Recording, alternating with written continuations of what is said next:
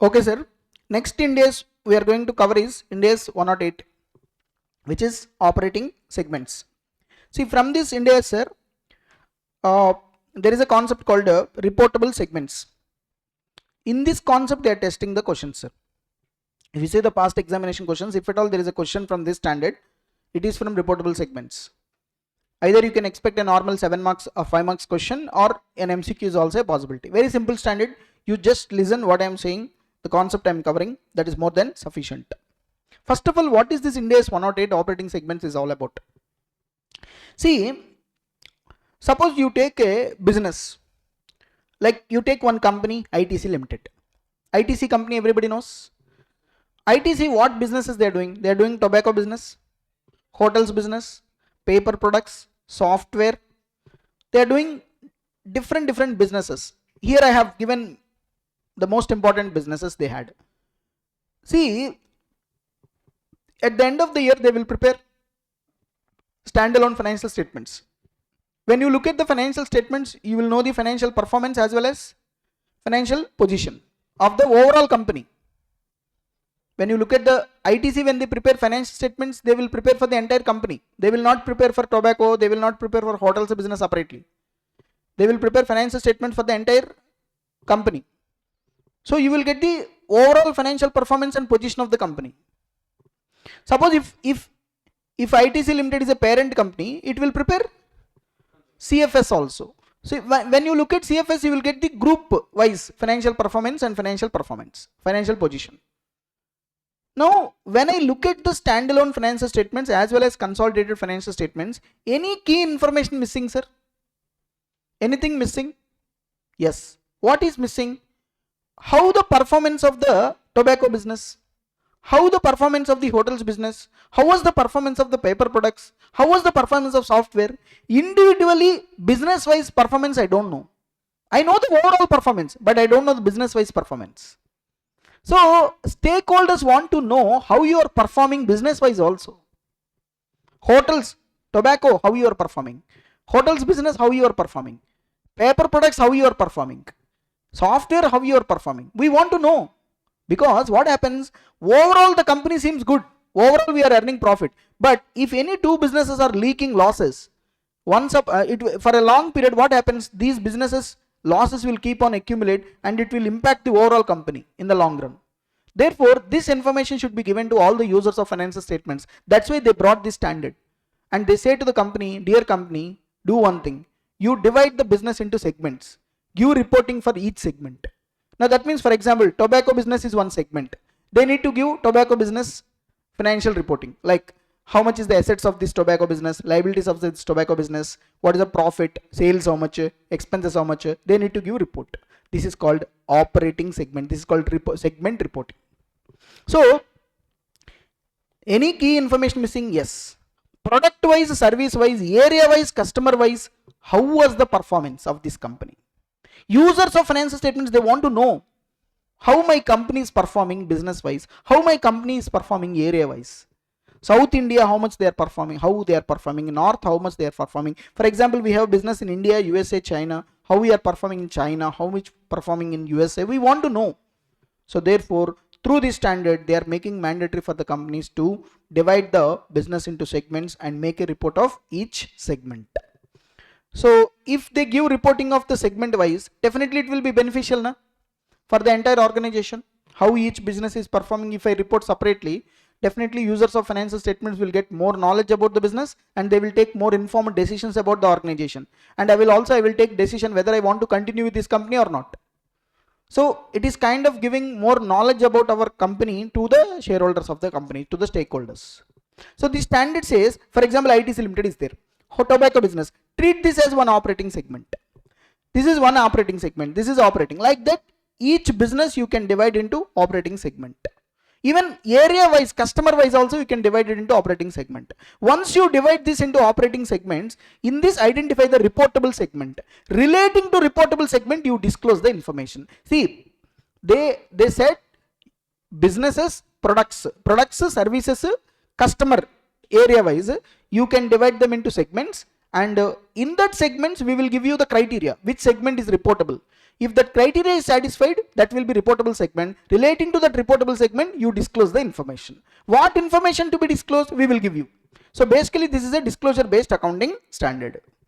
So that is what they have given, sir. See, I have explained the major crux of this standard. Okay, you understand the crux of the standard? See this, many companies offer products, services in different locations. Each product location might have different profitability, different growth potential, risk, full future prospects. To understand the risks and returns of a diversified company, information about its different segments is helpful. Sir, suppose Apple company is doing business in India, doing business in China, doing business in Russia. Whether each market is same, sir? No, Russian market is different, Chinese market is different, Indian market is different. Therefore, they need to understand the risks. The investors of Apple company wants to know what will be the risk of businesses, our businesses, because we are doing business in different areas, we are doing business in different products. What will be the risks? What will be the potential risks? So what will be the growth potential? What will be the profitability? All this they want to know. That's why they brought this standard and asking companies to disclose segment wise, product wise, area wise, customer wise, nothing but. Overall company data might not provide enough details about individual segments. This is what I told. When I look at the P&L account, overall I know, but product wise, business wise, how you are performing, I don't know. That's why they brought the standard. So what is the main idea of the standard, sir? Core idea, simple. To establish principles for reporting financial information about segments, different segments, nothing but different products. It helps the users of the financial statements to better understand the performance. Suppose if I am an investor in ITC company, if they give business wise, segment wise reporting, I will better understand the performance. And I will also better assess the risk and returns. What will be the risk of this business? What is the returns of this business? I can understand better. And make more informed judgments. What is informed judgment? Knowledgeable decisions I can take. Whether I want to invest in this company or not. Whether I want to continue with this company or not. Whether I want to provide finance or not. All these decisions I can take easily. Okay. So the entity has to prepare segment wise report. And this is applies to companies who are required to follow Ind AS, not all companies. And one more important point, sir, when a company is preparing CFS as well as SFS, when you prepare CFS, if you are a parent company, as a parent company, I will prepare standalone financial statements, and also if I have a subsidiary, I will prepare CFS. I told you already, CFS. So when you are presenting them together, you need to give segment reporting based on in CFS sufficient, not SFS. Segment reporting is required only in CFS, not in SFS. For example, you are giving a report, annual report. In that annual report, SFS, CFS both will be there. So it is better to provide the segment information only in CFS. No duplication is required. Based on CFS, you can give it the segment reporting. Okay. Now operating segment, important. Sir, what is operating segment? Suppose they are defining operating segment, sir. What is operating segment? It is a component of a business or a component of an entity that engages in the business activities which is earning revenue and incurring expenses, whose operating results are regularly reviewed by the Chief Operating Decision Maker, CODM, for which discrete financial information is available. You have to remember this, important. Operating segment. Actually, if you see accounting standard 17, normal accounting standard 17, it talks about segment reporting. Actually, when compared to the A17, this Ind AS 103 is 108, much more better version. Lot of unnecessary stuff is there in AS17, lot of confusions. But if you read Ind AS 108, crystal clarity is there. There they have defined business segment, geographical segment, but here they are saying only operating segment. What is operating segment? See, operating segment is a component of an entity. Component means it's a part of an entity. Which engages in which activities? Business activities, which earns revenue and expenses. For example, ITC company is there, sir. See this, ITC company is there. Tobacco business is there. So this is operating segment or not? Check. First, it is a component of an enterprise. Yes, it is part of enterprise. Yes, which is engages in which activities? Business activities. See this, they are saying it should engage in business activities. Yes, it is doing business. From that I am earning what? Revenue and incurring expenses. Definitely revenue is earning, expenses is incurred to run this business. So first condition satisfied. Second, whose operating results, that is profits or losses, reviewed by CODM, important sir, Chief operating decision maker. CODM, or we can call him as CVO or CEO, whatever. It must be regularly reviewed by them. That much important.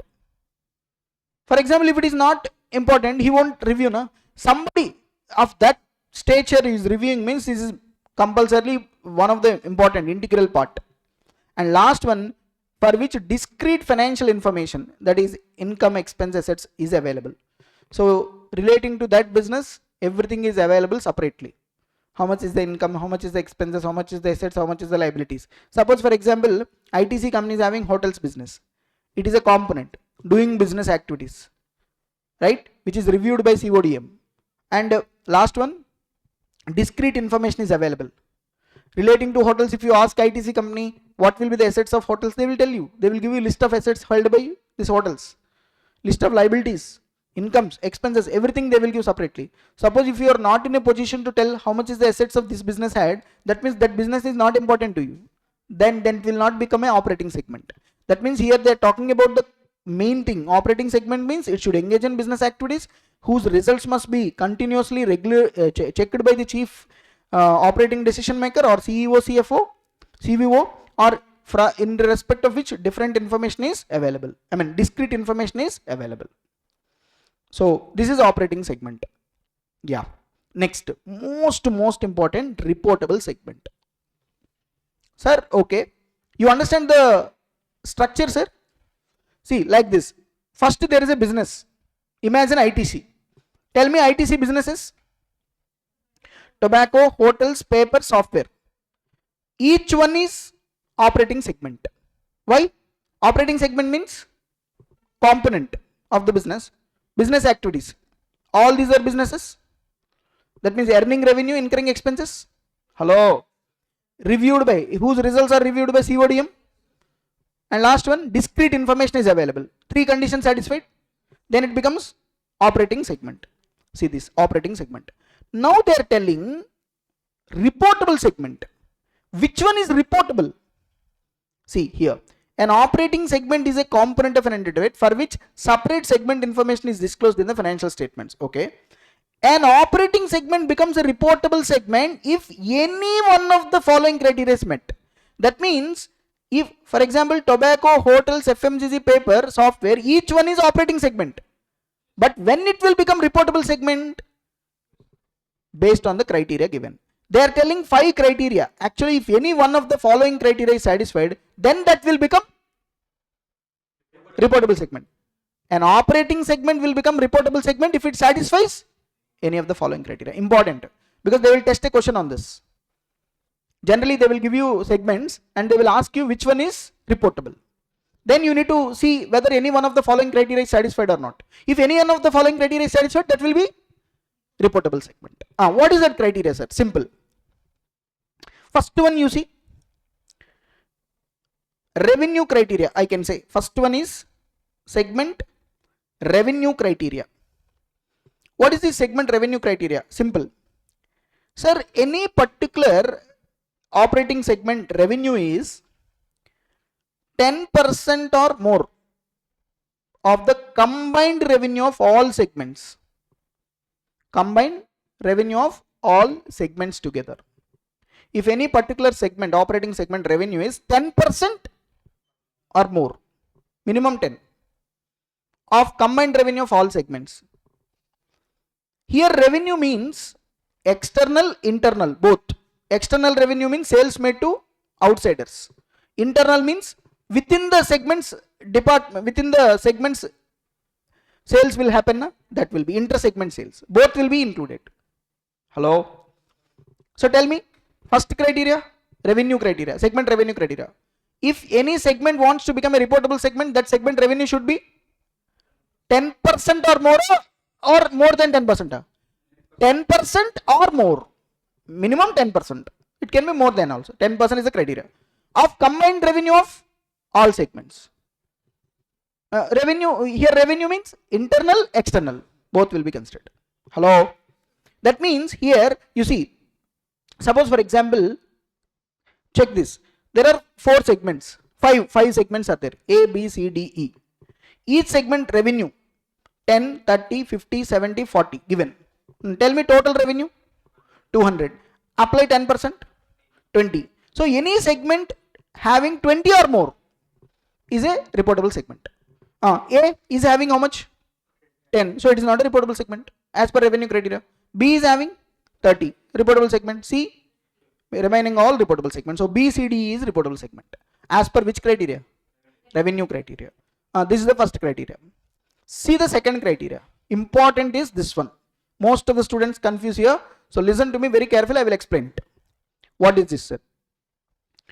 This is called profit segment result criteria. Actually, this is called segment result criteria.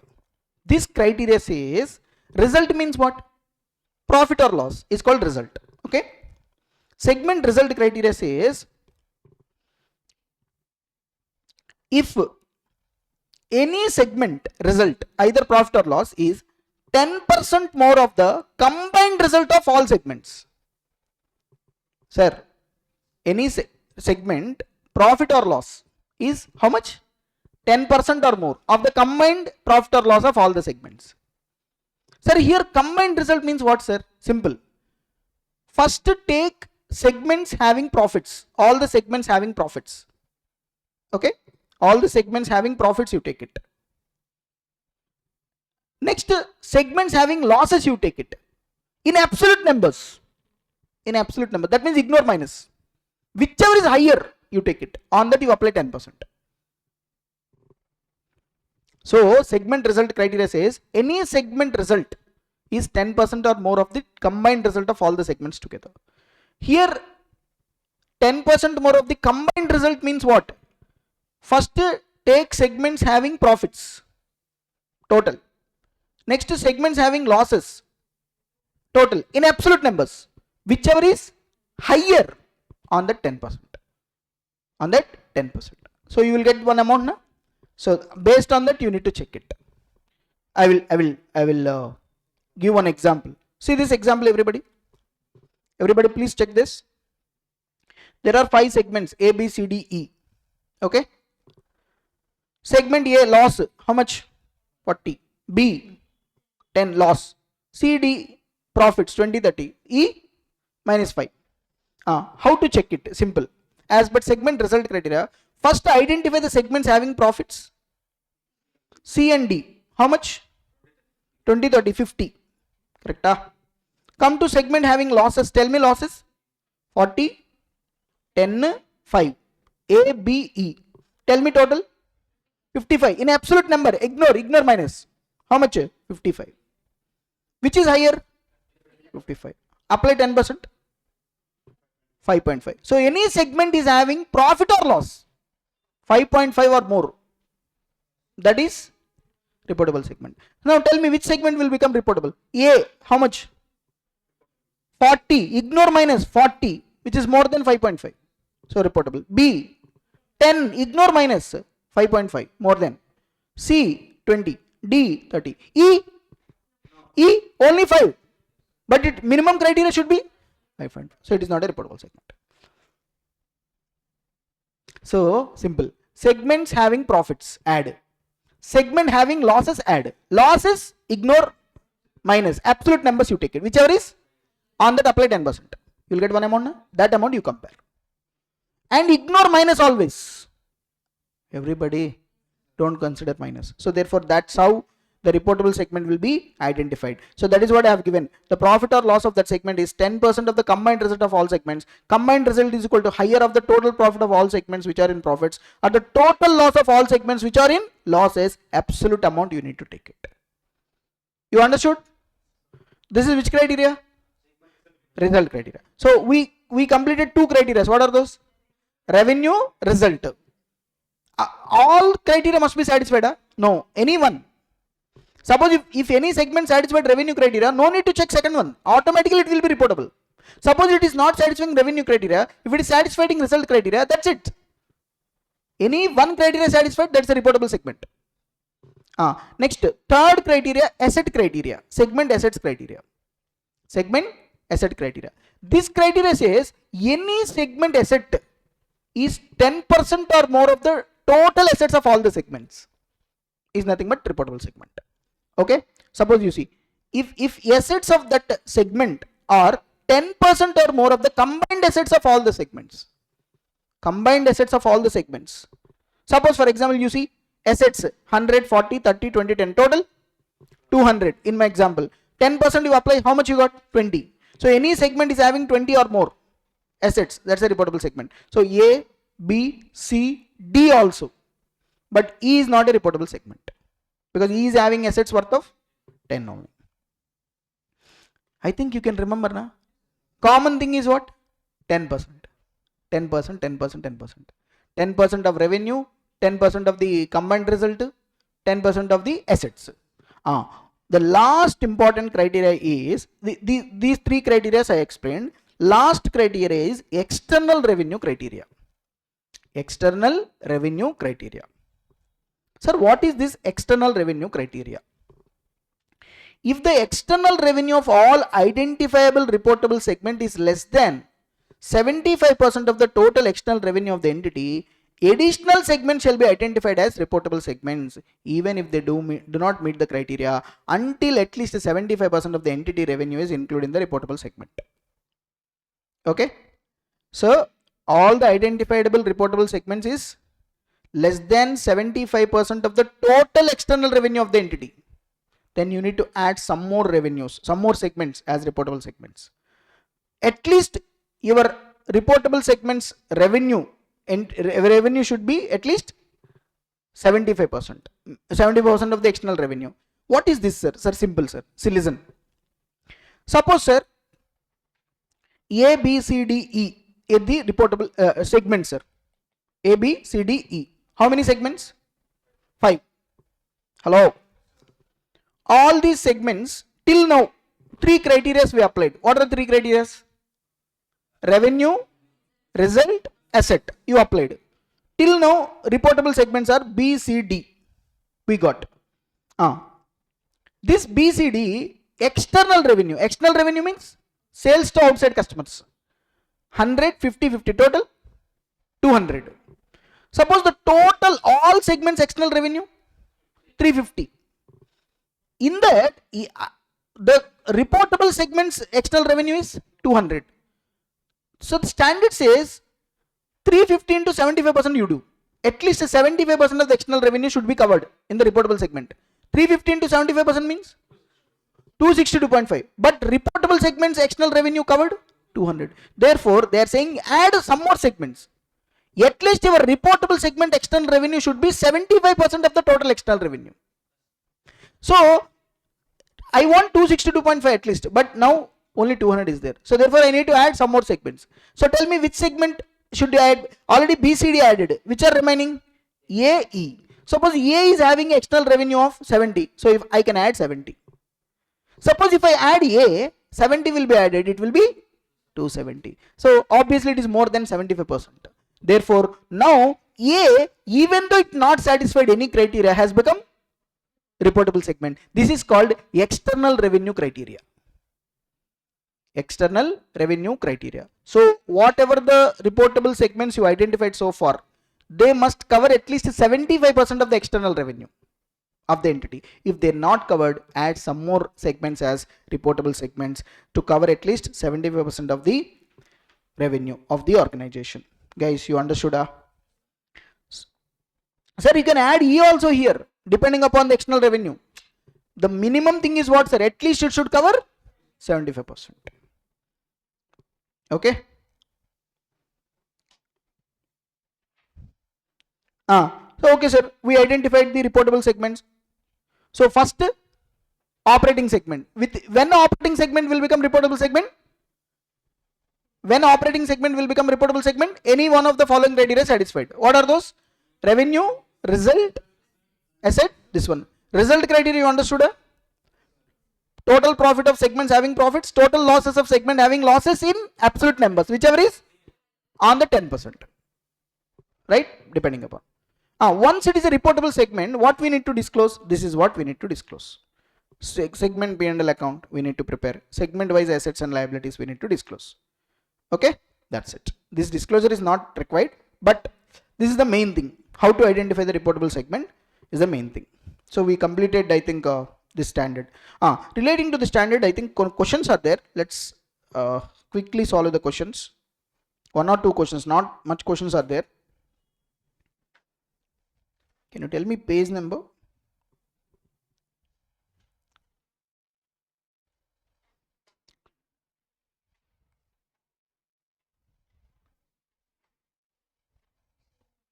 $69.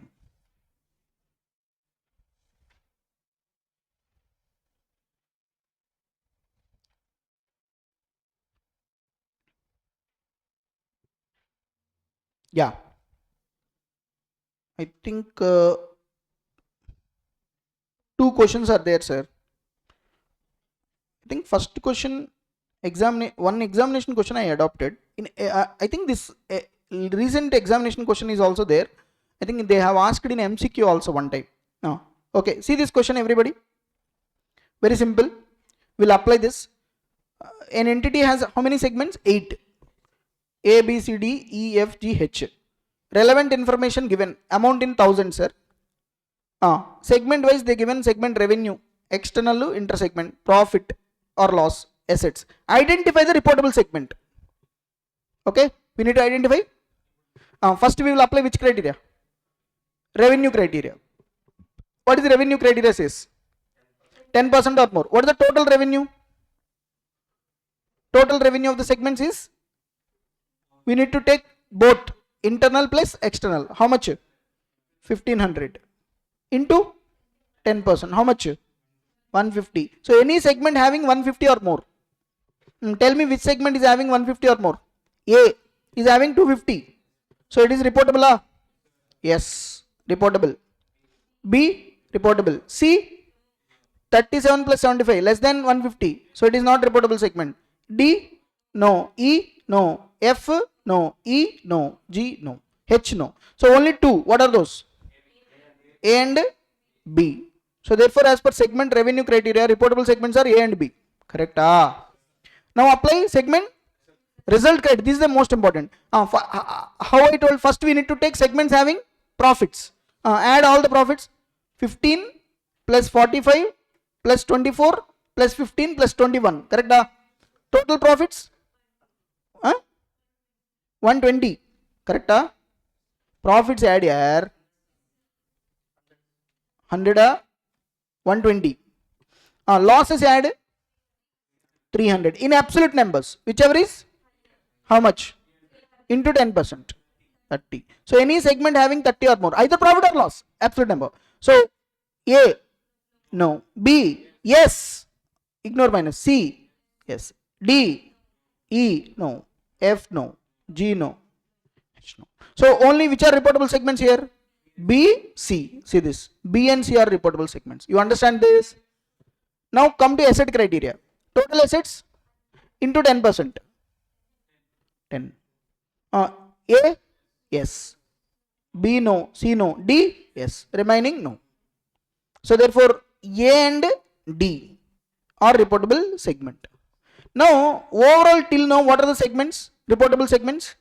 A, B, C, D. A, B, C, D are reportable segment. We need to check what is the external revenue.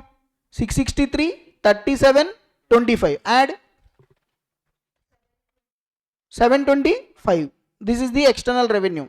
What is the overall external revenue? 1000. 1000 into 75%? 750. But we are getting only. So we need to add some more segments as reportable segments. So which segment we can add? E, F, G, H is there. I want how much? 25 I want. Another 25. So I can add G I can add, H I can add, F I can add, or even I can add E and any other also. It can be minimum 75 or more than that. Hello. So this total external revenue is 725, which is lower than 75% of the total external revenue. Therefore, no additional segment has been identified by the management as per the discretion. It is assumed that company will select segment F. They assumed that they will select segment F to meet 75%. You can select any other also. Hence, the reportable segments will be A, B, C, D and F. If you select, for example, G, it will be A, B, C, D, G. Hello. like that. So this is one question. Same similar question is given here also. Same question, nothing great. Okay, you do this question, same question, similar type of question they have given in the workbook. One or two MCQs also there relating to this operating segments. You see it, I think easily you can solve it. So it's a small standard, 30 minutes we have completed this standard. So complete, don't leave this standard, because these are all the easy scoring standards, which majority of the students leaving it thinking it's a very difficult one. Not a difficult one. We have seen operating segment, identification of reportable segment, 4 criteria. If you remember, this standard is done. The next chapter we are going to cover is valuation of shares and goodwill chapter. You know, very important chapter from examination point of view. Definitely you are going to get one question from this chapter. Maybe an MCQ is also a possibility. Now before starting this chapter, sir, let me tell you that you know, valuation of shares, valuation of goodwill, here there is no proper way to calculate the shares value and goodwill value, but there are some established practices. By using that established practices, we are calculating the value of shares and goodwill. There is no absolute scientific way to calculate goodwill or shares. There are number of ways to calculate the shares. For example, if I want to know the value of a share, I can find out the value of share based on the net assets, based on the income, maybe based on the dividend given by the company, maybe based on the stock exchange quotations. See, there are number of ways to calculate the value of a share. Sir, which method I need to use? Why I need to take this? See, different experts will take different assumptions. So in this chapter, sir, valuation of goodwill and valuation of shares, there is some ambiguity, there is some vagueness in some areas. There is no uniformity. In one place why they are taking this, in another some why they are doing this. Different assumptions, that's it. Okay, that is always there in this chapter, but it is there in your syllabus. We are going to cover it purely from examination perspective. I am going to cover it only from examination point of view, and my main thing is I am going to stick only to the study material. CMA study material is the main thing for us, because we are writing CMA final examination. So CMA study material is main thing. Whatever given in the study material and whatever the way the problems are solved, accordingly I am taking the assumptions. Different books, some not, see, in 100% of the chapter, maybe 4 to 5% there is no uniformity. One person says take this one, another person says they take this one. That is possibility in this chapter. So why I am giving this disclaimer before starting this chapter is because in some problems there is no uniformity. They will make assumptions and accordingly solve the questions. That's where the problem starts. But to the extent possible, I will follow the CMA study material and I will follow the suggested answers given by the CMA, and I will cover this chapter purely from examination point of view. And if you learn this much what I am discussing today, that is more than sufficient for this valuation of shares and goodwill. And trust me, once I am going to complete this chapter, what you need to do is you need to solve the sums. I am going to solve the sums, remaining sums you have to solve. Okay, so let us start discussing this valuation of shares and goodwill. See, in valuation of shares and goodwill, sir, one area is valuation of share, how to value the share of a company. Another area is valuation of goodwill. Is there any interlinking between these two? Yes. If you want to value the share, sometimes you need to know the value of business. If you want to know the value of business, you should know the value of goodwill also. Therefore, before you are going to determine the value of share, sometimes you need to require to determine the value of goodwill. That's why in this chapter we are going to learn valuation of goodwill also. If you see the past examination questions, they are asking valuation of goodwill most oftenly. They are asking valuation of goodwill. So you understand now why valuation of goodwill came into the picture. Actually, the name of the chapter is valuation of shares. But if you want to value the share, definitely you need to value the goodwill also. So goodwill is, because goodwill is the main thing for any business organization. Okay. First, I'm going to focus on the valuation of goodwill. Sir, first of all, tell me what is goodwill? It is the reputation of the organization, fame of the organization, or it is the advantage of the organization. There are number of ways goodwill can be interpreted, right? So goodwill is nothing but an intangible asset. I think everybody knows this. It's an intangible asset. It is not a tangible physical asset. Goodwill is an intangible asset, and definitely it is not a fictitious asset. Something you cannot ignore. For example, I am selling my business to you. When I am selling my business to you, definitely I will consider goodwill also and quote you the price at which I am going to sell my business, right? And you know, it arises due to business reputation, customer connection, brand, location, efficient management. There are number of ways why goodwill came into the picture. So very vast area, goodwill. Why goodwill is there, sir?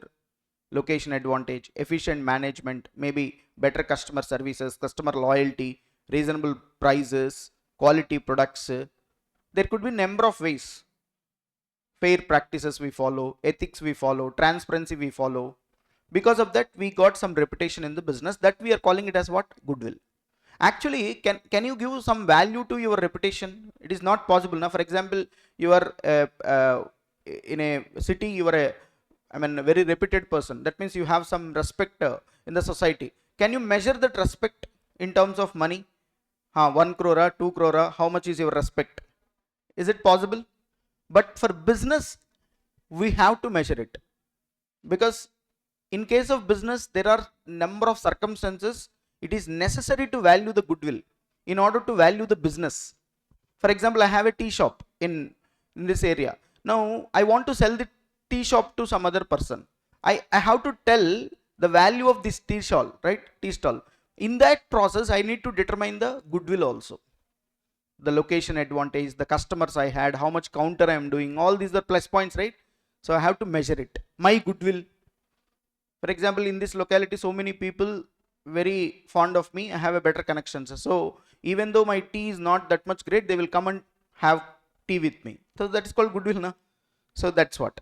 So why goodwill will come, nobody knows, but it is accumulation of your all intangible factors. Okay. So is there a need to value the goodwill? Yes. Why we need to value the goodwill? When you want to sell your business to somebody, or when you are going for amalgamation, merger with other companies, definitely you need to value the business, right? For that purpose, goodwill has to be valued. And especially when your shares are not quoted in the stock exchange. For example, you are a private company, sir. In case of a private company, shares are not quoted in the market, stock exchange. But these private companies want to sell their business to somebody. For that, they need to determine the value of share. And in that process, they need to determine the value of business. So they have to value the goodwill. Okay. This is not important for us, but just I have given a brief idea about what is goodwill, why goodwill. Okay. Now the most important thing, the examination point of view, they will ask a practical question. They will ask you to calculate goodwill. Okay. Now from here onwards, the most important area, please focus. See, for valuation of goodwill, there are 4 methods available based on the CMA study material theory. I'm telling this. Different textbooks may have different methods, but more or less these are. But according to our material, 4 methods are there: average profits method, super profits method, capitalization method, annuity method. Like that, there are 4 methods are there to value the goodwill. In average profits method, simple average, weighted average. Simple average, weighted average. Now let us start discussing one by one. So what is the first method? Average profits method. Sir, what is this average profits method? See, try to remember the formulas in this chapter. because very, very important. When you're solving a question relating to goodwill or valuation of the shares, the formulas plays an important role. More or less, this is a kind of a procedural oriented chapter. You have to remember the formulas. If you remember the formulas, 50% sum is over. Next thing is that gather the information from the sum and apply it. Okay. So average profits method. Sir, what is this average profits method says? See, according to this method, goodwill is nothing but your past profits average. Take for example past 3 years. Find out average profit. Multiply with number of years of purchase. What is the idea? What is this formula here? Very simple. Goodwill is relating to past or future? Future. Goodwill is always relating to future. Right? So, how much in future is my goodwill? I'm determining. For that, I will take the help of past profits. See, I can predict my future only based on my past. So therefore, as a business organization, in past, what are my profits? Last 3 years, last 4 years, last 5 years profits. I will make an average. My assumption is at least that much profit I am going to earn in future. And how many years you can earn it? That is called number of years of purchase. For example, my past 3 years, 12 lakhs, 15 lakhs, 10 lakhs is my profits. Right? 12, 15, 10. Make an average. How much came? 12.33 lakhs. Now the assumption is this 12.33 lakhs will continue in future. How many years it will continue? For example, 3 years. They will give you number of years of purchase, they will give you in the question. Say this 12.33 lakhs, I am going to earn it for next 3 years. Therefore, 37 lakhs is my goodwill. This is average profit method says. And that too, which average?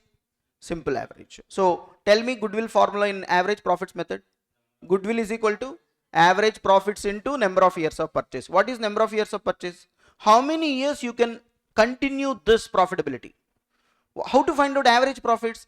Past profits you take it, make an average. And when you are taking past profits, if you observe a trend, apply weights. For example, you know, my last 3 years profits, 5 lakhs, 8 lakhs, 12 lakhs. So can you observe any trend here? Yes, increasing trend. See, 5 has become 8, 8 has become 12. So there is an increasing trend, right? When there is an increasing trend, apply weights. I mean, more weight will be given to the recent profits. What is the recent profit? 12. So that's why 3 given. 8 lakhs, 2 given. 5 lakhs, 1 given. Like this, you need to give the weights. Because there is a trend in the profits. Suppose if you don't observe any trend, follow simple average. Do the simple average.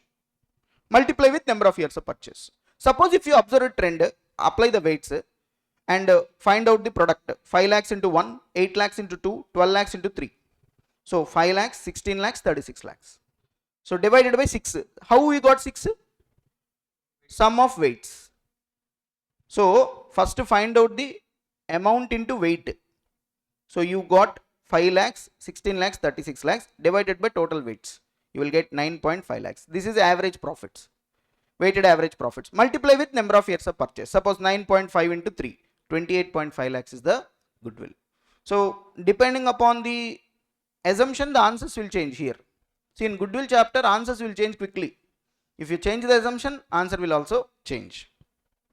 So this is the first method to calculate goodwill. So what is the first method, sir? Average profits method. In average profits method, simple average, weighted average. When will you apply weights? If you find a trend, apply weights. Okay. Now the most important thing I am telling, FMP, future maintainable profits. Remember this. This is the most important thing. Sir, you are taking what, sir? Past profits and doing the average. Correct? And you are saying this average profit is my future profit. I told you goodwill is future related. So suppose for example, you know, last 3 years average profit is 12.33.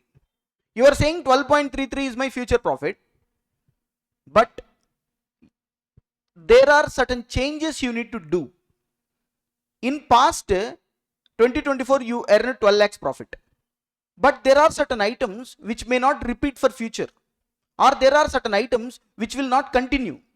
So therefore you need to eliminate the effect of those items and take the adjusted profits, then do the average. For example, in 2024 fire happened, loss came. See, that is an abnormal item.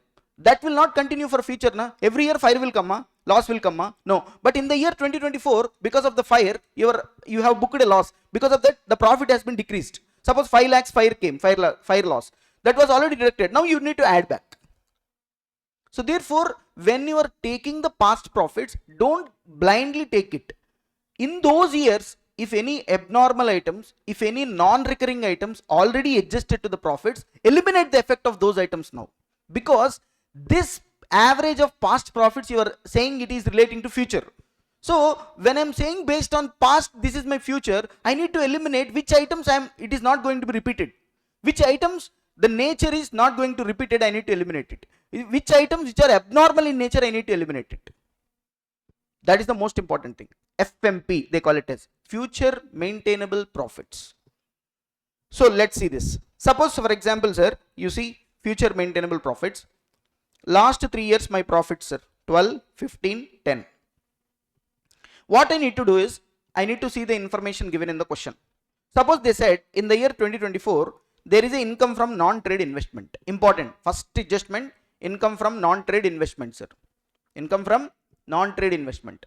Sir, if you find any investments for the company, if that investment is non-trade, not trading investment, non-trade means other than relating to my business, if I made any investments, from those investments, whatever the income I got, it is already included in my profits, eliminate it. Important. Why? Because here, when you are calculating the future maintainable profits, you need to consider only income from trade investments. But these are non-trade investments. Na? They are not relevant for calculation of future maintainable profits. So that's why if any income is there from investment in non-trade investments, we need to eliminate it. And also, for example, in the year 2025, fire came. Fire came. Because of that, loss happened. Loss is already adjusted in this 15 lakhs. Loss means it is debited to P&L account. Because of that, my profit has been decreased. Now you need to eliminate the effect. Eliminate the effect means you need to add back. So add back 3 lakhs. Like this, any abnormal items, any extraordinary items, any item which cannot be repeated for future, you need to adjust it. And then find out the adjusted profits. And then do the average of these profits. For example, you know, after making adjustments, I got 10, 18, 10. So therefore, I find out the average, 12.67. Now, important. Once I find the average from this, any expenses I am anticipating for future, I need to deduct it. Any excess expenditure, because these are the past profits. If for example, in future I am going to incur some excess expenditure, that will decrease my future profits. Na? For example, I am going to pay 10 lakhs extra remuneration to the directors. So the 10 lakhs extra remuneration we are going to pay, it is not adjusted in the past profits. But you are taking past profits and considering the average. From this, that excess expenditure you are going to pay must be deducted. Because see, here the idea is what? You are finding the future profits based on the past. Therefore, the past profits has to be adjusted in such a manner, it is absolutely reflecting the future. Therefore, when you take the past profits, in these past profits, what are all items already adjusted, which are not relevant for future has to be eliminated, plus what items are required for future I need to consider. Like for example, any excess expenditure I am going to incur it. Now I need to deduct it from this average. And after that, you need to deduct the tax. And then you will get what? Future maintainable profits. Remember always, we need to deduct tax. Tax has to be deducted. We need to consider profits after tax. And then multiply with number of years of purchase, you will get the goodwill. So you understand FMP? Hello? So tell me, what is the, first of all, you understand the idea of FMP? Why FMP we are discussing? Because the idea is goodwill is relating to future. Okay? How I am going to decide the goodwill, determine the goodwill? Based on the past profits, I am finding the average. and I'm saying this will continue for future. If no adjustment is there, simple, average into number of years of purchase, goodwill over. But the problem is these past profits are already adjusted with some items which are not relevant for future, like income from non-trade investment, abnormal items. These items will not be repeated for future. They are not relevant for business, so you need to eliminate because past profits are already adjusted with it. One thing. Second thing, these past profits are not adjusted with the future expenses you are going to incur. Extra expenses that will also be deducted, and then tax expenses. Then you will get FMP. Multiply with number of years of purchase. Then you will get goodwill. That's it. This is the concept of FMP. You understand, guys? Now, so that is what I have given here. So you see, while calculating the average profits for the purpose of valuation of goodwill, certain adjustments are made. Some adjustment, for example, past years, last 3 years I have taken, depending upon the years given in the question, you take first net profit before adjustments and tax. From that you see what items we are deducting. Non-trade income, any income from investment assets. Which investments these are? Non-trade. Any non-recurring income included, minus it, like profit on sale of investments or assets. And anyway, non-recurring losses, that is loss on sale of investments. So these items which are not relevant or which are relating to, abnormal items, extraordinary items, you deduct it. Then you will get the adjusted profits. Find out the simple or weighted average for this. These profits, find out the simple or weighted average. From that, future expenses you have to deduct it, like any notional management remuneration, expenses not incurred in past but you are going to incur in future. Okay, any expenses incurred in past but not incurred in future. For example, in past you are paying salaries 10 lakhs, but in future your salary expenses will be only 5 lakhs. That means you are saving 5 lakhs, right? But in the past expenses already 10 lakhs was deducted. Now you need to add back 5 lakhs.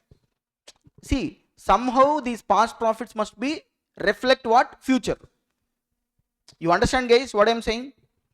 Next, tax expenses you deduct. Then you will get future maintainable profit after tax. Because why I am stressing this now? This FMP is, whenever they will ask a question relating to goodwill calculation, FMP is main. If you don't know how to calculate FMP, gone. Goodwill valuation is gone. So FMP calculation is one of the important calculations. That's why I'm focusing it. Right? So you understand what is this FMP is all about? Okay. So this is the first method we completed. So what is the first method for valuation of goodwill? Average profits method. So how to calculate goodwill? Simple average, weighted average. Okay. Formula, tell me. Goodwill is equal to average profits into number of years of purchase. Average profits into number of years of purchase. Average profits means past profits average. When you consider past profits, abnormal items, extraordinary items, non-recurring items, eliminate. Find out the average, simple or weighted. From that, future expenses, notional expenditure, expenses which you are going to save for future, adjust it, minus tax. Then you will get FMP. Okay. Next. So first method completed. And next, examiner favorite method, super profit method. Definitely higher chances that they are going to test this super profit method. Most important method out of all the 4. If you ask me, sir, which method is important, means super profit method. Okay. Super profit method says goodwill is equal to super profit into number of years of purchase. The formula first you need to remember. Super profit into number of years of purchase. What is super profit, sir? Super profit is equal to FMP minus normal profit. FMP minus normal profit. Sir, what is the idea of this super profit? Super profit means excess profit when compared with other companies in the same industry. For example, I am a cement company. There is another cement company. Suppose that company is earning 1 lakh, but I am earning 1 lakh 50. So that 50,000 extra you are earning, na, super profit. Sir, for the capital I invested, what is my normal profit? But how much I am earning? Or how much I am going to earn? Excess. Why I am earning excess? Because that is only your goodwill. So they will interpret goodwill mostly as goodwill is nothing but excess earning capacity. What is that? Excess earning capacity. Why? See, both are same industry companies, but why one company is earning more with the same amount of capital? Because they had some X factor, right? That X factor is goodwill. That's why here goodwill is equal to super profit into number of years of purchase. So the formula is super profit into number of years of purchase. And you need to find out what? Super profit. Because number of years of purchase they will give in the question. Now how to find out super profit, sir? FMP minus normal profit. FMP I told now how to calculate. Take the past profits, adjust the non-recurring items, abnormal items, simple and weighted average you do, minus future expenses you deduct, tax expenses you deduct, you will get FMP.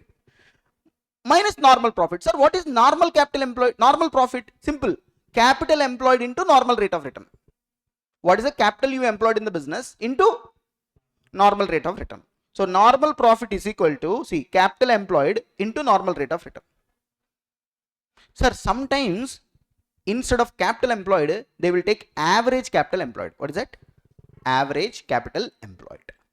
They will take it. So you understand the sequence? So tell me, goodwill under super profit method formula. Come on. Goodwill is equal to super profit into number of years of purchase. What is super profit?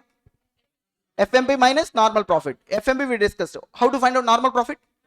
Capital employed into normal rate of return. Normal rate of return is also generally given in the question. So you need to find out capital employed. What is capital employed? Assets minus liabilities. But remember, when you are finding the capital employed, you take the assets of the business excluding non-trade investments. Non-trade investments you cannot consider for calculation of capital employed, because this non-trade investment is amount invested outside India, outside business, which is not relevant for capital calculation. Non-trade investment means I told you, no, sir, which is not relating to trade. Therefore, that's why in calculation of FMP also we eliminated income from non-trade investment. Same manner here, when you are ascertaining the capital employed, don't consider non-trade investment. But can I tell you one important thing? In valuation of shares, not valuation of goodwill, in valuation of shares, next time I'm going to discuss it, there is a method, net assets method. In that net assets method, we are going to find out the capital employed. When you are valuing the shares, when you are considering the net assets, you should take non-trade investments also. But when you are valuing the goodwill, don't consider non-trade investments. You remember this? Because there in valuation of shares, you are considering the entire value of the business. But here in goodwill, you don't consider non-trade, only trade capital employed. Capital which is purely involved in the business has to be considered. And also, when you are calculating the capital employed, don't consider goodwill. Because I am doing all this for valuation of goodwill only, sir. So if any goodwill is given in the question, ignore it, don't consider it. And similarly, any fictitious asset, like any preliminary expenses, discount on issue of shares, discount on issue of debentures, if any given, sir, ignore it. Important.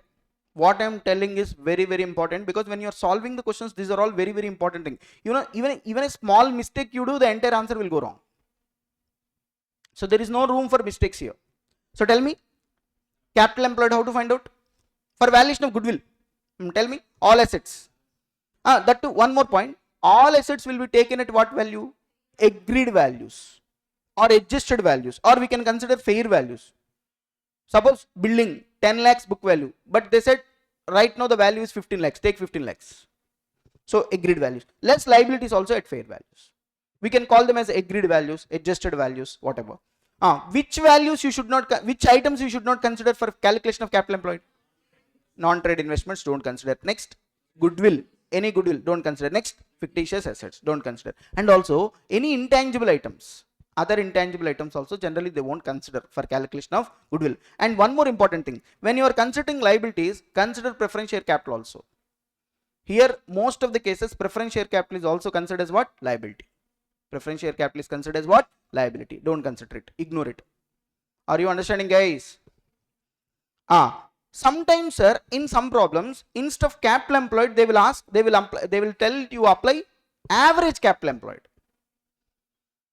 See, this is capital employed. Which capital employed? Closing capital employed. On the date you are determining the goodwill, on that date in the business, what is the capital employed, you will take it. But sometimes you need to take average. How to find out average? Opening plus closing divided by 2. Important here.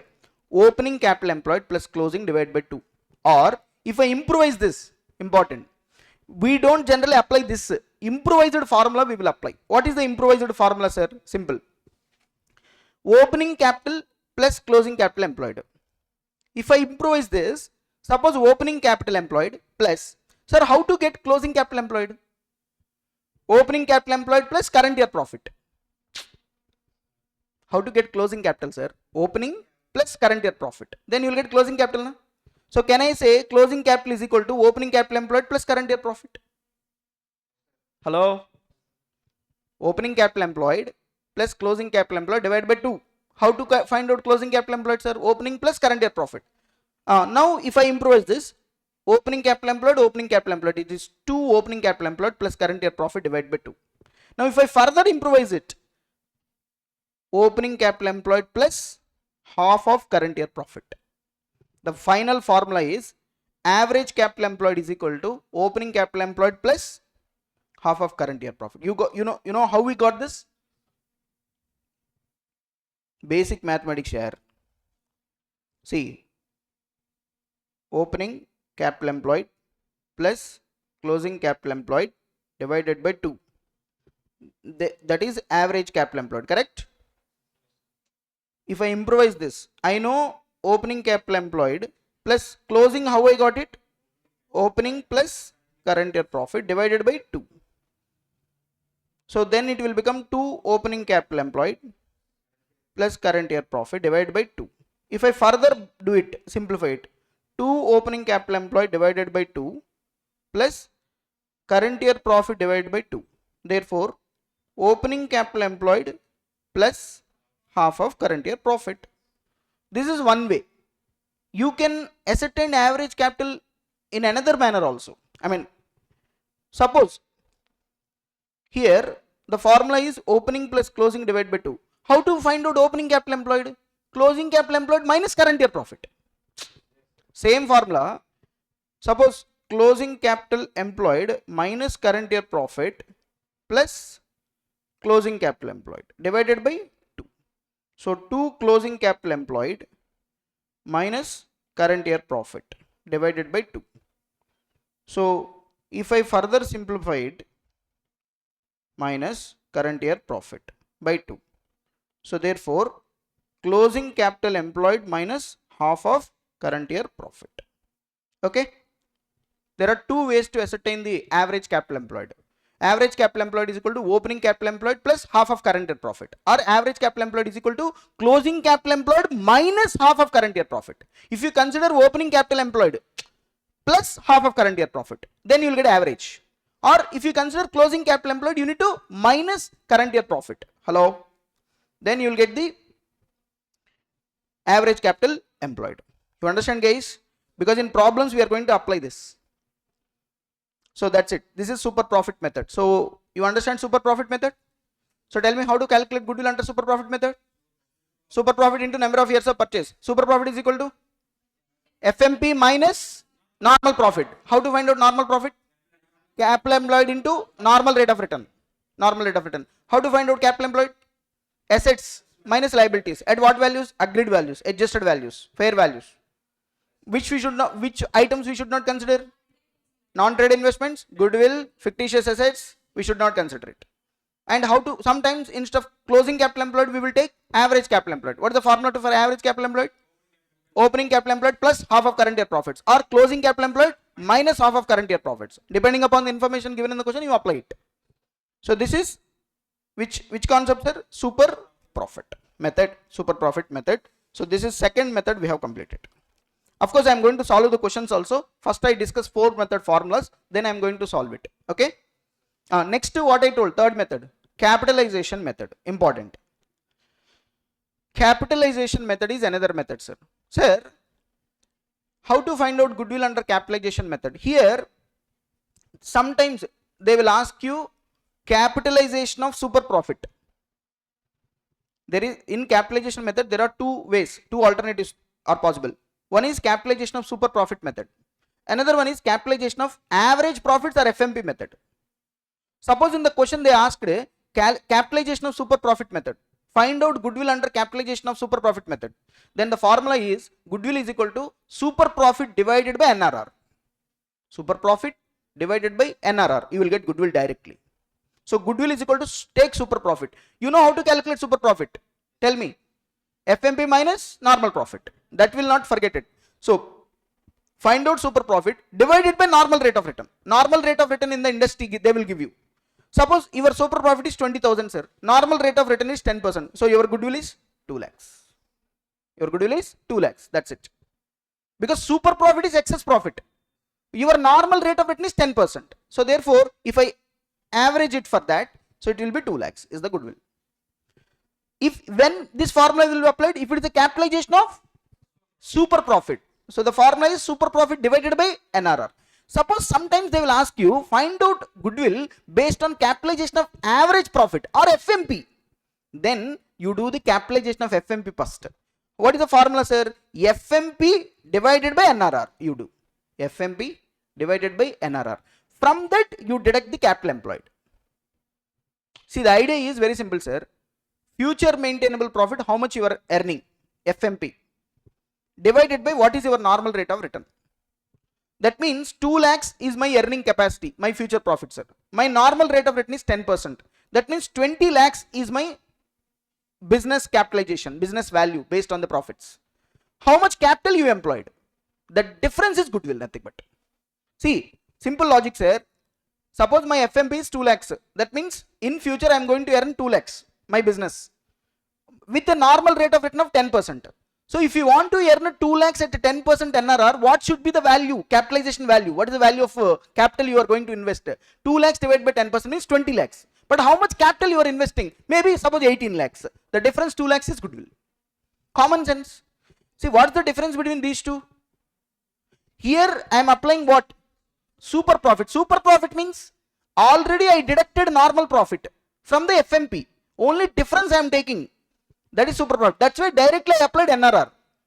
Super profit divided by NRR. I got the goodwill. But here I am considering FMP capitalized value. So that means FMP divided by NRR if I do, ideal amount to be invested to earn this will come. From that actually how much capital I am investing, if you deduct, the difference is nothing but my goodwill. For example, 20 lakhs should be there, but I invested only 10 lakhs, my capital employed. That means 10 lakhs goodwill. Goodwill. That is the idea of this capitalization method. So first two methods focuses on profits. This method focuses on the value of business. What is that? Value of business. And what is the last method? Annuity method. Sir, what is this annuity method? Very simple, sir. See, annuity method means super profit into annuity factor. Sir, tell me, goodwill is relating to past or future? Future. FMP is relating to future or past? Future. FMP is future. That the name itself says future maintainable profits. How much profits I am maintaining for future, right? Future, I am going to maintain this much profit. But what is today's value is important, na? All this goodwill now we are calculating relating to future, but I want present value. So convert this into present value. That is annuity method. For example, my FMP is 20,000, sir. See, for example, I will give you best example. Suppose my SP, super profits, 20,000. 3 years. I am saying I can maintain this super profit for how many years? 3 years. Because the formula for goodwill is what? Super profit into number of years of purchase. What is number of years of purchase? How many years I can maintain this? Suppose my super profit 20,000 came and 3 years I can maintain this. So my goodwill is 20,000 to 3, 60,000 according to super profit method. Sir, super profit method goodwill formula, sir. Super profit into number of years of purchase, 20,000 into 3, 60,000. But annuity method says, boss, this 20,000 first year, 20,000 second year, 20,000 third year, na. So these are future values, na. Convert into present value, boss. So that's why 20,000 into discount. Suppose for example, discount factor 10% is there. So discount factors you do apply it. Or the total annuity factor, this is called entire discount for 3 years, 2.486. Multiply 20,000 with 2.48. How much came? 49,720. This is goodwill. Suppose if I don't apply it, my goodwill is 60. But if I convert this into present value, the goodwill is 49,720, which is correct, na? Because what is important? Today's value is important. Even though goodwill is relating to future, but that future value in today's terms is very important for us. You remember, In business combination chapter we discussed, when you are calculating PC, deferred consideration will convert into the present value. Correct? We discussed it in a same manner. So I think 4 methods we have completed. Easy, difficult? Easy only. So tell me, what are the methods to calculate goodwill? First, average profits method. Simple, weighted. Average profits method formula, you tell me. Average profits into number of years of purchase. This average profits will be generally FMP. How to calculate FMP? Take the past year profits, adjust with abnormal items, non-recurring items, make an average. From that, future items will be adjusted. Minus tax. You will get FMP. Correct? Okay. Weighted average means weights you will apply. First method. What is the second method? Super profit method. What is the formula? Super profit into number of years of purchase. Super profit is equal to FMP minus normal profit. Normal profit, how to find out? Capital employed into normal rate of return. How to find out capital employed? Assets minus liabilities at agreed values. Assets you don't consider goodwill, you don't consider fictitious asset, you don't consider non-trade investment. And even when you are calculating FMP, past profits, any non-trade investment income is there, that will be deducted. And sometimes you need to find out average capital employed. How to find out average capital employed also I told you. Opening capital employed plus half of current year profits, or closing capital employed minus half of current year profits. Then capitalization method. Capitalization of super profits. Formula. SP divided by NRR. Directly you will get goodwill. Capitalization of FMP. FMP divided by NRR minus capital employed. Capital employed in the business. Annuity factor. Annuity method. Super profit into annuity. Annuity factor. They will give you.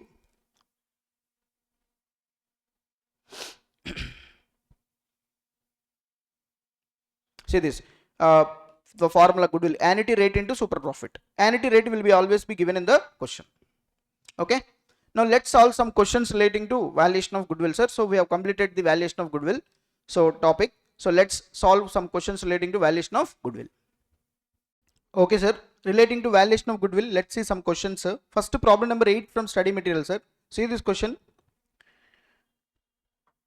See, there is a partnership firm XY Limited, a partnership firm, earned profits during the past 5 years as follows: 2017, 18, 19, 20, 21.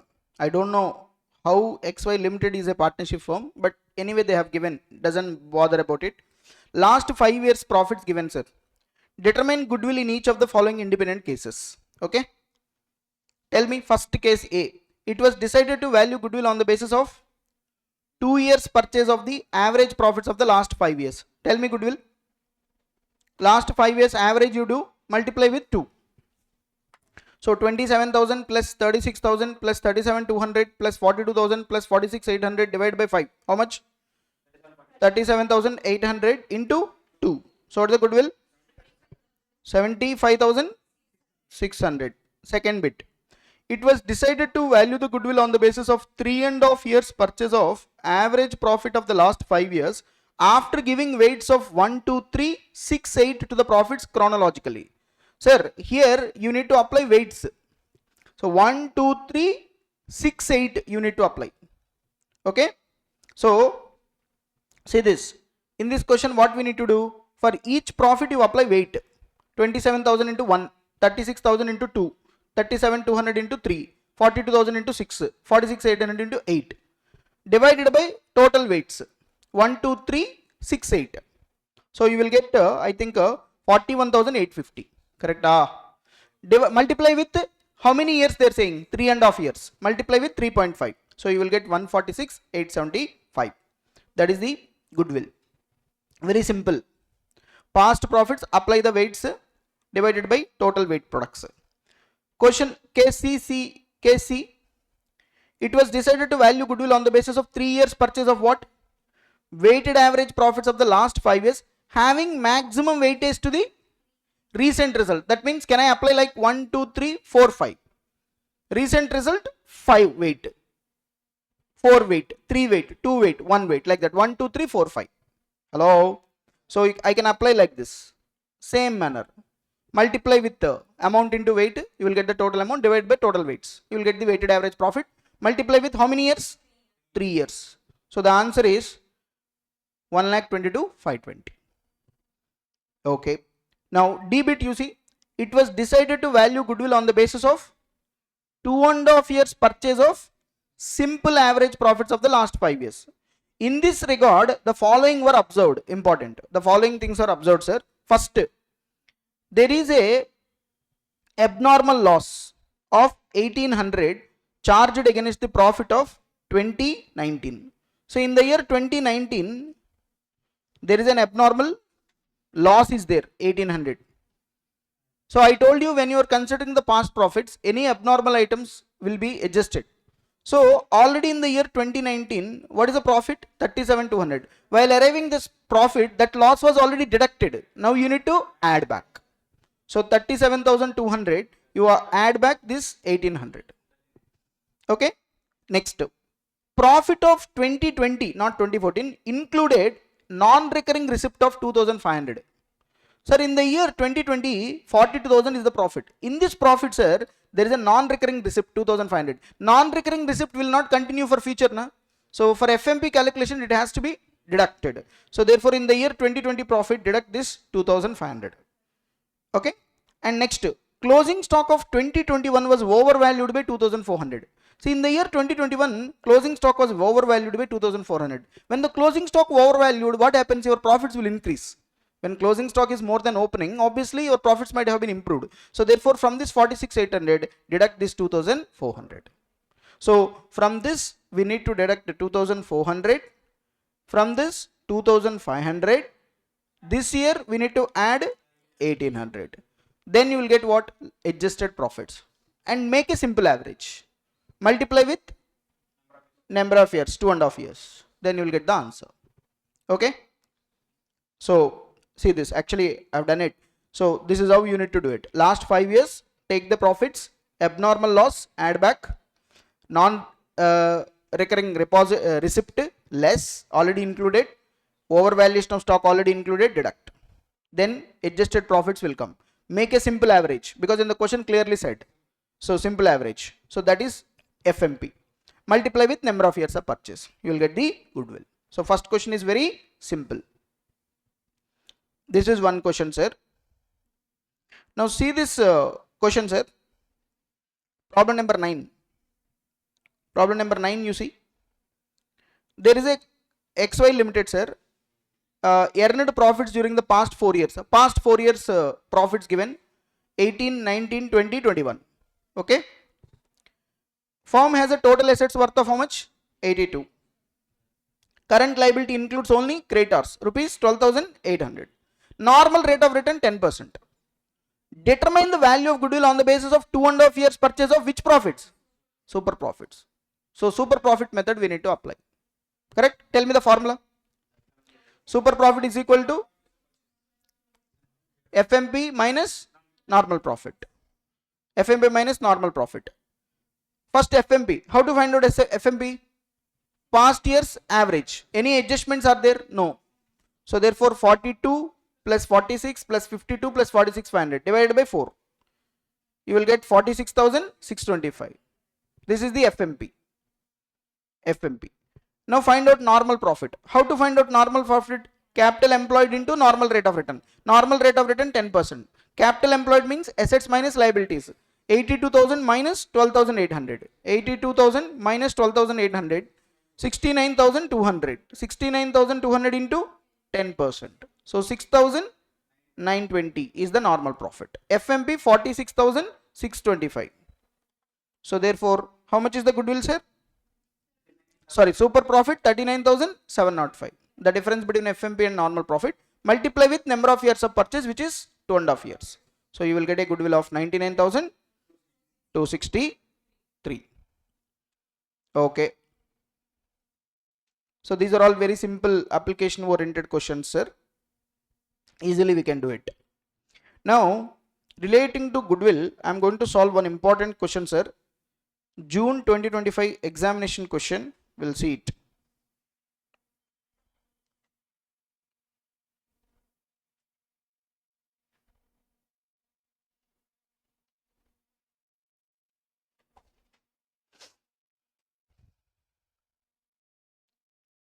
Yeah, June 2025 attempt. 5 marks. There is a question, sir. Sorry, not 5, 7 marks. There is a question. which is exclusively value of goodwill based on super profit method. They asked June 2025 attempt. Okay, let's solve this question. You will get an idea. Examination standard questions, how it will be, you will get an idea. Important question this is. Say this.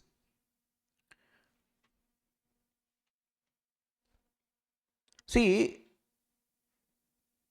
the balance sheet of Famous Limited as on 31st March 2025 is as under. See, the company's balance sheet given, sir, 31st March 2025. Asset side you see non-current assets. In that, property, plant, equipment is there, 10,92,000.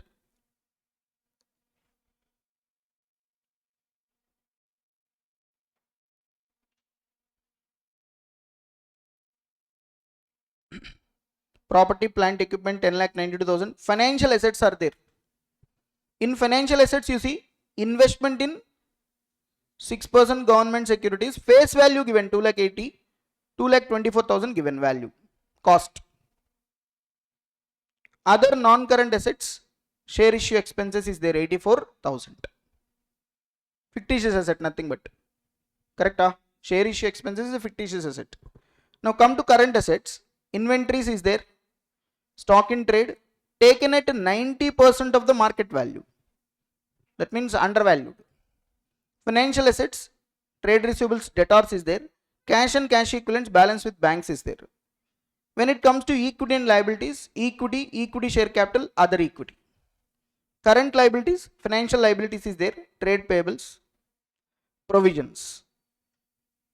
Then notes to accounts, if you check, equity share capital, authorized, issued, subscribed, fully paid, 11,200 equity shares of 10 each. Other equity, we have other reserves, retained earnings, opening balance. Net profit after tax is also available. Current year profit after tax given. Net profit after tax given. If you see the additional information, the property, plant, equipment are understated by how much?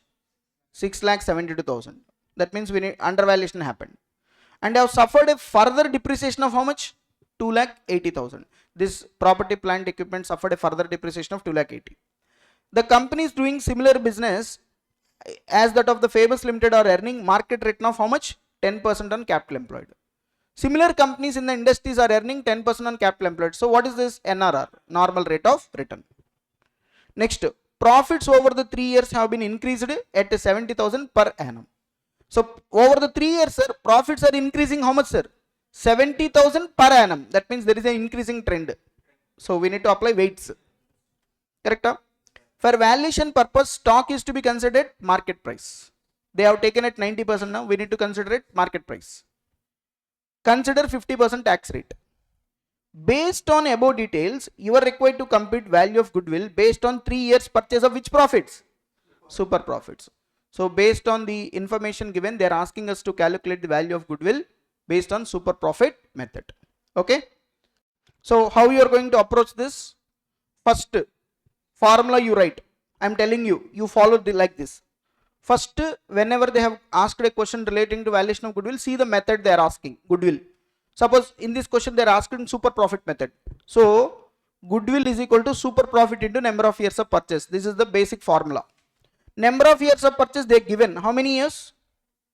3 years. Available from the question. So one thing I know already. Now I want super profit. How to find out super profit? FMP minus normal profit. So let's focus on first FMP. FMP. I want FMP. How to find out FMP, sir? FMP. First I need to take the past profits. How many years past profits given? You know, current year what is the profit, sir? Given here. See this. What is my net profit after tax? 3,36,000. So 3,36,000 is my current year profit. 3,36,000 is my current year. Current year means which year? 24-25. See this. 31st March 2025. That means 24-25 my profit is 3,36,000 after tax they given. After tax. And in the question they clearly said that profits over the 3 years has been increasing at 70,000 per annum. That means they are talking about last 3 years, including current year. So if this year profit is 3,36,000, what would be the last year profit? 3,36,000 minus 70,000. How much? Yes, 2,66,000 minus 70,000. 1,96,000. So therefore last 3 years profit I have given. This is profit before tax or after tax? After tax, important. After tax. But if you remember FMP calculation, first we need to start with before tax. And at the end we need to deduct tax. But they have given after tax. That's why I am adding back the tax also. So what is the tax rate given in the question? 50%. See this, 50% tax rate. So 1,96,000 is after tax. 50% is the tax rate. So find out before tax. Hello? 1,96,000 after tax. So before tax, how much it will be? 3,92,000. 1,96,000 into 100 divided by 50. Correct? Sir, this is after tax, sir. After 50%. I want before tax. Similarly, 2,66,000 into 100 divided by 50. How much? 5,32,000. 6,72,000. So I got PBT, profits before tax. Now for these profits, I need to make an adjustments. Like abnormal items, non-trade investment income, all these items I have to adjust it. In the question, any income from non-trade investments is there? Actually, they have investments. See this. These investments are non-trade assets. Financial assets. Investment in 6% government bonds. So these are non-trade investments. They are not relating to trade. Calculate interest. Always calculate interest on face value. 2,80,000 into 6%. 16,800. Deduct 16,800, 16,800, 16,800. Income from non-trade investment. See, they know most of the students will calculate on this. No, always interest is calculated on face value. So 2,80,000 into 6%. So deduct it. Any other adjustment? Nothing. Only one item is there. Any abnormal items? Any loss due to fire, theft? Nothing is there. Only income from non-trade investment is there. I adjusted. Depreciation now. No. We'll come back. See, this is given in the additional information. This additional information they have given means it is not yet adjusted. So when you are finding the profits, it is not relevant. See here, 3,75,200, 5,15,200, 6,55,200. Now here the profits are in which trend? Increasing trend. Apply weights. So you will get the weighted average profit. How much we got? 561, 867. From this deduct tax now. Then you will get the FMP. So here most important way is how you are approaching FMP calculation. In this examination question, sir, first twist is they have not given all past 3 years profits, but they have given current year after tax profit. But they said there is an increasing trend of 70,000. Therefore, based on this, we find out the last 3 years. This is after tax. Convert first into before tax. From that, make an adjustments. Items, no, abnormal item, non-recurring items, adjust it. From that, on that you apply weighted average. Not simple average here, weighted average, because there is an increasing trend in the profits. And then once you know the weighted average, from that future adjustments like tax expenses we did direct. So FMP you got is how much? 2,80,934. This is FMP. So I got FMP from this question. Now I want what? Normal profit. How to find out normal profit? Capital employed into normal rate of return. So here capital employed I need to find out. How to find out capital employed, sir? Yes, assets minus liabilities. See this. Average capital employed I am considering here. So PP, first you take it. PP originally, how much is the balance? 10,92,000. But in the question they said that it was understated by 6,72,000. So add it. And they said it was subject to further depreciation of 2,80,000 minus it. So you got 14,84,000. This is one item. Next asset, property plant. Will you consider these investments? No, because these are non-trade. Then will you consider these other non-current assets? Fictitious assets you should not consider, I told. Hello. Next to inventories. Inventories, how much you consider? This is considered 90% of the market value. Make it for 100. That means 6,30,000 into 100 divided by 90. How much? 7 lakhs. 7 lakhs you should consider, because inventories are at 90% of the market value. I told you when you are calculating the capital employed, you need to consider the agreed values. Fair values, nothing but. So market values. Financial assets, debtors, how much? 5 lakhs 32. Cash and cash equivalents, no changes. How much? 1 lakh 12,000. Minus liabilities. What are the liabilities? Trade payables, how much? 2 lakhs 94,000. Minus provisions, how much? 3 lakh 36,000. So you got closing capital employed, how much? 21 lakhs 98,000. 21 lakhs 98,000, you got it. Actually, sir, in this question, instead of closing capital employed, if you see the answer which is given by the CMA Institute, they have taken here the average capital employed, which is relevant for valuation of goodwill, they said. But my assumption is that's where lacking. Some students will question, sir, if I take closing capital employed, is it wrong? No, it is not wrong. It is correct only. But the problem is, once the answer is given by the institute, suggested answer, the person who is correcting the paper, he will only follow that only, that suggested answer. He may not have that much knowledge. See, usually the persons who are correcting the papers, they don't have touch with the subject. So they contemplate what is given in the institute material, what is the relevant approaches for valuation of goodwill. They don't have that idea. They will see the suggested answer. In the suggested answers, if they see average capital employed, if student has done closing capital employed, they may reduce marks. That is a possibility. Sir, it is unfairness, sir. See, point is, most of the questions they will mention which capital to take, average or closing capital employed. If they have not mentioned, better you take average capital employed, if it is possible from the information given in the question. Okay, sir, if I take closing capital employed, I will write assumption. You can write, but the ideal choice is always average capital employed. Okay, average capital employed. So closing capital employed, how to find out average capital employed? Tell me. I told you, na, when you start with closing capital employed, minus half of current year profits. I told you, na, formula. If you start with opening capital employed, opening plus half of current year profits. If you start with closing, minus half of current year profits. So half of current year profits you deduct. What is your current year profits? 6 lakhs. How much is the current year profits we got? 6 lakhs 55,200. No, this one. Yeah, this one. 6 lakhs 55,200 before tax. From the tax expenses I have to deduct anyway. Okay, apply half. Hello, you got 1,63,800. 163,800. 163,800, sir. So 6,55,200 is the current year profit before tax, sir. From that tax expenses, if I reduce, on that half of current year, half I have to take it. You understand?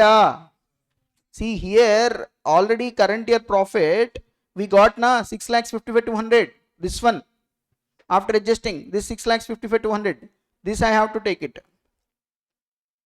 6,55,200. So average capital employed, how much they got it? 20,34,200. Correct? 2198 closing capital employed minus half of current year profits. So 20,34,200 as per the suggested answer given by the CMA Institute. 20,34,200. Okay. Now once I got the average capital employed, I need to apply normal rate of return on average capital. I will get normal profit. So 20,34,200 into 10%. So how much I got? 2,03,420. So 2,03,420 is my normal profit. What is my FMB? 2,80,934. This one 2,03,420. So what's the difference, sir? 77,514. Super profit. Multiply with number of years of purchase. How many years? 3 years. So I got 2,32,542. 2,32,542. 2,32,540. They got it. So 542 approximately. So they rounded it off actually. That's why they got 232,540. I have taken as it is 2,32,542. So this is the question they tested in the examination relating to super profit method, sir. So that means you need to understand that they are not asking an easy question relating to valuation of goodwill or valuation of shares. You have to definitely work it out.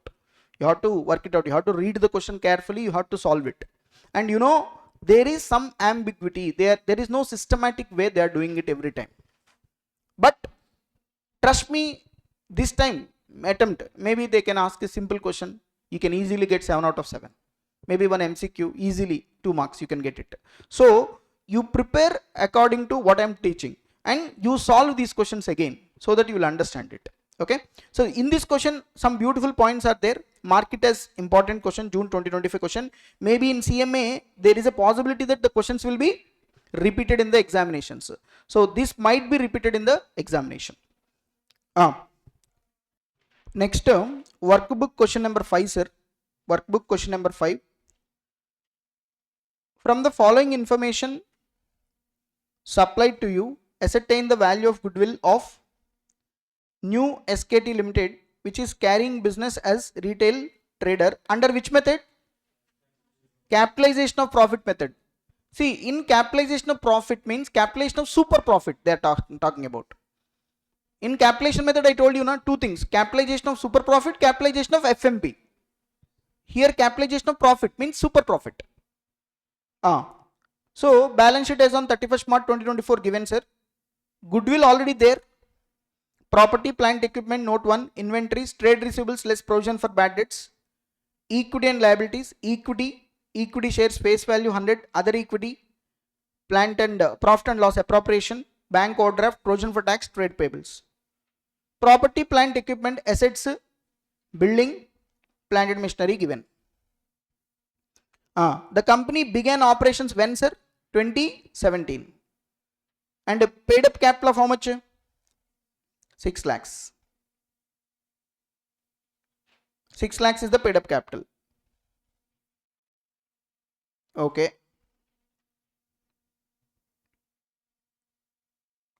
The profits for the recent years after taxation given, sir. Sir, after tax profits given, sir.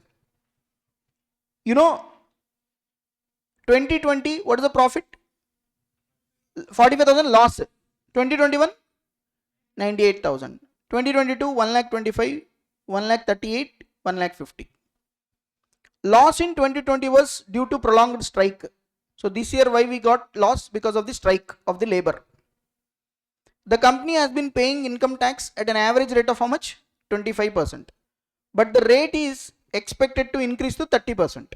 Income tax is going to be increased to 30%. Dividends are distributed at the rate of 12% for the year ending 31st March 2024. So company is going to distribute the dividend distributed at 12%. Market price of the share 135 of 31st March 2025. Profits up to 2024 were calculated after deducting 45,000 as remuneration for the managing director. From 1st April 2024, the government has approved increasing remuneration of 75. Already, sir, existing remuneration, how much we are paying? 45. How much now we are going to pay? 75. How much increase? 30,000. So that will be deducted when you are calculating FMP. I told you, na? The company has secured a contract that allows for the procurement of materials at advantageous prices with the benefit estimated of 65,000 per annum for the next 5 years. So savings in some cost. 65,000 advantage is there. This will also be taken for future calculation of FMP. Okay. First of all, in this question, always remember the formula.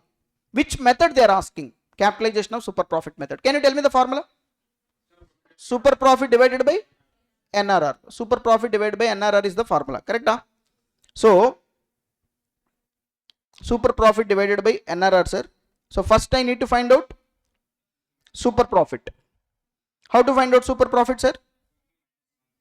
FMP minus normal profit. So, goodwill is super profit divided by NRR. Super profit is equal to FMP minus normal profit. But sir, in the question, if you see NRR given, check it. If you see the question, NRR is not there. In this question, one of the important point is NRR is not there. Normal rate of return. Normal rate of return is not available from the question. We need to find out it. See, there is a formula to ascertain the normal rate of return in this question. Dividend per share divided by market price per share. Look at the question and tell me what is the dividend per share. Actually, company distributed dividend of 12%. Correct? So 12 dividend per share divided by what is the market price per share? 135. Hello? 135 dividend per share 12. See here, face value is 100, sir. Assumption. Equity shares, they have not given face value 100. So dividend is 100 into 12%, sir. 12 rupees. So dividend per share 12 divided by market price per share 135 into 100. So 8.88. Approximately 9% is the NRR. So in this question, if you observe, NRR they have not given, we calculated. So important, sir. See, calculation of NRR, dividend per share divided by market price per share, which is 9%. Okay. Now, one by one we will see. First, I need to find out FMP. Tell me, what are the past years they have given for me? How many years they have given? 5 years. But the important point is, when you are considering the past years, if you see 2020, how much loss is there? 45. This is considered as abnormal year. Don't consider it. For example, why sir? Logically, why sir? See, if you observe the recent profit, tell me how much? 1,50,000. Before 138. Before 98. Before minus 45. Therefore, if you observe the last 5 years, these three are reflecting the future trend. These two are abnormal in nature. So their assumption is based on the past profits. When you are calculating FMP, when you are considering the past years, consider only normal years. Abnormal years don't consider it, because in the year 2020 strike happened, strike. Will that strike, because of that strike I got a loss. So therefore it is a kind of an abnormal item, abnormal year. Don't consider it, because it is not going to reflect my future profits. So ignore it. Similarly, once the strike is happened, next year you see 98,000 is the profit I got it. So they consider that also abnormal year, because the effect of this, if you observe here, the profits you see 125, 138, 150, more or less the same, more or less increasing. But this year there is a difference. So therefore this year is also abnormal year. Therefore I can say first 2 years are abnormal years. I don't consider for FMP calculation. Again, here subjective thing. If you see the CA final materials, see CA final, this chapter is there way back. Now it has been removed, as I told you already. Valuation of Goodwill. Actually, in many textbooks they followed this. Any year, abnormal year is there, please ignore it. Don't consider it, because it is not reflecting the future tense. For example, sir, I will give you an example. Suppose you are a good student, sir. 6 exams. All 5 exams you got 90 plus, one paper you got only 40 or 50 marks. Now, or for example, every time you will come first in the class. For example, one attempt you have not come first. That means what is the future expectation? For example, last 5 times you are the first.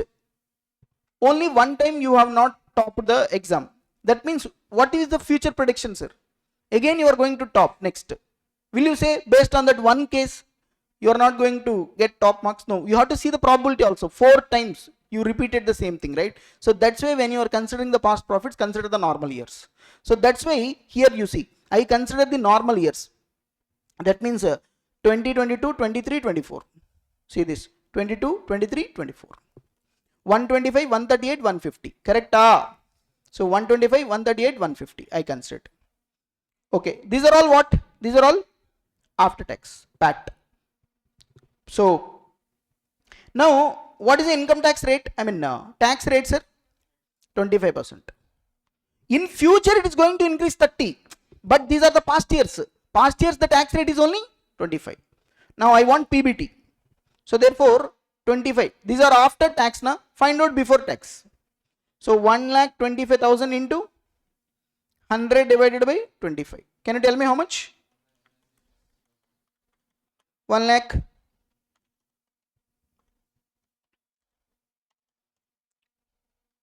1,25,000, tax rate 25%. This is after tax, sir.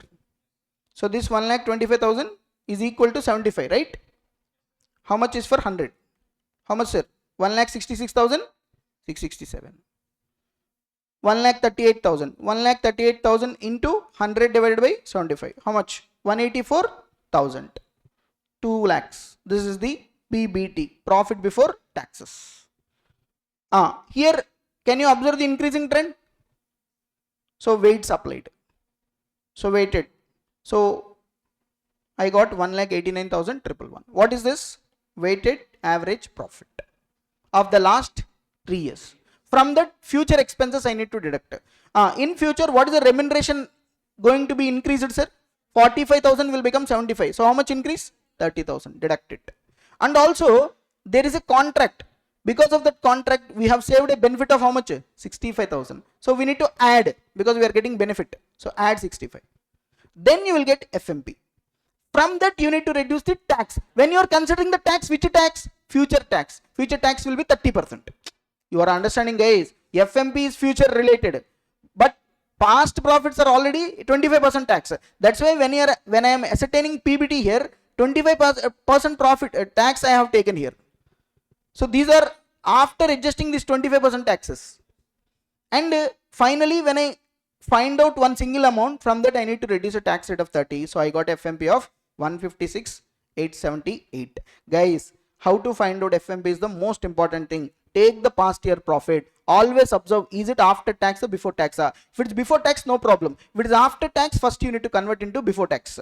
Before tax. Once you convert into before tax, then make the adjustment year-wise. Year-wise adjustments. Here, year-wise adjustments are not there, but there is an increasing trend. So applied weights. Okay. Then I got the weighted average profit. In this weighted average profit, future adjustments like excess remuneration I am going to pay, any savings happened in future, adjusted. So I got it. From the tax for the future I deducted. So I got 156,878. So FMP got it. Next one, normal profit. Because I want super profit. FMP minus normal profit. How to find out normal profit? Capital employed into normal rate of return. So here, capital employed we need to find out. So let's find out capital employed. So capital employed. First take the assets. Goodwill will you take? No, because I am finding goodwill only na. So goodwill I don't take. Next plant, property, plant, equipment. In that first building. How much is the building value? 2 lakh? 35,000. Take it. Next plant and machinery. How much? 2 lakh? 25,000. As it is you can take it. Next inventories. 3 lakhs? 10,000. No adjustments are there. Next, trade receivables 2 lakh 40,000. Total assets 10 lakh 10,000. Minus bank overdraft. Next, liabilities bank OD 1 lakh 18,600. Next, provision for tax 45,000. Next, trade payables 1 lakh 84. So therefore, closing capital employed 6 lakh 62,400. Now again you see here they have not taken average capital employed. They have taken closing capital employed. In this question, if you see the answer given by the institute, here closing capital employed they have taken. Sir, can I take average capital employed? Yes. Yes. Yes. Because in the question profits available, from this closing capital employed I can deduct half of current year profit. So current year profit I know na. Current year profit, this one. I think after tax it was current year profit, PBT, profit before after tax, before tax 2 lakhs. From the tax expenses 25% I will deduct, I will take it. Correct? Half of current year profit. But see, they have considered only closing capital employed. Okay. So closing capital employed I know. Normal rate of return I find out now. What is the formula we used here? Dividend per share divided by market price per share into 100. How much we got? 9%. So 6,62,400 into 9%. 59,616. So I got normal profit. Already FMP I got it. How much? 156,878. So 156,878, 59,600. So I got 97,262. Super profit. Here goodwill is ascertained by super profit divided by NRR. So super profit divided by 9%. Correct? 97,262 divided by 9%. How much, sir? 10,80,689 is the answer. 10,80,689. If you take average capital employed, it will change. Instead of closing capital employed, if you take average capital employed, it will change. Now, if you want me, sir, what capital I need to take, sir? Here, closing capital employed, nothing is mentioned in the question. In the last class, I mean, you write the note and you can take which capital you want. Closing capital employed or average capital employed, whatever you want, you can take it. Okay. So this is what the question. Now, valuation of goodwill questions not yet over, because when you are valuing the shares, suppose next time I'm going to discuss valuation of shares topic now. For valuation of shares, first we need to do the valuation of goodwill, because I told you there is an interlinking. If I want to value the share, I need to find out the value of business. If I want to find out the value of the business, I need to find out the value of the goodwill also. So goodwill, sometimes they will ask a separate question relating to valuation of goodwill, we will do it. Sometimes they will ask a valuation of share. In that valuation of share, they will mix valuation of goodwill also. So therefore, in that you need to calculate first value of goodwill, then valuation of share. Both have to do it. Okay. Okay. Next, valuation of shares, sir. We have discussed valuation of goodwill. So there are broadly 3 approaches are there for valuation of shares. 3 approaches. What are the approaches, sir? Income approach, net assets approach or assets approach, fair value approach. Like that, there are 3 approaches for valuation of share. How to find out the value of a share? 3 approaches are there. Now see, in this approaches, sir, asset approach important, sir, and income approach, dividend yield method, DCF, discounted cash flow method, fair value approach. These 3 methods are very, very important. So if you ask me, if you see all the questions from the CMA material or the established methods, intrinsic value method, also known as net assets value method, also known as asset backup value method. Whether you call it as intrinsic value or net assets value or asset backup value method, same only.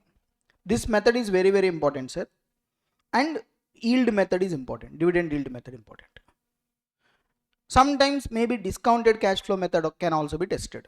These 3 are extremely important. Now, fair value method is not a separate method. Actually, if you find the value of the share as per intrinsic value, if you find the value of share as per dividend yield method, if you find out the average of both, then you will get the value under fair value method. Okay. Now, main focus will be given to these methods only. So first let us discuss asset method, asset approach, net assets method. We'll discuss it to find the value of share. First of all, as I already told you, why we need to value the share. What is the need for valuation of share? Suppose if you want to fix the price of unquoted shares when they are sold. Unquoted means your shares are not listed. So if your shares are not listed, then you have to decide the value of share when you want to sell those shares, when you want to issue the shares. And also to know the value of shares when someone buys many shares to get control. Suppose if you want to acquire more than 50% shares in any company, definitely you need to value the share of that company. And also when you want to give shares to employees, okay, in case of mergers, takeovers, to pay value to shareholders who do not agree with reconstruction, to find value of shares kept as security for loan. For example, by giving shares as security, we want to take a loan. So definitely banks need to do the value of share, na? Or bank will ask for what is the value of your shares, they will ask. You need to find out the value of your share. And also to compensate shareholders when shares are taken by government. to settle disputes by valuing controlling shares. So there are number of reasons why we are going to value the share. This is not relevant, but just to get that link, I'm explaining this, the reasons for valuation of the shares. Main thing is methods we want. What are the different methods for valuation of shares? Three approaches, as I told you: income approach, assets approach, fair value approach. In that, first we are going to focus on the assets approach, net assets or asset backing approach. We'll see. Okay. Sir, in net assets method, how to find out the value of the share? Simple. Value of the share is equal to net assets divided by number of equity shares. Simple formula. Suppose if your net assets is 10 lakhs, number of equity shares 2 lakhs, the value per share is 5 rupees. Okay. But when you are considering the net assets, important, consider the agreed values, adjusted value, like how we ascertain the capital employed in case of valuation of goodwill. In case of valuation of goodwill, capital employed means assets minus liabilities at agreed values, adjusted value. Here also same. But here the most important thing is non-current investment should also be considered. But in capital employed, for the purpose of valuation of goodwill, we have not considered non-current investment. Sorry, non-trade investment. Non-trade investments we have not considered, but we have to consider here. One thing. Second thing, goodwill also we need to consider. Goodwill also to be considered when you are calculating the net assets. Okay. So, suppose look at this example, sir. There is a company, the balance sheet of the company given. Assets, buildings, furniture, stock, market value, investment, face value 4 lakhs, 3 lakh 35,000, debtors, bank, preliminary expenses. This side you see 1,008% preference shares of 100 each fully paid, 4,000 equity shares of 100 each fully paid, reserves, P&L account, creditors. Building is now worth 3 lakh 50. Determine the value of equity share based on NA method, net assets method. Tell me, asset side if you see buildings, what is the fair value of the building given? 3 lakh 50. Take 3 lakh 50 now, because buildings now worth is 3 lakh 50. So 3 lakh 50. Furniture 3,000. If nothing given, book value itself is the value, fair value. Stock 4 lakh 50. Investment, will you take face value or book value? Book value only. Face value will not consider. If market value given, that will be taken. Debtors 2 lakh 80. Bank. What about preliminary expenses? We don't consider, fictitious asset. Minus liabilities. Which liabilities? Creditors. Will you deduct any other liability? Preference share capital will also be deducted, because I told you now preference share capital is also a liability generally for this purpose. So we will deduct it. So you see here, building 3 lakh 50, furniture, stock, investment, debtors, bank balance. Okay, except preliminary expenses, we consider everything. Liability side you see, creditors 8% preference share capital, we deduct it. So what is the net assets available to the shareholders? 13 lakhs 30,000 divided by number of equity shares. So what is the number of equity shares here? 4,000. See this number of equity shares. Sir, here net assets means net assets available to equity shareholders. Net assets available to equity shareholders divided by 4,000. So what is the intrinsic value or value of share? 332.5.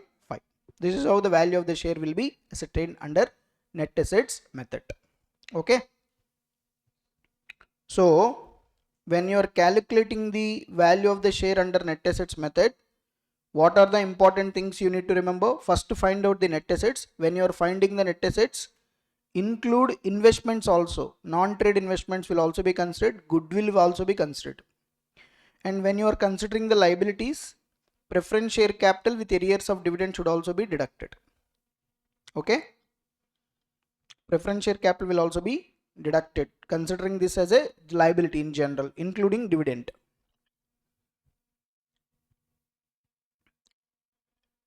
Next, sir, workbook question 2.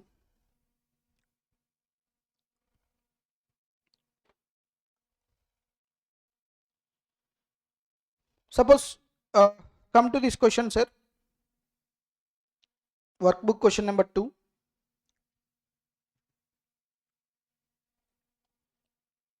See this question.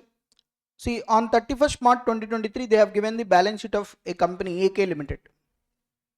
Goodwill already given 70,000. Other property, plant, equipment 6 lakhs. Current assets given. Equity and liability, share capital given 5 lakhs. Face value suppose 10.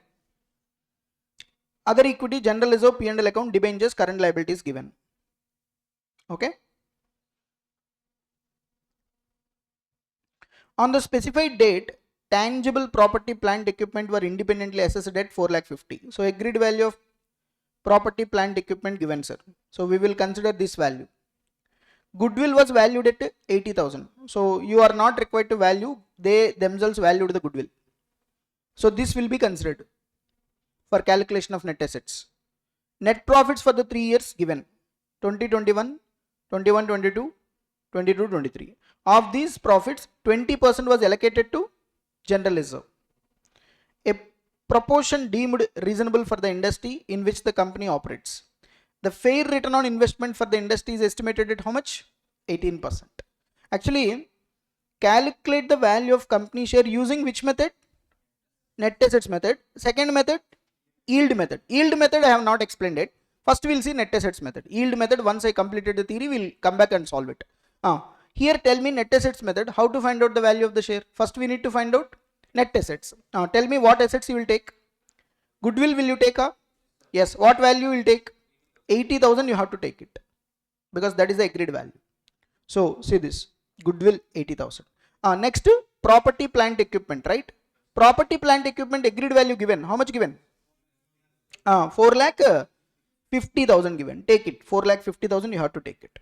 Correct? Next, current assets. Current assets we have 4,40,000 as it is, no changes. Minus liabilities. Liability side, if you see what liabilities we have, debentures, current liabilities. Debentures how much? 1,40,000. Current liabilities 1,50,000. So what are the net assets? 6,80,000. Divided by number of equity shares. How much? 50,000. Number of equity shares 50 only, no sir? Yes. Suppose 5 lakhs is there. Each one face value 10 rupees. So 50,000. So what is the value per share, sir? 13.6. Very easy. So what is the notable points here? Goodwill considered. Non-trade investment should also be considered. And while deducting, preference share capital will be deducted. Okay.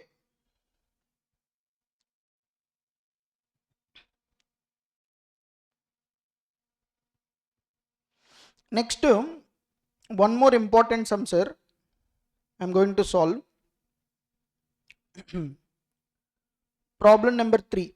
Suppose, sir, in the question, if there is more than one type of shares are there, then how to find out the value of the share? That is what I am going to do now. That question I am going to solve. Problem number 3, important question this is actually. Yeah, this question. Okay. So see this question. Study material, problem number 3, sir. See, following is the balance sheet as on 31st March 2021 pertains to S Limited. Rupees in lakhs, sir. Asset side, goodwill at cost, other fixed assets, current assets, loans and advances. Liability side, you see share capital, 180 lakhs equity shares of 10 each fully paid, 90 lakh equity shares of 10 each 8 paid up, 150 lakhs equity shares of 5 each fully paid up. So what's the difference between the last problem and this problem? In last problem, there is only one type of equity share. Here you see, within the equity shares, 180 lakhs equity shares of 10 each fully paid, one class, 90 lakh equity shares of 10 each 8 paid up, another, 150 lakhs equity shares of 5 each fully paid, another. Like this they have given. Now reserves and surplus given, secured loans, current liabilities, provisions. What they are asking, see, you are required to calculate the following for each one of 3 categories of equity shares. Sir, each one of 3 categories of equity shares, you need to find out the following. What is that first one? Intrinsic value on the basis of book value of assets and liabilities, including goodwill. So intrinsic value means which method? Net assets method. Net assets method is also known as intrinsic value method. Okay. So here they are asking intrinsic value on the basis of book value of assets and liabilities, including goodwill. Tell me. First, what we need to find out? Net assets. Tell me. Take one by one assets. First, goodwill. How much? 420. No changes. Other fixed assets. Any changes? No. 11,166. Same as it is. Next, current assets. Same. 2910. Next, loans and advances. 933. So assets as it is because no changes given. Less liabilities. Liability side you see we have secure loans. Correct? How much? 4,500 minus current liabilities. How much? 1,242 minus provisions. How much? 960. So total 8,727. Correct? This total. Check it. 15,429 minus 4,500 minus 1,242 minus 960. Correct? So 8,727. Sir, here I have 3 categories of equity shares. Right? Now, first category you see 10 rupees face value fully paid. Second category 10 rupees only 8 paid. Third category 5 rupees 5 fully paid. So will the value per share is same or different? Different obviously. Value per share will different because 10 rupee share you paid 10 fully. 10 rupee share you some shareholders paid only 8. So 5 rupee share fully paid. So obviously the value of the share will be different. Now how to find out the value of the share here? See, first to do one thing. Tell me what will be the unpaid shares. This one 90 into how much? 2. How much? 180. They need to pay 2 rupees for 90 lakhs. That means 180 lakhs will be what? Notional call. Notional call. Suppose if this amount is called. If this amount is called. How much capital will become? Tell me. It will become 900. If this amount is called, sir, it will become 900, sir. Hello? So can you tell me the total? 1800, 900, 750. Total? 3450. And once I call this 180, my assets will improve by 180. Net assets will also improve by 180. Hello? So 8727 plus 180 notional call. 8727 plus 180 notional call. Tell me total. 8907. This will be the total net assets divided by total capital. Divided by not number of shares, total capital. Total capital will be how much? 3,450. 1800, 900, 750. Hello? 1800, 900, 750. How much? 2.58. Can you tell me what is this 2.58? Value per share for 1 rupee. Because net assets divided by share capital I am doing. So I got per rupee value. Now each share paid up value is there, multiply with it. Then you will get the value per share. You understand, guys? See, this is intrinsic value per rupee here. Because I am multiplying, I am dividing with the total share capital, not with the number of shares. So therefore, what is the intrinsic value per rupee? 2.58. Now, first category you take. First category, what is the intrinsic, what is the paid up value? 10. So 10 into 2.58. 25.8 is the value per share. If your paid up value is 10. Second, if the paid up value is 8, 8 into 2.58. 20.64. Last one, if the paid up value is 5, 5 into 2.58. 12.9. This is how we need to ascertain. So, once again, very simple.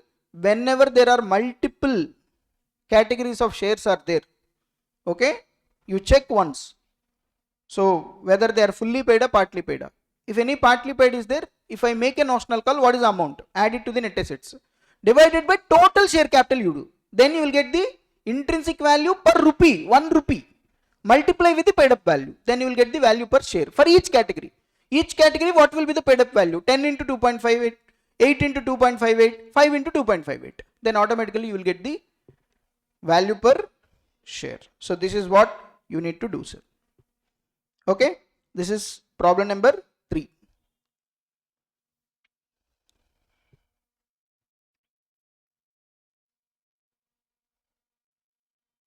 Next,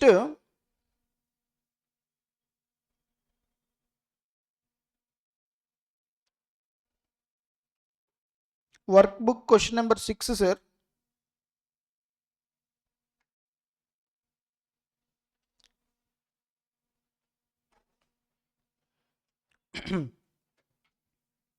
See, this workbook question number 6 is a mix of both, like goodwill as well as valuation of share. Both will be there. Now see this question. On December 31st December 2022, balance sheet of OFC Limited given, sir. Property, plant, equipment, note 1, inventory, trade receivables, equity share, other equity, P&L account, trade payables, overdraft, provision for tax, dividend equalization fund. Property, plant, equipment, building, plant and machinery is there.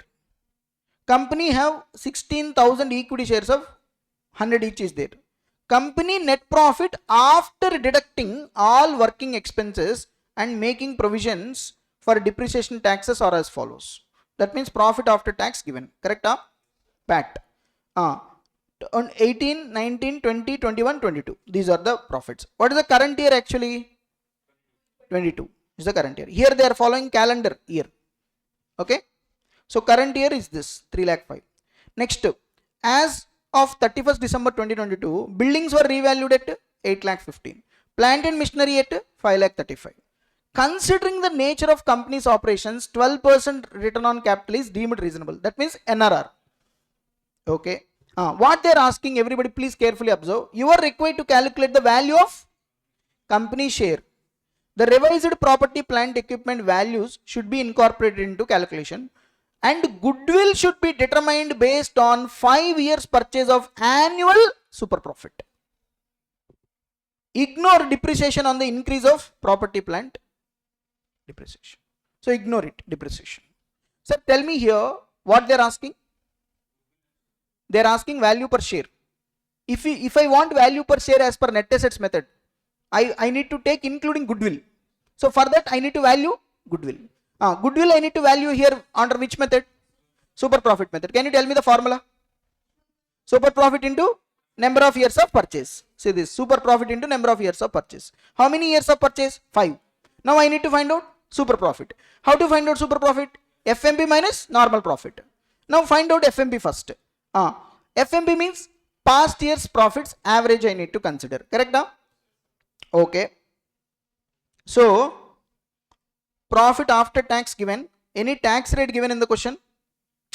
Nothing. So convert into PBT, weights, all these things not possible here. So simply tell me the average of the last 5 years. Average. These 5 years average, sir.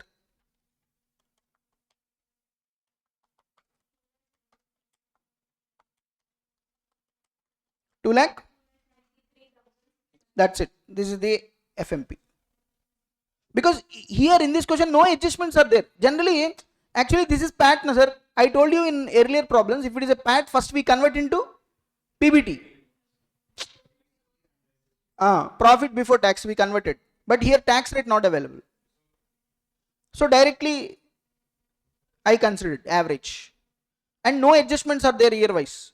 Like income from non-trade investments, any exceptional items, all these items not there, no sir. Hello? That's why. Sir, that's why depending upon the information given in the question, you have to answer. FMP I got it. Next I want normal profit. Normal profit, how I am going to get it? Capital employed into NRR. Find out capital employed. See, capital employed here, one by one you take. First, building. Building revalued amount given. How much? 8,15,000. Take it. Next, property, plant and machinery. Plant and machinery 5 lakh 35. Agreed value is given. Take it 5 lakh 35. And then next assets. Inventory how much? 10 lakh 50. Take it. No adjustments are there. Next trade receivables 4 lakh 65. Take it. Minus liabilities. Liabilities you see, you tell me one by one. Bank OD 63,000. Trade payables 2 lakh 41. See this 2 lakh 41 63. And also there is a provision for tax 1 lakh 42. Dividend equalization reserve is not equalization fund is reserves. It will not be this one. Okay. So closing capital employed. Here nothing mentioned, so therefore I considered average. So from this current year profits I deducted half of current year profits. So what is the half of current year profits? Or current year profit 3 lakh 5,000 into 1 by 2. How much? 1 lakh 52,500. See this. So I got average capital employed 22,66,500. Very simple. Sir, this capital employed I am finding for which purpose? Valuation of goodwill. Valuation of goodwill. So 22,66,500 into normal rate of return. You will get normal profit 271,980. So FMP 293,600 minus normal profit 271,980. So what is the difference, sir? 21,620. This is SP, super profit, into number of years of purchase 5. So goodwill is 1,08,100. So there is nothing great here. In this question, straightforward, everything is there. Now I need to find out what? Value of share. If I want to find out the value of share as per net assets method, first I need to consider net assets. Already net assets I calculated for valuation of goodwill. How much I got it? 24,19,000. But in this 24,19,000, what is missing? Goodwill. So now I valued the goodwill also, right? That valued goodwill you take it 1,08,100. Now it will be 25,27,100 divided by number of shares. What will be the number of shares in this question, sir? I think we don't have categories, only we have one category, right? So 16 lakhs. So that means 100 rupees is the face value given. 16,000 equity shares of 100. So therefore the 157.94 is the value per share. So this sometimes they will ask questions like this. They will mix both. Like for example, valuation of goodwill, valuation of the shares. Like this, if you see the past examination questions, they tested both. So in single problem, they are covering both. Okay. Majority things will be valuation of goodwill and remaining finishing touch will be given for the valuation of the shares. You understand this question? Yes. So this is the first method for valuation of share. So we completed. So next method, sir. So for valuation of the shares, first net assets method or intrinsic value method we completed. Very simple method. Next method, income approach. In income approach, there is one method called dividend yield method. This is the most important method, sir, in income approach. Sir, based on the dividend, we are ascertaining the value of the share. Okay, dividend yield. Okay. What is the formula here? Value per share is equal to what is the rate of dividend expected and what is the normal rate of dividend. See, in the industry, the companies in the industry, what is the normal rate of dividend they will give and what you are expected rate of dividend into paid up value per share. Suppose for example, expected rate 8%, 8, normal 10, paid up value per share 10. So obviously 8 rupees is the value per share. This is how we need to find out the value per share under dividend yield method. So you have to remember this formula. So can you tell me the formula? Expected rate of dividend divided by normal rate of dividend into paid up value per share. Sir, how to find out this expected rate of dividend? Simple. What is the profits available for equity shareholders divided by what is the total paid up equity share capital. Suppose in the company 10 lakhs profits available to whom? Equity shareholders.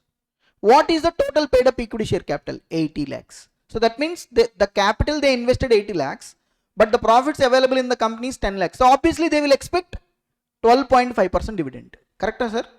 Because see, simple sir, 10 lakhs profit is available to them divided by 80 lakhs they invested. So obviously 12.5% is the expected dividend from the company. So take profit. How to find out the amount available to equity shareholders? First, take profits of the company. From that, we transfer amounts to reserves, minus it. Any income tax we pay, deduct it. Preference shareholders dividend. If preference shares are there, we pay preference dividend, na? That will be deducted. Remaining amount belongs to equity shareholders. So look at the link. Dividend yield method, the formula is expected rate of dividend divided by normal rate of dividend. Okay, expected rate of dividend is nothing but profits available to equity shareholders divided by total paid up equity share capital into 100. What is the profit available to equity shareholders? Profit of the company minus transfer to reserves minus income tax minus preference dividend. Sir, when we prepare P&L account, incomes minus expenses, you will get profit before tax. From that we will adjust tax and we will transfer to reserves. We will pay preference dividend. Whatever the amount left, that is belongs to equity shareholders. That is what amount available to equity shareholders. What is the amount available to equity shareholders? Nothing but profit divided by what is the paid up value of their capital into 100. You will get expected rate. Normal rate they will give in the question. Normal rate of return they will give it in the question. So expected rate divided by normal rate. This is the formula to value the share. The idea is very simple, sir. Here 10 rupees if you pay to the company and you are expecting 8 rupees dividend, normal in the industry 10 rupees dividend. So proportionately if you see 8 rupees should be the value per share. So based on these expectation versus normal, I am adjusting my paid up value. That will be called as value per share. According to my expectation, according to the industry normality, I am adjusting the value per share. This is one of the very simple ways to calculate the value per share. And already we solved one question, problem number 3. Problem number 3 we solved as per this method, na? I mean net assets method is this question. Same question if you see, they asked find out value per share on the basis of which method? Dividend yield method also they are asking. Already we calculated value per share as based on intrinsic value. Now they are asking value per share on the basis of dividend yield. What is the normal rate of dividend in the industry? 15%. Whereas Glories Limited has been paying how much? 20% for the last 4 years. So therefore, what is the normal rate of dividend? 15. What is the expected rate? 20. Expected to maintain the same for the next few years. That means 20% is the expected rate of dividend which company is going to pay, but in the industry 15% is there. What is the paid up value per share? 10 rupees, 8 rupees, 5 rupees. Accordingly you adjust, because in this question 3 categories of shares are there, na? Hello. Tell me how to find out value per share. First step, simple. Expected rate divided by normal rate into paid up value. First you take when the paid up value is 10, expected rate 20, normal rate 15 into 10 rupees. So 13.33 is the value per share. When the paid up value is 8, 20 divided by 15 into 8, 10.67. When the paid up value is 5, 6.67 is the value per share. You understand this method? Hello. And every method will give you different answers. Don't expect same answer for every method, sir. Every method, one student asked me once, sir, when I do every method, answer should be same. No, should not be same. Sir, why, sir? Different approaches. Income approach I am following. Their net assets approach. So when you change the approach, obviously value per share change. So that's why I said value of the shares is one of the very vast areas. There is no systematic way. These are all established practices, and there could be n number of possibilities how the value of the share will be done. But here we are discussing the most important things purely for examination point of view. Okay, sir, you understand this? Yeah. One more question, sir. December 2024 question we are going to solve, sir. December 2024 attempt. December 2024 exam question. Yeah, this question, sir. December 2024, very good question actually. This question also actually they are asking valuation of goodwill as well as intrinsic value. I mean value of the share as per intrinsic value method. See this question, everybody. This type of questions they will repeat in the examination. Following is the balance sheet of Rukmini Limited as on 31st March 2024. Okay. Asset side, non-current assets, property, plant, equipment, 24 lakhs. Financial assets, investment in 10% securities, 4 lakh 80. Which investment is this? Non-trade investments. Investment in securities. Current assets, inventories, trade receivables, bank balance. Equity and liabilities, share capital, 2 lakhs equity shares of 10 each. Other equity, reserves, 15 lakhs. Liabilities you see, non-current liabilities, debentures, current liabilities, trade payables. Look at the additional information.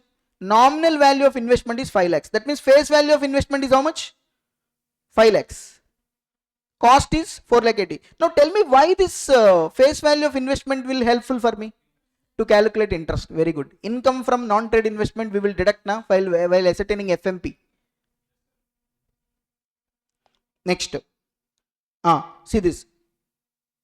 Following assets are revalued. PPE, inventory, trade receivables. These are the revalued amounts, so we will consider it. Revalued amounts only we will consider it. Average, see this, average profit before tax of the company is how much, sir? 12 lakhs. So before tax, the average profit is 12 lakhs and the rate of taxation 30%. See this, goodwill may be valued at 3 years purchase of what? Average trading profits after tax. So they are asking average trading profit after tax, whatever we got it, into 3 years. Then you will get the goodwill. And also, see this, ascertain the value of equity under which method? Intrinsic value method. So first we need to do valuation of goodwill or intrinsic value method? Valuation of goodwill we need to do, because that valued goodwill we will consider in calculation of net assets method. Okay. First, let us start with the valuation of goodwill, sir. How I am going to ascertain the goodwill, sir? Goodwill is equal to average profits of last 3 years into number of years of purchase. So goodwill is equal to average profits before tax. What is the average profits before tax they given?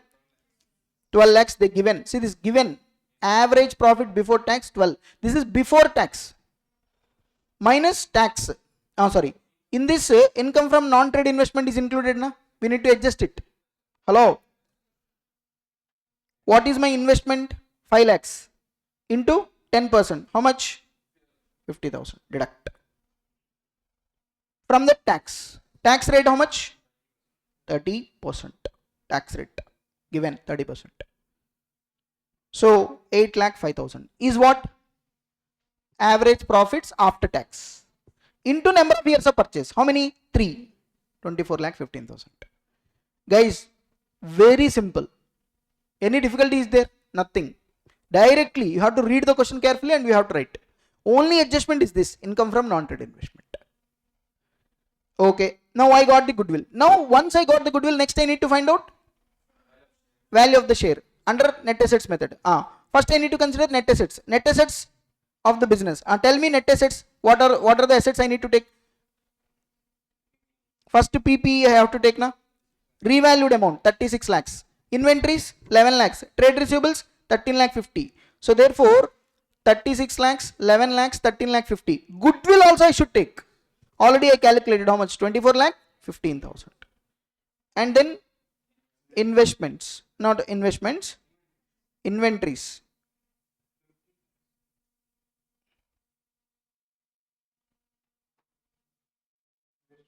Investments I need to consider 4 lakh 80. Because see, this is valuation of shares. When you are valuing the shares under net assets method, all assets including goodwill, non-trade investment should also be considered. But here we should not consider. When you are valuing the goodwill purpose capital employed, you don't consider non-trade investment. But for the purpose of valuation of the share under net assets method, including investments I need to consider. See, this is inventories. This is investment. That to which investment? Non-trade. Important, sir. You may get it out, sir, why non-trade investment is considered. We have to consider in case of valuation of share. In case of valuation of goodwill purpose capital employed, we don't consider. Cash and bank balance 4 lakh 20. That's it. I think all assets we have considered. Minus liabilities. So what are the liabilities we had, sir? Debentures, trade payables. 15 lakhs, 8 lakhs. So what is the net assets available to equity shareholders? 70 lakh 65,000. 70 lakh 65,000 divided by number of shares. What is the number of shares here? 2 lakhs.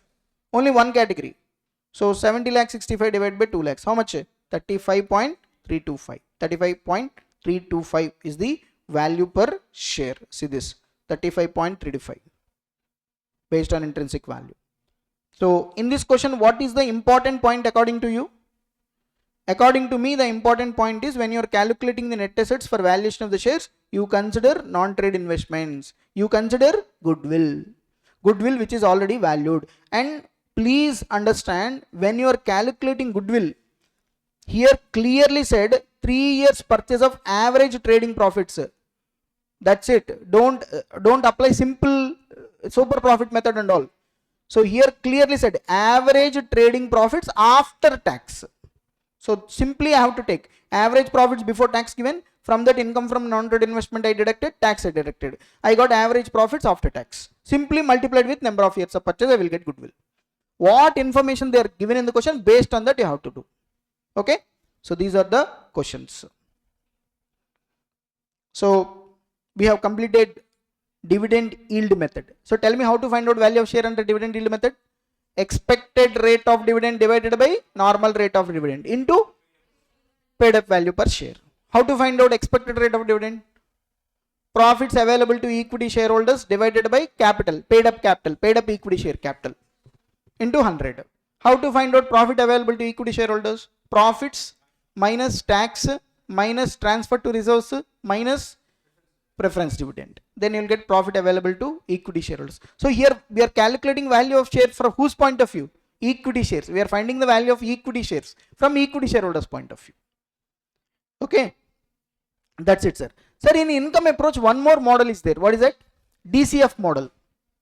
DCF. Actually, till now I completed two methods. One is net assets, intrinsic value. In income approach. In income approach, I completed dividend yield method. Now next DCF, discounted cash flow model. Till now DCF not tested in your exams. Maybe they can test this time. DCF model they can test. Okay, from this chapter there is a possibility they can test DCF model. So let's discuss it, DCF model. Okay. Next, discounted cash flow method, sir.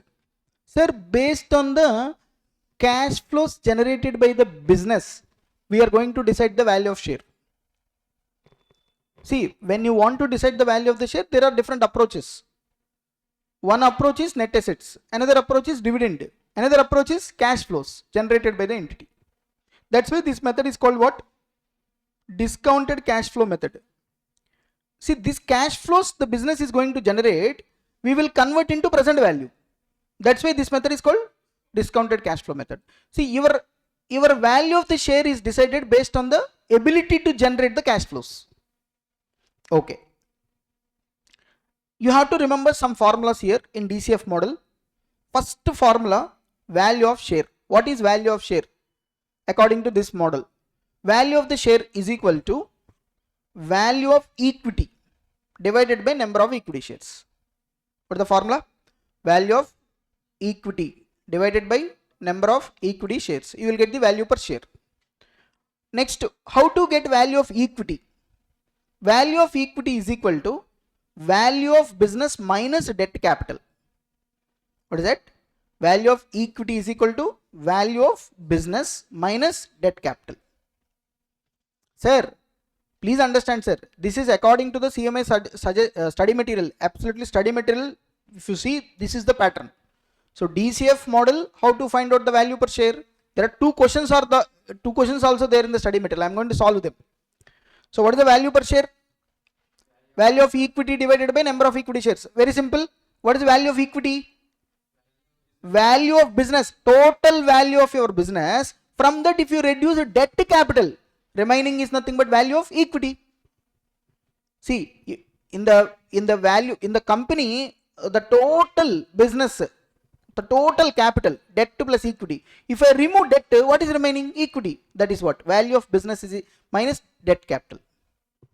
Now, next, what is value of business? This is most important. According to DCF model, your value of business is nothing but the present value of the future cash flows for the period plus the present value of the terminal value. So, present value of the future cash flows for the projected period plus the present value of the terminal value. If you see this, if you convert the future cash flows and the terminal value into the present value, and if you add both of them, you will get value of business. So what is the value of your business? The value of your business is nothing but the value, the cash flows you are going to generate. But at what value? Present value. So what is the formula for value of business? Present value of the future cash flows for the projected period plus present value of terminal value. You add both of them, you will get value of business. Okay. So I want cash flows. So value of business is present value of future cash flows. Sir, what is cash flow, sir? DCF model. According to DCF model, cash flow is equal to NOPAT plus depreciation or amortization. Net operating profit after tax. In value added statement we have seen na? EVA model. What is the formula for EVA? EVA formula. NOPAT minus WACC into capital employed. Same. There I told you about this NOPAT. NOPAT is nothing but EBIT minus 1 minus tax. EBIT into 1 minus tax. Yesterday we discussed na? Same here. NOPAT is EBIT into 1 minus tax. That means earnings before interest and tax. From that you reduce tax expenses. You will get earnings before tax. Earnings after tax. This one, for that you add back depreciation. Then you will get the cash flows. Why we need to add depreciation? Because depreciation is a non-cash expenses. I am ascertaining cash flows. Because of depreciation there is no outflow of cash na. Suppose if I said my profit is 100 rupees. While arriving this profit, depreciation is also deducted 10. So whether this depreciation 10, is there a cash outflow? No.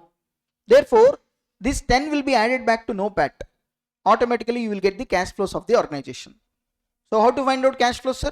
EBIT and NOPAT plus depreciation. And one more adjustment, working capital changes. Plus or minus working capital changes. Current assets, current liabilities, working capital changes, we will add, we will less. Increase we will add, decrease we will less. Then you will get the cash flows. Sir, you have to remember, sir, there is no other way. DCF model, if at all they ask a question, you have to apply it. But very simple, trust me. Once you learn this, it is a very easy. So, step by step. DCF model.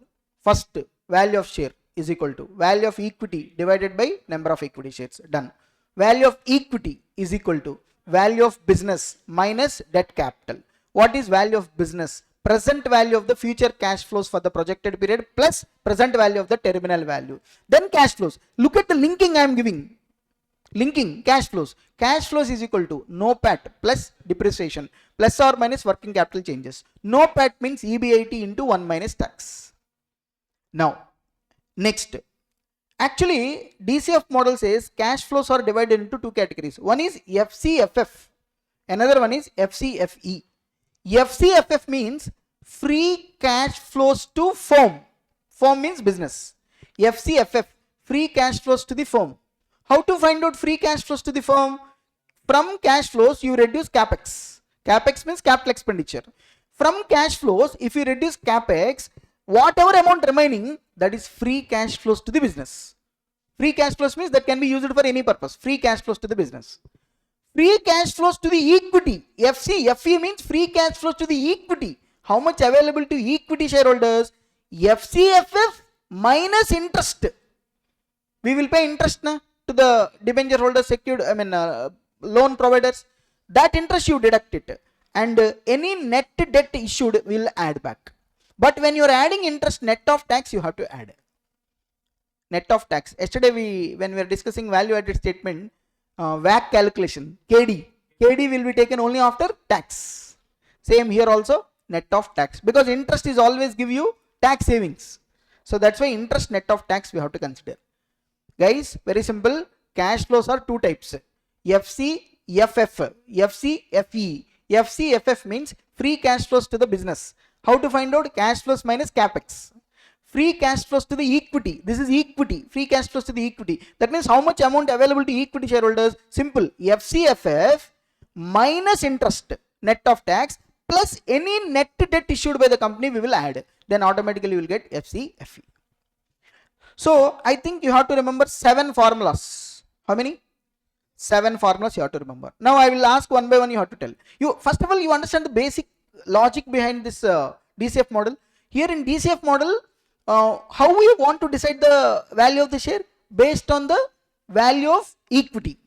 How to find out value of equity? Based on value of your business. How to find out value of business? Based on the cash flows.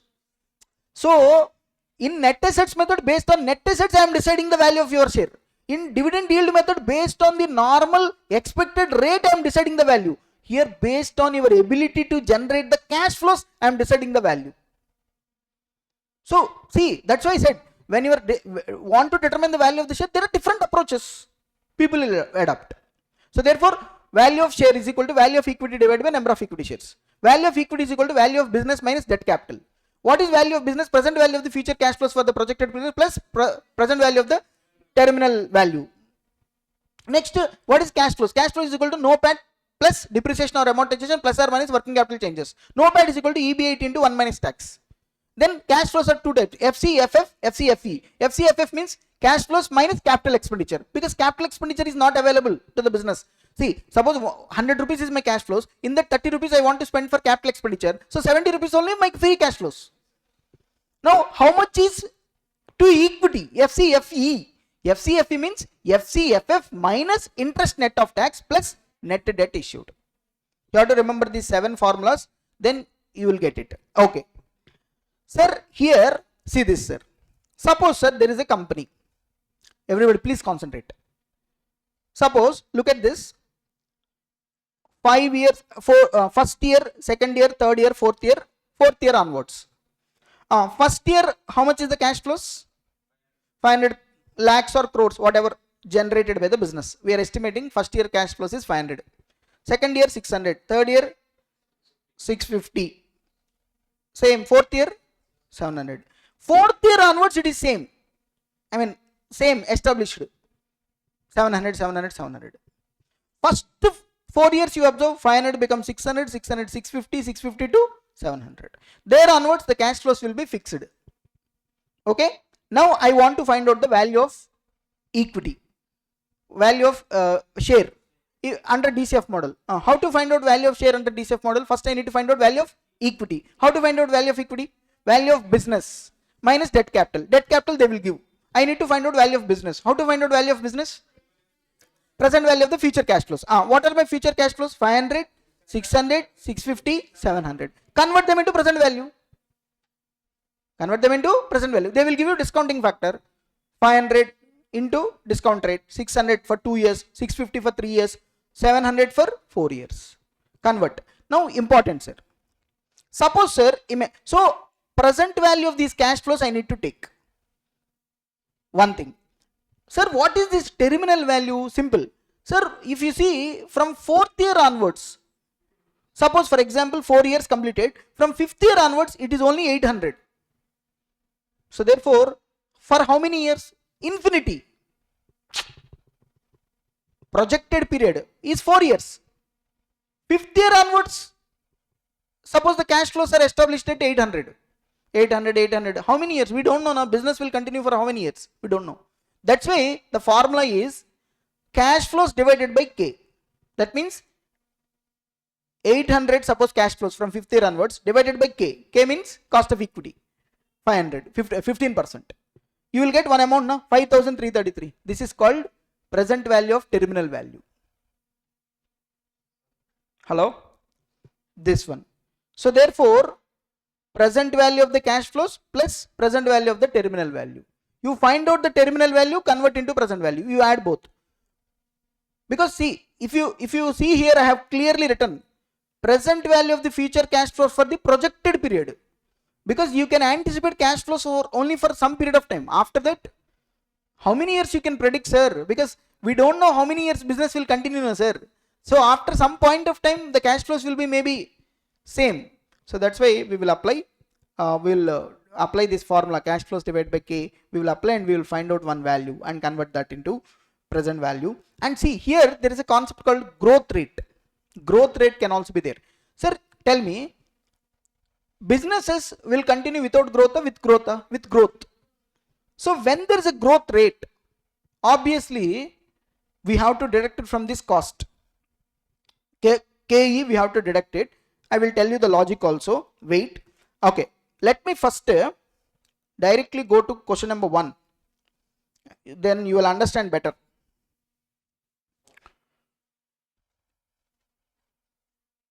See this question, sir, everybody. Question number 1. Problem number 1 is DCF model.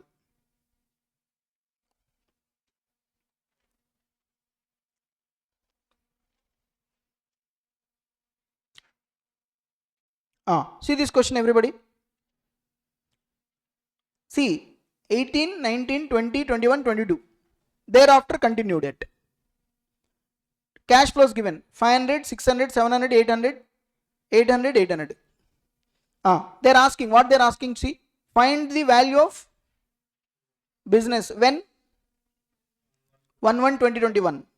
Given that weighted average cost of capital is 10%. I need to find out the value of business at the beginning of 2021. Next, value of business on 1/1/2020.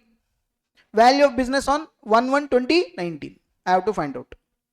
How you are going to find out the value of business on 1/1/2021, 1/1/2020, 1/1/2019? Let's see this.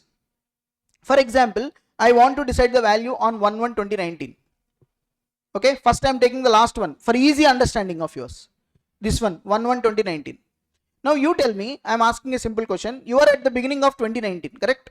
You are at the beginning of 2019. What is your cash flows in 2019? 600. This cash flow you are going to get at the end of 2019. So 600 into discounting factor for 1 year. Correct? Because you need to convert this into present value.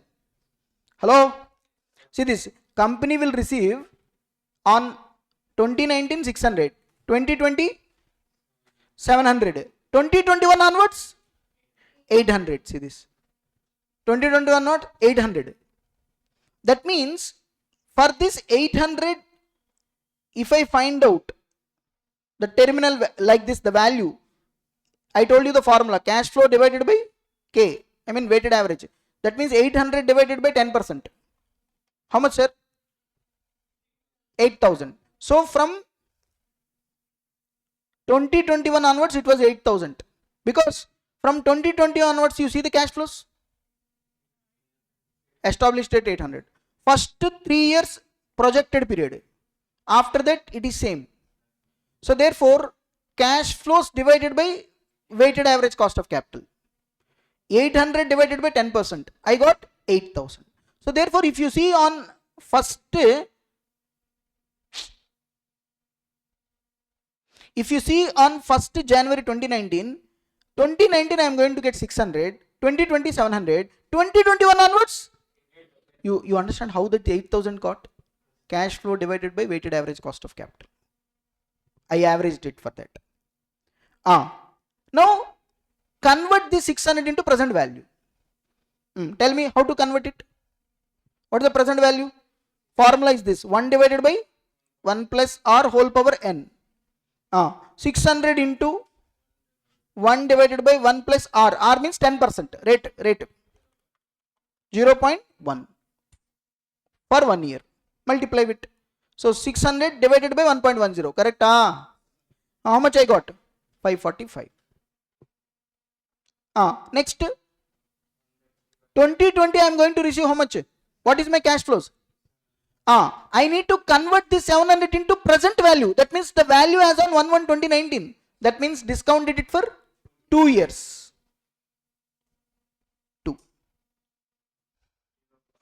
700 divided by 1.10 whole power 2. So I get 579. Basic mathematics these are. Hope you understand this.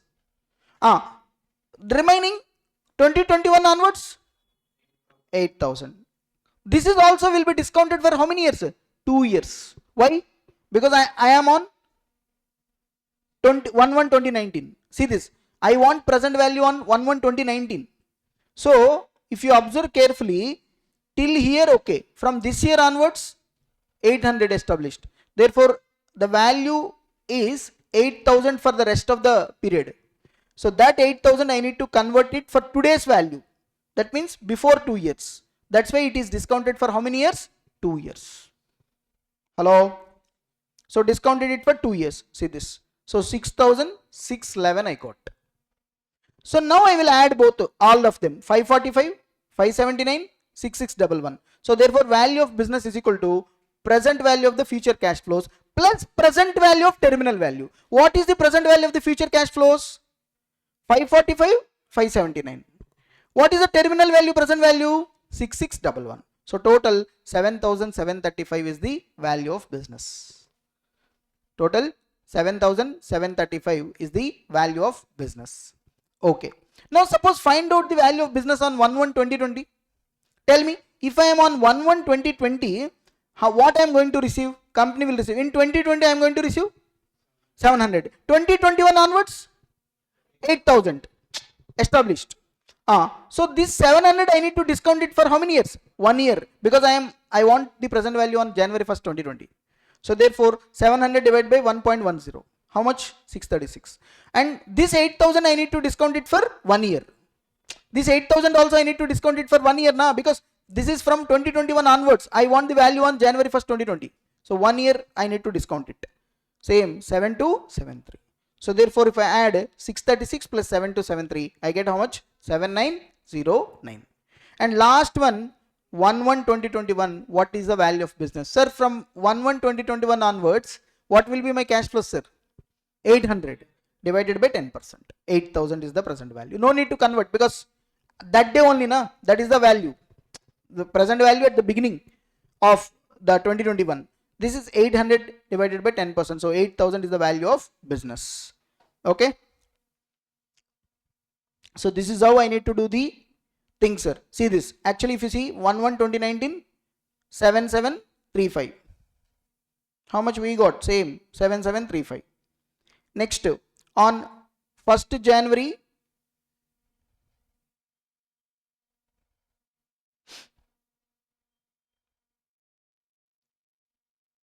$7,736, last one, correct? Second one 7,909, correct? This one, okay? Last one 8,000.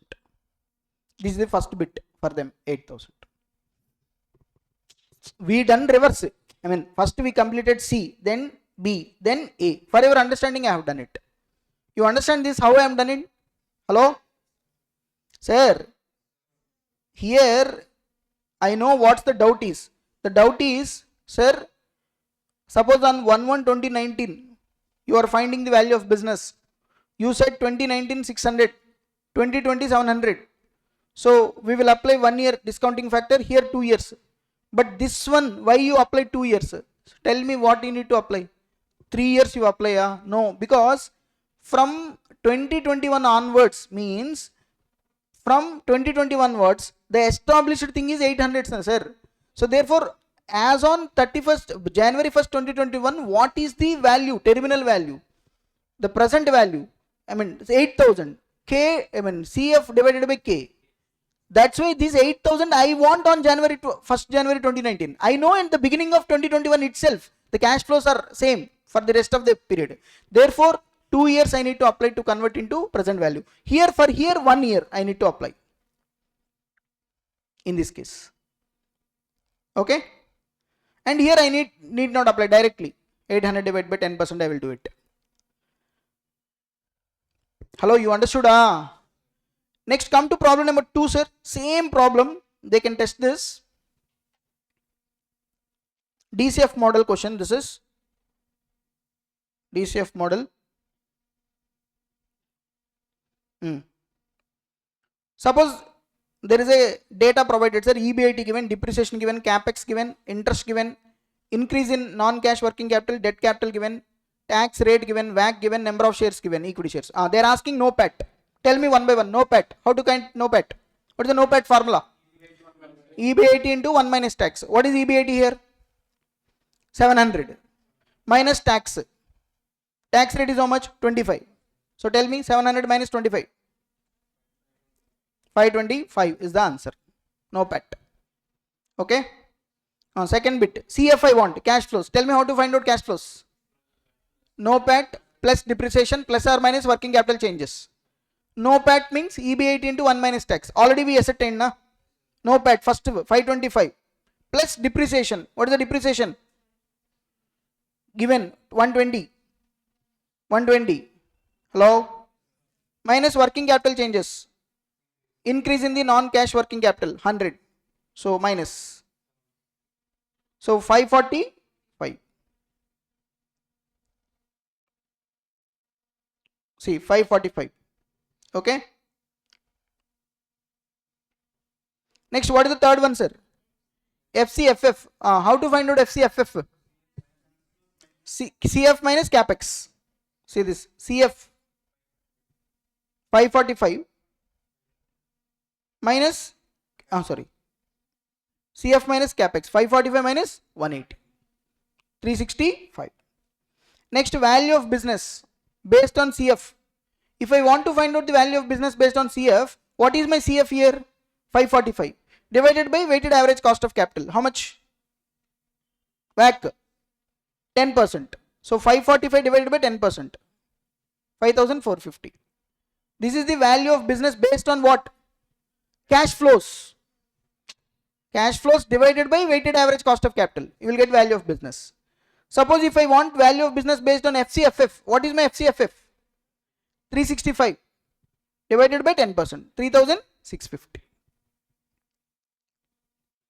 Next, value of business when growth rate is 5% based on cash flows based on FCFF. Listen, sir, if there is a growth rate given in the question, what we need to do is we need to deduct this growth rate from the weighted average cost of capital.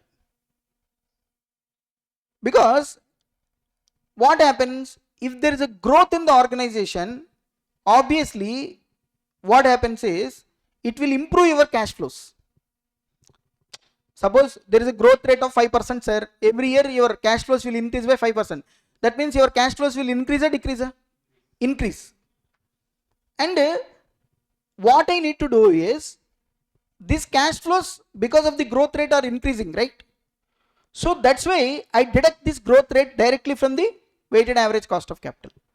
10% minus 5%. Therefore, it will be only 5%.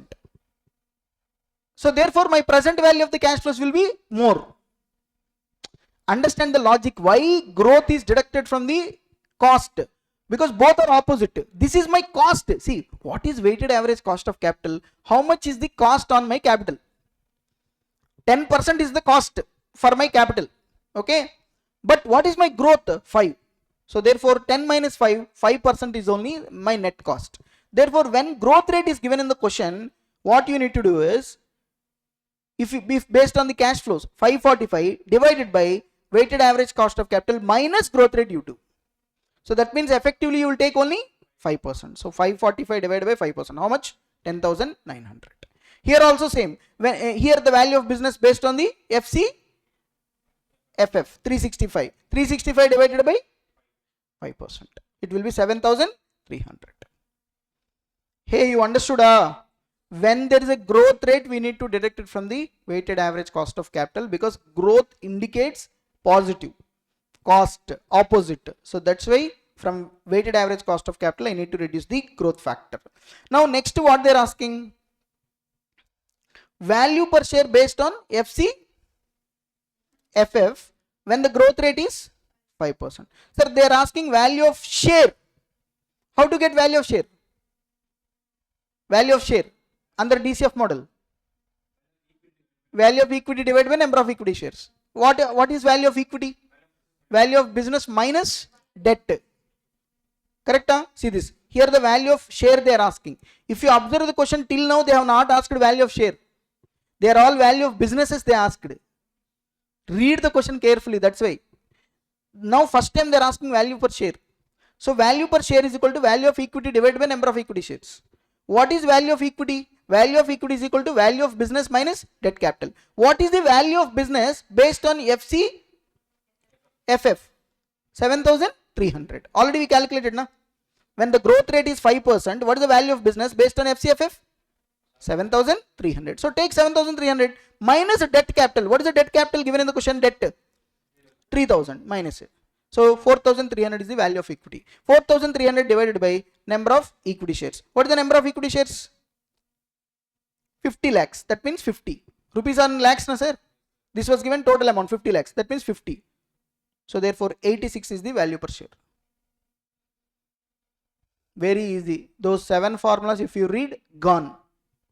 You will get it. Most important thing, when growth rate is given, what you do? Yeah, weighted average cost of capital minus growth rate. You do. I told you the logic also. Yes. And last bit, one bit is there, sir, here, but information is missing, so ignore this. So this is wrongly given, so ignore this, except that I solved everything. So DCF model also I have completed, sir. Okay, sir.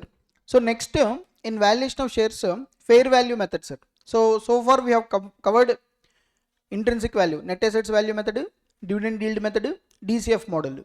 These three very, very important. If you see, all questions are relating to these three. One more method is fair value method. Fair value method is not a separate method. Some experts will be there. They don't accept net assets method. They don't accept dividend yield method. For them, we will tell take average of both. That is fair value method. So that's why under fair value method, how to find out the value of the share? Simple. Value of the share as per intrinsic value plus value of share as per yield method divided by 2. Average of both. For example, if I got value of share as per net assets method 100. Value of share as per intrinsic value method I got 70. So 170 divided by 2 I will do. So 170 divided by 2, it will be 85. This is the value per share. They are happy because they are not accepting net assets. They are not accepting yield method. So in India, that category is also there, much portion. They don't accept anything. So for them, we will say, okay, you don't accept both of them, but you can take both of them, right? Average you take it. Because according to their point of view, if you are deciding the value of the share as per net assets method, that is not correct. Because you are not considering income. When you are deciding the value of the share as per income, dividend, you are not considering the worth of assets. So that's why combination of both we need to apply to decide the value per share. So that is okay. See, there are some valuers who do not accept either intrinsic value or yield value for ascertaining the value of the shares. They prescribe fair value method, which happens to be the arithmetical mean of the intrinsic value method and yield value method. Intrinsic value method means net assets value. So this provides the better indication that the value of the shares more than the earlier two methods, obviously. So that's why fair value is equal to intrinsic value plus yield value divided by 2. So there are some questions they will ask both. Sometimes, sir, you can decide the value of the share some other methods also. See, there is no restriction how the value of the share will be decided. There are number of ways. But these are the established methods. But sometimes we have some other methods also for determination of value of the shares. There are some questions also. Problem number 13, like that, some questions are all there. I will show you. Suppose first you see question number 14. Problem number 14. I will show you how examination questions can be asked. Problem number 14 you see. Suppose in this question, what is the information given? Your client is willing to acquire a stake in equity of Desert Limited and asks you to find the value per share. See, your client is investing in Desert Limited equity shares, so he wants the value of the share. He want to know. Giving, see this, giving equal importance to what? Future free cash flows, net asset value of the business and market price of the share. That means he will not accept net assets method, he will not accept DCF method, he will not accept market value method. He says give equal importance to 3. That means we need to find out the value of share under net assets method, value of the share under the DCF model method, value of the share under the market value approach, find out the average. That is the value of the share. Correct? Share in the group. Accordingly, you collected the following data. What is the data collected? EPS given. How much given EPS? 320. Next. Free cash flows for the last year, how much? 40. Management expects growth. How much growth? 4% growth per annum for the foreseeable future. Free cash flows to the firm. Debt capital 66. Weighted average cost of capital 14%. KE, cost of equity 17%. Number of equity shares outstanding 10 lakhs. Net assets value of the business excluding goodwill 300. Peer group consisting of 3 groups with PE ratios of 11, 12, 13. See, he is saying decide the equity of Desert Limited giving equal importance to future free cash flows, net assets, as well as market value of which company shares? Shares in the peer group. That means this company, Desert Limited peers will be there now. Other companies with it. Those companies' data you analyze and based on that you decide. So those 3 companies PE ratio means price earning ratio given 11, 12, 13. Okay. It earns a super profit of 6 lakhs for the forthcoming 5 years only. You calculated the present value of annuity for 5 years is how much? 3.43 at 14% rate of discount. At 3.2 at 17% rate of discount. Okay. So this is the information they given, sir. Now we need to find out the value of the share. First value of the share as per which model? Free cash flows. That means DCF model. Correct? So DCF model, I need to find out the value of the share. How to find out the value of the share under DCF model? Tell me. Value of equity divided by number of equity shares. See this. Value of share based on income approach using DCF method. So I know the formula under this model. Value of equity divided by number of equity shares. How to find out value of equity, sir? Value of business minus debt capital. Hello?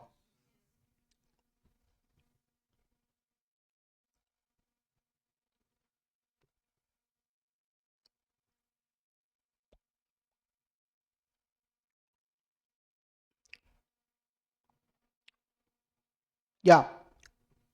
Value of business divided by, value of business minus debt capital. How to find out value of business? Present value of the future cash flows. Now, here which cash flows they are talking about? FC, FF. Free cash flows to the firm. Correct? What is the last year cash flows? FCFF 40. What is the growth rate? So if I add growth, how much it is? So this will be the cash flows 41.6. Hello? Value of business, how to find out? 41.6 divided by weighted average cost of capital. What is the weighted average cost of capital? 14% minus growth rate. How much? So it will be 416. Because here not given cash flows year wise. First year cash flow, second year, third year. He is given like that. No, he said only one. What is that? 41.6, which will continue for future. Read here. Management expecting 4% growth rate for the foreseeable future. That means 40 lakhs cash flow, sir. Every year how much will increase? 4% will increase. Correct? So how to find out the value of the business? Cash flows divided by K. K means weighted average cost of capital. So but here growth rate is there, na? So therefore 41.6 current year cash flows divided by WACC minus growth. So it will be 416. So I got the value of business. How to find the value of equity? Value of business minus debt. What plus? Here only terminal value is there. Projected period cash flows are not there. Only one cash flows is available. Sir, present value of the future cash flows for the projected period plus present value of the terminal value. In that question, first year, second year, third year available. Fourth year onwards, 800 terminal value. But here year wise breakup is not available. Na? So directly 41.6 is the cash flow for infinite period. So that's why 41.6 divided by weighted average cost of capital minus growth. That's it. 416. So 416 is the value of business minus debt. Now what is the debt capital? 66 given. Hello. So 416 minus 66, how much? 350. Divided by number of shares. Number of shares? 10 lakhs. So that what is the value per share? 35. Done. DCF model. You understand this? Now under net assets method you decide the value per share. How to decide the value per share under net assets method? Net assets divided by number of shares. Now what is the net assets? Given. See this. Net assets value of the business excluding goodwill. How much? 300. But I need to add goodwill also, na? How to find goodwill? Goodwill here is super profit of how much? 6 lakhs for the 5 years. Therefore 6 lakhs into 5. But see, but they have given annuity factor. Hello. So annuity method we need to apply. Say this. I told you now, for valuation of goodwill 4 methods are there. Last method, annuity method. Present value we need to consider the annuity factor. So super profit into annuity factor. This one we need to consider WAC 14%, 4.3. Don't consider this one 3.2. Cost of equity, weighted average cost of capital is the discounting rate 3.43. How much? 20.58. So this is the total net assets including goodwill divided by number of shares 10 lakhs. So 320.58. Hello. Next one more model. What is it? Market value. Market price. Here if you see the information given in the question, EPS given 3.2. Correct? Huh? P ratio of the last multiples given 11, 12, 13. So find out average P of the peer group. 11, 12, 13 divided by 3. Average 12. P into EPS. EPS into price earning multiple. You will get the market price per share. I mean value per share. This is one formula. Price earning multiple into EPS. How much we got? 38.4. Hello. But when you are considering the PE, you need to consider average. Average PE we need to consider. So average PE 12 multiply with 3.2. So you will get 38.4. Now under 3 methods we find out the value, na sir. We need to, he said we need to give equal importance to 3. So therefore find out the average. That is 320.58, 35, 38.4. All 3. This is 32.058, sorry. 35.15. This is the value per share. See, this is one beautiful question they given. I hope this kind of questions they will test in the examination. I hope. If this is tested now, all 3 methods are tested. DCF model tested, net assets model tested, market value. So this is how the value of the share can be decided. Combination of all these 3. One more question I would like to explain is problem number 13. Variety problem, it can be. So come to problem number 13. See this question. Sir, there is a company X Limited, sir. EPS given, how much? 12. Number of shares? 1000. Cash flows given, how much? 15,000. Sales given, 80,000. So EPS, cash flows, sales, 3 things given of X Limited. They are asking find value per share of X Limited based on the data of similar other companies. Other company data given, based on the other company similar data, you need to find out the value per X Limited. Like in the 14th problem also, based on the peer group information we decided the value per share. Na? Here also, based on the data of the other companies, we need to decide the value per share. Other companies A, B, C, D, 4 companies are there. These 4 companies, PAT given, cash flows given, sales given, MC given. MC means market capitalization. That means the value of the business. The value of the business according to the market given. Now tell me, based on this information, I want to decide the value of X Limited. How to decide it? Simple. See, I am going to tell it. First do one thing. Take MC, market capitalization. This is the value as per the market. First take company A. Tell me, company A market capitalization how much? 1,50,000. 1,50,000 divided by PAT. 1,50,000 divided by CF. 1,50,000 divided by sales. You do. That means what you will get? Suppose PAT, MC divided by PAT, if I do it now, market capitalization divided by PAT, you do. 1,50,000 divided by 20,000, you do. Then you will get what is the PAT per rupee value in terms of market. You will get it. Similarly, 1,50,000 divided by cash flows, you do. You will get 1 rupee value of cash flows for the market. Same for sales. This is one thing.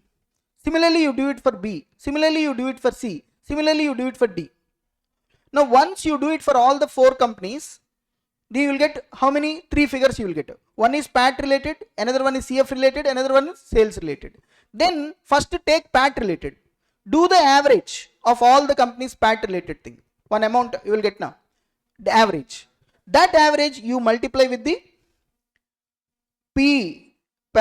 profit PAT, you will get now that one. Similarly for cash flow, similarly for sales, you get it one figure. That you multiply with the figures of this company. Then automatically you will get one amount. I will show you. See this.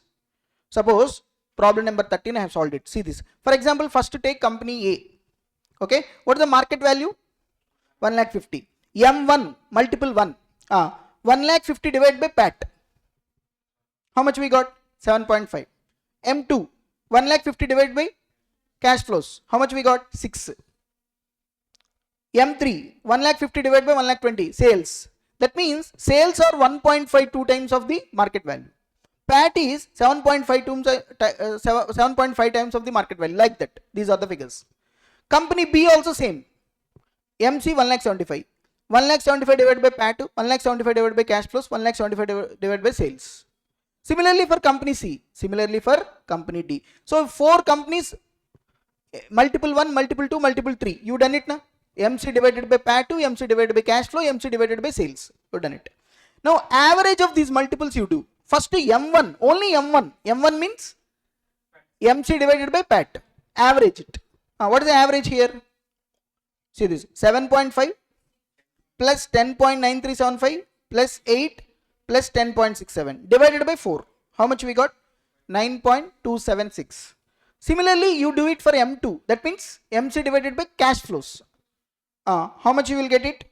6, 8.75, 6.25, 8. Similarly, you do it for sales, multiple 3. You will get 1.27.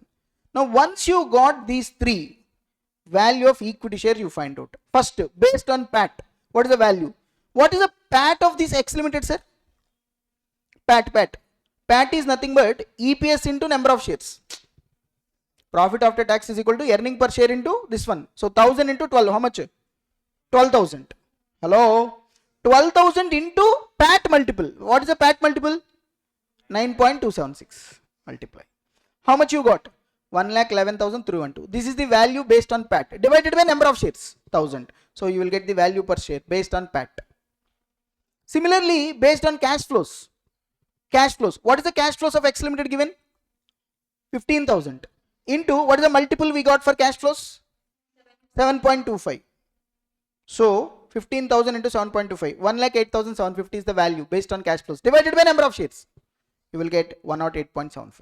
Similarly, based on sales. Based on sales. What is the value sales given of the X Limited? 80,000 into multiple 3. What is the multiple 3? Cash sales 1.27. So you will get the total value based on sales 1,01,600 divided by number of shares. So 101.6. So based on PAT, based on cash flows, based on the sales, I got the amount figures divided by 3 average. This is the value per share of the company. That means what is the difference? 14th problem, 13th problem, both are same only. But in 14th problem, net assets model, DCF model, market value. Both of them we find out average we taken. Here also same. But here we compared with 4 companies. A, B, C, D. 4 companies given us, sir. Each company PAT to cash flows to sales. First we find out the multiple. MC divided by PAT to MC divided by cash flows, MT divided by sales. Then each company's average PAT, average cash flows, average sales. Multiple with the X Limited. Divided by total average. Last. This is what we need to do. This much easy question this is, but variety question. They can test this type of questions also. So 13th question, 14th question also I have covered. Okay. So this is how the questions will be solved, sir. And remaining questions you have to solve on your own, sir. Once you try, I think you can get it. Some unnecessary questions are there in this chapter, sir. You can leave those questions. I will tell you which questions are not required. I mean, some mistakes also there in the presentation wise.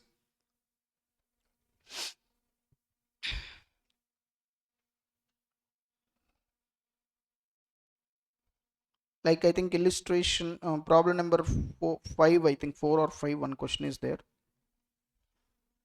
Yeah, fourth question you can avoid, problem 4, big question, lot of mistakes are there, presentation mistakes, you can leave it.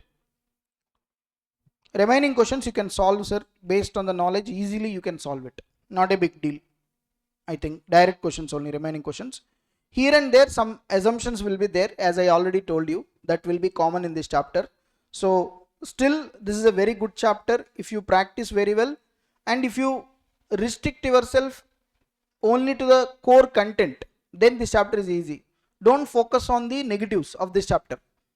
Okay, some areas will be gray areas will be there, different assumptions are possible there, so don't think about them. Remaining concepts you focus. In examination, whatever the question came, try to solve it. Suppose if you don't know what to do that particular thing, you make an assumption and you will write it. Don't worry about it. Okay, that's it. Okay, the next area we are going to cover is Ind AS 102, sir. Ind AS 102 talks about share based payment. So basically this standard Ind AS 102 will provide the accounting treatment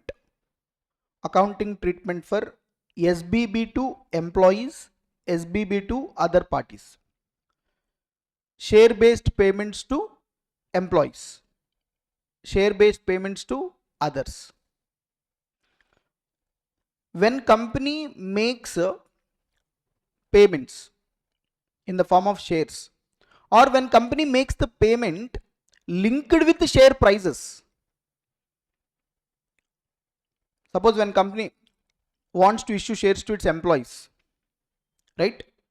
What is the accounting treatment company has to do? SBB to employees. When company utilized the share based payments to making payments to other parties, other entities, what is the accounting treatment we need to follow? That is basically covered in this Ind AS 102. When shares are used for payment to the employees, or for payment to the other parties, when shares are issued to the employees, or company will make the payments linked with share prices, what is the accounting treatment company has to do? That is what covered in this standard, sir.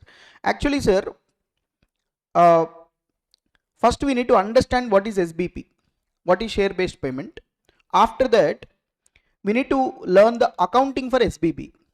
When it comes to accounting for SBP, share based payment, two categories are there. Two employees, when company gives SBB to employees, one area. When SBB given to others, another area we need to cover. Okay, now first of all let us try to understand what is SBP, share based payment, as per Ind AS 102.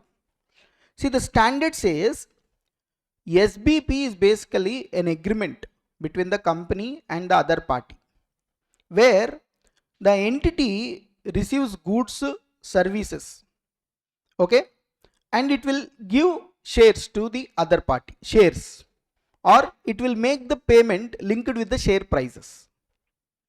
So basically we are receiving what? Goods, services. In return what we are giving? Shares, or payment linked with share prices. That is called SBP. So SBB is basically an agreement between the company and other party. The other party can be an employee or any third party, where entity pays for what? Entity, we are paying for the goods or services we are received. See, from employees what we are receiving? Services. Employees will not give goods, they will provide services. So we paying them what? Shares now for their services. Entity pays for the goods or services received in the form of its own equity shares. If you pay them for their services or goods in the form of your own equity shares, that is called equity settled. Equity settled. Or we pay cash, that is based on the price of the equity shares. We don't give directly equity shares, but we will pay them cash. But how much cash we will pay, that depends upon the share price. That is called cash settled. So equity settled, cash settled. But the common thing is what? Equity settled means directly we are giving shares. Cash settled means we are giving cash linking with the price of the share. Linking with the price of the share. So both are linked to shares only. Okay. So that's why I said here SBB to employees, SBB to others. So basically what is SBB, sir? It's a agreement between the company and others. Others means maybe employees or maybe any other party. And from others what we are receiving? Either goods or services. And in return what we are giving? Shares. Either shares or cash based on share price. When we give shares directly, that is called SBB, equity settled. Share based payment, equity settled. When we give cash, SBB, cash settled. Okay. So this is share based payment. Now first we are going to focus on the SBB to employees. That is a major thing. If at all question came now, that will come from SBB to employees. Actually in SBB there are three categories: equity settled, cash settled, cash plus equity, mix both. That means actually if you observe this standard carefully, important sir, first we are going to learn SBB to learn like this: SBB to employees, equity settled. Equity settled. That means we are giving shares to employees. That is one first thing. Second, SBB to employees, cash settled. This is called SAR, stock appreciation rights. In shortcut it is called SAR, stock appreciation right. This is second. Third one, SBB with cash alternative. SBB with which alternative? Cash alternative. So guys, we are learning share based payments. In share based payments, basically what is share based payment? Agreement between the company, employees or others. We are receiving goods, services. We are giving shares or cash linked with share price. The SBB. SBB divided into two: SBB to employees, SBB to others. SBB to employees, equity settled, cash settled, cash alternative. SBB with cash alternative. That means both. We are giving option to him, employees, that if you want you can take cash, or if you want you can take shares. That is the third combination. Okay, let us learn one by one case the accounting treatment. What is the first one? SBB to employees, which settled? Equity settled. Okay. So company wants to give shares to employees. Okay. What is the accounting treatment? First of all, listen to me carefully. Whenever a company wants to give shares to its employees, they will prepare one plan. That plan is called SBB plan, or also called as ESOP plan, employee stock option plan. You might have already heard ESOP plan, employee stock option plan. CA Inter it is there once upon a time. In old syllabus it is not there now. SBB plan. What is SBB plan? Share based payment plan. Here the main object of the plan is to give shares to our employees. In this SBB plan, there are three stages will be there. First I am explaining the plan. Listen to me carefully. There are three stages in the plan. First stage, grant date. What is this grant date? Company will announce the plan. That day is called grant date. Grant date is basically the date on which SBB is communicated to employees and approved by the shareholders. So one fine day, company will announce the plan, will communicate this to employees. Of course, it is approved by shareholders. That stage is called what? Grant date. Suppose 1/4/2025 is the grant date. 1/4/2025 is what, sir? Grant date. Next, second stage is called vesting period. Important. Second stage is called vesting period. Sir, what is this vesting period? within this vesting period, employees have to satisfy vesting conditions. Employees have to satisfy vesting conditions. Because company will not give shares freely. Company will put some conditions. Any employee who satisfies that condition, if he want to purchase the shares, he can purchase. So first company announced the plan, then company put some conditions. Those conditions are called vesting conditions. These vesting conditions have to be satisfied by the employee during vesting period. Okay. Now once the vesting period is over, exercise period will come. This is third stage. Which period will come? Exercise period. In exercise period, those employees to whom the options vested, if they want, they can exercise the option and purchase the shares of the company. Okay. Those employees to whom the shares are vested, if they want to exercise, if they want to purchase the shares, they can exercise the option within this exercise period. At what price? Exercise price. That price is called exercise price. At what price the employees can exercise the option? That price is called exercise price. So tell me, in SBB plan, how many stages are there? 3 stages. What are those stages? Grant date, vesting period, exercise period. Grant date, announcement. Basically, vesting period, it is a period given to satisfy the vesting conditions. Generally, what is the meaning of the word vesting? Vesting means belonging. If company wants to give some options to you, some shares to you, right? They will vest, they will belong to you only when you satisfy the conditions. The conditions which you are going to satisfy is vesting conditions. And these conditions you need to satisfy this within the vesting period. Suppose, example, important, listen to me. Sir, these vesting conditions are basically divided into 2 categories. One is service condition, another one is performance condition. Service condition means it is relating to time.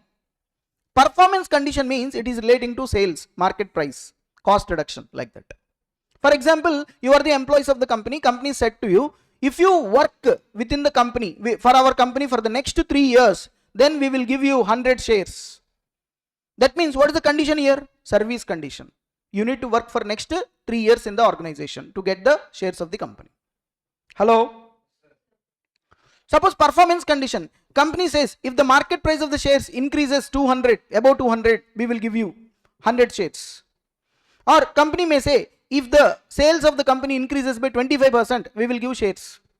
100 shares to each employee. Like that, company will announce. Those are called performance conditions. These performance conditions can be sometimes market linked, sometimes not market linked. That means sometimes they are linked with the market. For example, share price, it is linked with the market price, market conditions. So that's why market linked, non-market linked. Okay. So this is the thing. So what we are discussing? SBB to employees, that too equity settled. SBB to employees, equity settled. That means we are giving employees shares. Not now, when? Future. We are giving shares to employees future, subject to satisfaction of conditions. So what is the first stage? Grant date. Next, vesting period. In vesting period, employees have to satisfy. If vesting conditions are satisfied, then shares will be vested to them. After vesting, it is their option. If they want to purchase, they can. Otherwise, no need. But that has to be done during the exercise period. So within the exercise period, if they want, they can exercise. For example, here you see the vesting period is 3 years. Suppose this is service condition. Company put you need to work for next 3 years. So from 1/4/2025 to 31st March 2028, 3 years will be the vesting period. Any employee who worked in the organization for the next 3 years, then shares will be vested to him. Options will be vested to him. Then we have given 6 months time. This is called exercise period. Exercise period follows vesting period, during which the employees, if they want, they can exercise the option. If they don't want, they cannot. There is no compulsion here. If they want to exercise the option, we will. So this is only an option. It is not a compulsory thing. Hello. And once the exercise period is over, suppose if you don't exercise, if the options vested to you, eligible, but you have not exercised, options will be lapsed. Options will be lapsed. Now we need to learn the accounting treatment from company books. So company point of view, what is the accounting treatment we are going to do here? That is what the main thing. Okay. So you understand SBB. So here grant date, vesting date, vesting period, exercise period, exercise price. All these things I have given, but I explained here also. So what is vesting condition? Conditions to be satisfied by employees. Those are basically two types: service, performance. Depending, they will give in the question itself. You have to see whether condition satisfied or not. If satisfied, options will be vested. Otherwise, next year we have to see like that. During the vesting period, we have to see. Okay. Now the accounting treatment. Let's see the accounting treatment, the most important. First, I am taking one example. Suppose on 1/4/2024 company announced. This is called grant date. Important, listen to me. Suppose company announced the plan for 100 employees. Company selected 100 employees and told them you are part of this SBB plan. And for you, number of options per employee 10. We are going to give you 10 shares. We are calling it as options. Why we are calling it as options? Because we are giving an option to you. If you satisfy, if you exercise, then they will be shares. Correct? That's why they are calling number of options per employee. How many options per employee? 10. The most important thing is, what is the value per option we are giving? That will be recognized, that value per option as per Ind AS 1 or 2 is the fair value per option. Fair value we need to take. Because it is crucial for accounting. Sir, this option we are giving to employee, na sir, what is the value of that option? That option value is fair value. So actually, if you look at this, fair value is very, very important. Fair value of option we need to calculate. Okay. Generally, this fair value of option is calculated by using some models like Black-Scholes model, binomial model, like that. Some models are there. We are not bothered about these models. They will give you in the question the fair value per option. Okay. You know, we have discussed fair value measurement Ind AS. In that Ind AS, I told you that in case of SBB, we need to determine the fair value, but that standard is not applicable. This standard has defined what is fair value. Okay. This fair value we will determine by Black-Scholes model, binomial model. You know, see, when company is offering options to employees, what is the value of that option? That is called fair value. That has to be recognized at fair value. So therefore, in this case, we are offering 10 options per employee. What is the fair value per option? 20 rupees. And what is the exercise price? 50. That means employees can purchase the share at 50 rupees. Market price is much higher. For example, market price is 70 rupees or 80 rupees. But we are giving them at 50. Generally, otherwise why employees will purchase, sir? So generally we will offer at a price less than discount. Less than market price. So most important thing here is what? Fair value per option. Because Ind AS 1 or 2 says, when you're doing the accounting, you need to consider the fair value per option on grant date. In case of equity settled SBB with employees. Next I'm going to explain it. Now, listen guys. So this is our day 1 situation. Day 1. Suppose vesting period is 2 years. 2 years means, suppose company said employees have to work next 2 years to get the eligibility. So the vesting period will become, so it is which condition? Service condition. Correct? And service condition 2 years. Suppose 1/4/2025 to 2 years means 31st March 2027. Exercise period 6 months we have given. That is ends on 30th September 2027. Now let us see the entries. Guys, please concentrate. I am going to explain the accounting treatment. Now you tell me, you look at this timeline and tell me, what is the grant date here? 1/4/2025. You need to write the entry in the books of company. On grant date, will you write any entry? Just announcement of plan. So the standard says no need to write any entry on grant date because just announce happened. Na? So therefore, grant date, no entry will be recorded. Grant date, no entry will be recorded. Remember, so on grant date, nothing will be recorded. What is the next stage? Vesting period. Within the vesting period, shall we do any accounting entry? Shall we write any? Shall we do any accounting? What is the accounting we need to do? Think from company point of view. Company want to give shares to employees. they framed one policy, 100 employees, each employee 10, fair value per option 20, exercise price 50. 2 years time we have given. Now within this vesting period, will you do any kind of accounting? The standard says yes. Within this vesting period, you need to amortize the fair value of the options you are giving to the employees. That means here the vesting period is 2 years. Now within this 2 years, company has to amortize the fair value of options which are expected to be vested. Common sense, use it. Suppose you are at the end of the first year. See, SBB accounting will be done on real time basis. What is real time basis? At the end of the year, what is the information available? Based on that, you need to do the accounting. Suppose you are at the end of the first year. What is the first year end? What is the first year? 31st March 2026. 31st March 2026. Actually, how many employees we selected? 100. Imagine first year 15 employees left. 15 employees left, sir. Tell me, sir, how many employees will be there? 85 into number of options per employee 10. That means how many options? 850 options will be vested to the employees. 850 into what is the value per option? 20 divided by 3 divided by 2, because vesting period is 2.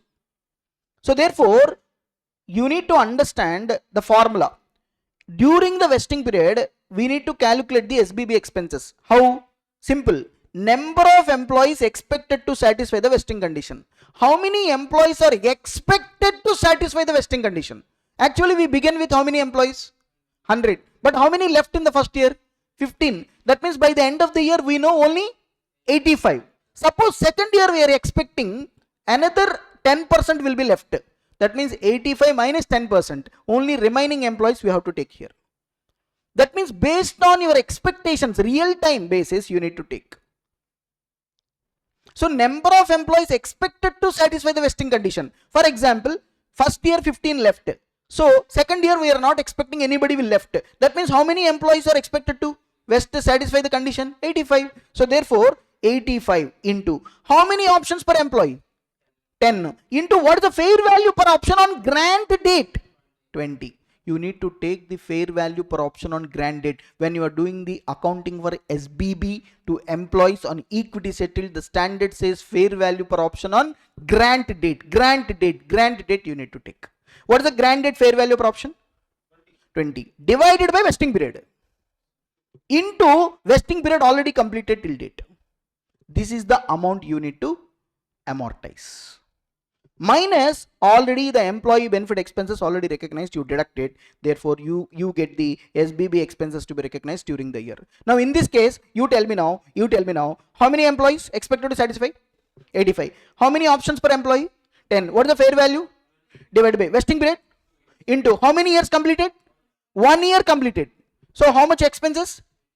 8,500. Correct? 85 into 10 into 20 divided by 2 into 1. How much? 8,500. Any expenses already recognized? Nothing. This is the first year, na sir. So therefore 8,500 will be the SBB expenses to be recognized. That means what company is doing, sir? Company is anticipating the future losses. Because of this ESOP plan, what is the value of ESOP we are giving? The value of ESOP we are giving is 85 employees if expected to satisfy the vesting conditions. Each employee 10 options, 850 options will be vested. In the worst case scenario, if these 850 options are exercised, option value is 20 rupees. So 850 into 20 divided by 2. So 8,500 will be amortized. First year 8,500, second year 8,500. As of now, that is the position. And for this, what is the entry we will write? Important. Company point of view, the entry is employee benefit expenses account debit to SBB reserve account. Sir, company is giving what, sir? Shares. When? Future, not now. But we are amortizing during the vesting period. So therefore, how much amount you amortize during the year, that will be your expenses. Employee benefit expenses. That will be transferred to P&L account. Equivalent you create SBB reserve. Sir, what is this SBB reserve? This is other equity. Because as of now, this is other equity. In future, it will become share capital if they exercise. If they don't exercise now, this SBB reserve will be transferred to retained earnings. As of now, it is blocked in the other equity. See, I am giving shares to employees in future if they exercise. As of now, I know that I have to give shares. See, when you want to settle something in equity, definitely you need to transfer to equity only, na? But you cannot transfer directly to equity share capital. That's why first I transfer to other equity. So as of now, it is other equity. That means in the balance sheet, reserves and surplus, other equity, I need to show this SBB reserve. Are you understanding? So tell me, SBB to employees, equity settled, grant date, any entry? Grant date, no entry. During the vesting period? Yes, amortization entry. Tell me what is the entry you are going to write? First you need to find out how much expenses to be amortized. How to find out it? Number of employees expected to satisfy what? Into number of options per employee. Into fair value per option on what date? Grant date. Grant date divided by vesting period into vesting period completed till date minus already recognized expenses. Then you will get SBB expenses to be recognized during the year. What is the entry? Employee benefit expenses to SBB reserve. SBB reserve will go to other equity. As of now, it is a reserve. In future, it will become share capital. If it is not converted into share capital, retained earnings. This will be transferred to retained earnings. That means as of now, it's a blocked reserve, other equity, SBB reserve. Now, once the exercise period is over, if employees are not exercising, then this SBB reserve will be released and it will be transferred to retained earnings. If they exercise, it will be cancelled and transferred to share capital, securities premium. Next I am going to explain it. This is first year. That means on 31st March 2026, explain the position. Now come to second year end. Second year end. Look at the position of second year. What happened in the second year is, suppose 10 employees left during the second year. Sir, tell me, sir, you are at the end of the second year. Now how many employees left? Suppose 5 employees left. How many will be there? 80. This is the real position. But last year, based on the information on last year, 85. 85 into 10, 850. But now that picture came into reality. Now 80 employees only satisfied because second year 5 left. That means 80 employees expected to satisfy the condition into 10 options. That means 800 only. 800 into 20 divided by 2 into 2. So tell me the amount. 800 into 20 divided by 2 into 2. How much? 16,000. 16,000. Already how much recognized in first year? 8,500. Deduct it. How much came?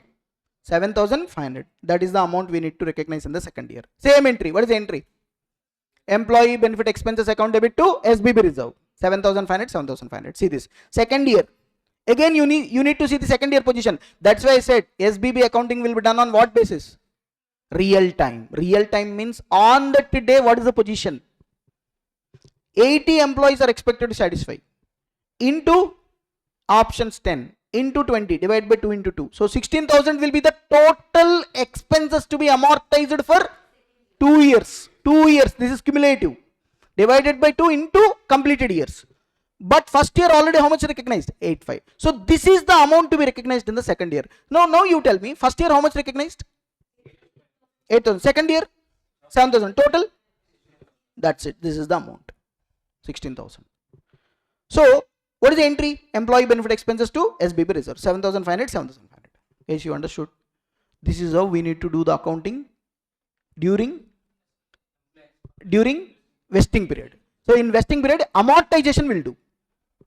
Amortization will be depend upon the number of employees expected to satisfy the condition. And the most important point is, when you are considering the fair value, you need to consider the fair value on which date? Grant date. Grant date only you need to consider for equity settled SBB to employees. Okay. So vesting period over. So by the end of the vesting period, how many options are vested? 80 into 10. 800 options vested. Options. 800 options to vested to employees. Now exercise period came. This period. See, out of 800 options vested to employees, Suppose 700 options were exercised. That means how many employees exercised? 70 employees. I told now it is their wish. So 80 employees even though satisfied, 70 employees exercise their option. So therefore now we need to write the exercise entry. Now think from company point of view. When employees exercise, company has to give the shares. So what is the entry? Bank account debit. How many options are exercised? 700. 70 employees into 10. Suppose each option we are giving at exercise price of 50. We have written an exercise price 50. What is the amount company receiving? 35,000. Now you see, look at important. Bank account debit, SBB reserve now cancelled. I told na, because employees exercising, this SBB reserve will go to share capital. Now SBB reserve, how much you are going to close SBB reserve? SBB reserve already how much is there? 16,000 is there.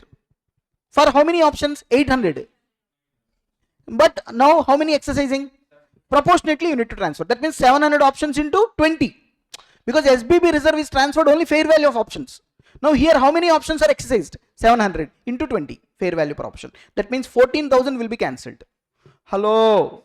Sir, 16,000 is the total SBB reserve, sir, for 800 options. Now they are exercising 700. That means 700 into 20 only, sir. 14,000 will be cancelled. What about remaining 2,000? Retained earnings. I told na, this will be transferred to retained earnings because they have not exercised it. Exercise period is over, they have not exercised. So this will be expired. So this will be transferred to retained earnings. Till now it is there in SBB reserve, other equity. Now it was released to retained earnings because the plan is over. It is no more SBB reserve. It is like a normal reserve. That's why it is transferred to retained earnings.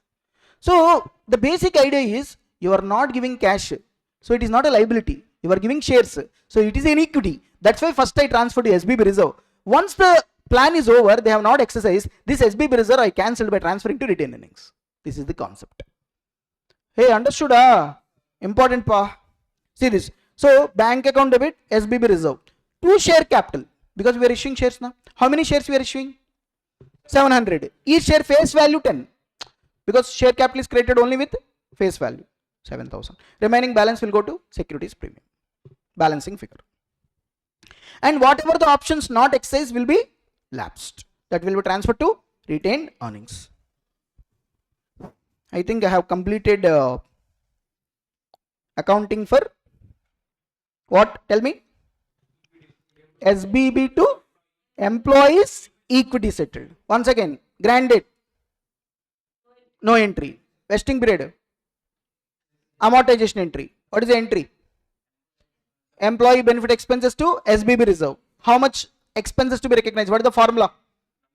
Number of employees expected to satisfy the vesting conditions into number of options per employees into fair value per option on grant date divided by vesting period into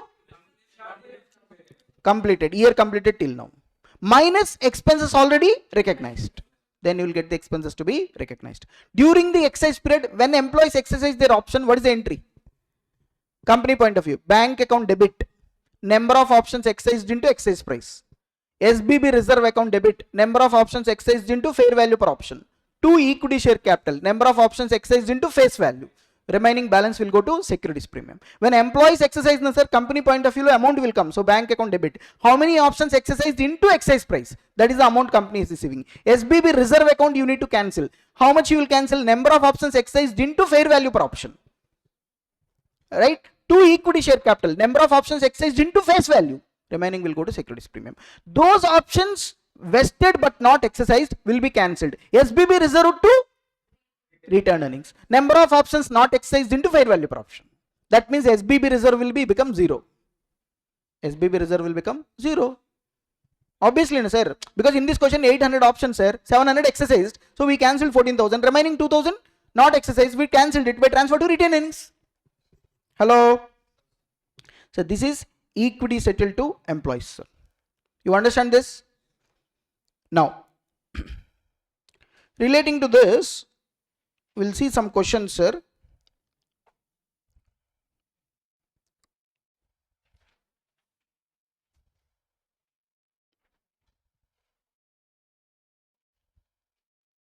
All questions will be same actually here.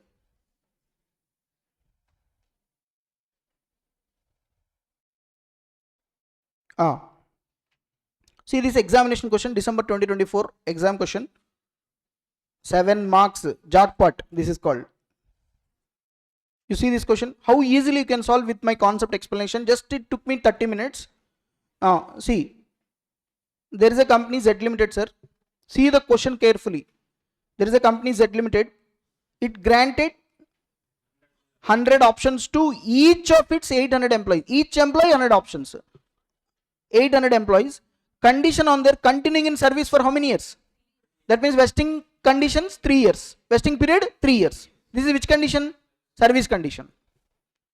Fair value of share option on the grant date, how much? 30. Fair value is important, not important? Very important. To calculate the amount, expenses to be amortized, this fair value per option I need to take. That too on what date? Grant date. Okay. So this is the position on grant date. Next, during the first year, how many employees left? 36. Okay. The entity revised its estimation of total employee departures over the 3-year period from 20% to 16%. See, first year over, sir. At the end of the first year, we see during there 36 employees left. Now, important, sir. The entity revised its estimate of total employees departure during the 3-year period from 20% to 16%. Okay. During, so that means, suppose real-time accounting. I am the accountant. First year ending. Okay. First tell me how many employees? Take 800. Into number of options? 100. Multiply with 100. So how many options? 80,000. See now. At the end of the year, what is the position they are saying? Estimated departure over 3-year period is reduced from 20% to 16%. That means overall 3-year period, if you see, 16% will be departures. So 80,000 into 84% you write, that's it. Because out of 100, 16% will be gone. So 84 only is expected to satisfy. So 84%. So tell me how much it is? 67,200 options is going to be vested. 67,200 options is going to be vested into, what is the fair value per option? 30. Divided by, what is the vesting period? 3 years. Into years completed till now, 1. So therefore, how much? 6,72,000. That is the first year expenses to be recognized. Once again I am telling, real time basis means now you are at the end of the first year. Look at the position in first year. Position is departures reduced from 20% to 16%. So I need to consider 16% and I need to estimate the number of options expected to be vested. Some students will think here, sir, first year 36 employees left, na sir. See, 36 employees left, that's an actual position. But at the end of the first year, overall they are saying 16% will be left over a period of 3 years. Therefore, I have to consider that. In that 16%, first year employees left will also be there. So overall, real-time accounting basis, I have to do it. Everybody? So next. So 16. Now, come to second year now. So first year, how much is the expenses to be recognized? 6,72,000. How I got this? Simple. 800 employees into 100. That means 80,000 options into 84% into 30 divided by 3 into 1. So 6,72,000. What is the entry? Employee benefit expenses account debit to SBB reserve. 6,72,000, 6,72,000. Correct? See the next thing. Second year. During the second year, 40 employees left. The entity revised its estimate of total employee departures over the 3 years from 16 to 13. That now they are saying at the end of the second year, based on the present position, overall if you see, there will be departures of how much? 13%. Based on the second year information. So therefore, if I calculate, see this, 80,000 options, 800 employee into 100, 80,000 options into 87% only will be vested. Into 87%, in 87, correct only, na? 87 into 30 divided by 3 into 2. Tell me now, 80,000 into 87% into 30 divided by 3 into 2. How much? 13,92,000 minus how much recognized in first year? 6,72,000. So 7,20,000 is the expenses to be recognized in the second year. Because this is cumulative. Sir, based on the information available at the end of the second year, 80,000 options are there, but overall there is a 13% departures overall for 3 years. So 80,000 into 87% only you need to take. That means you will get total number of options expected to be vested into fair value per option divided by 3 into 2. You are at the end of the second year. So for 2 years I need to recognize, and from that 13,92,000 I need to recognize. First year already 6,72,000 recognized. Therefore the balance to be recognized is 7,20,000. You got my point or not? Yes. Now come to the last year. During the third year, further how many employees left? 28. Now sir, tell me, you are at the end of the third year. That means vesting period completed. Now you know the actual number. How will you know the actual number? Simple. Tell me how many employees? 800. First year how many left actually? 36. Second year 40. Third year 28. So how much? 696 employees. Into each employee 100 options into 30 divided by 3 into 3. How much? 20,88,000 minus already first 2 years how much you recognized? 13,92,000. So therefore 6,96,000 is the expenses to be recognized in the third year. Third year end, you know the reality na? Reality means 800 employees are there. You started with 800. First year actually left 36. Second year actually left 40. Third year actually left 28. So therefore 36, 40, 28 you deduct from 800. Then you know the number of employees actually satisfied the vesting conditions. You multiply with 100 into 30 divided by 3 into 3. Then you will get the total expenses. That is total expenses is 20,88,000. From this 20,88,000 already first 2 years you recognize 13,92,000. So 6,96,000 will be the answer. You got my point? Sir, real time accounting means this is, sir. Okay. Where is the mistake students will do? For example, first year 800 employees minus 36 they will do wrong. Why? Because they have given overall 3-year departure.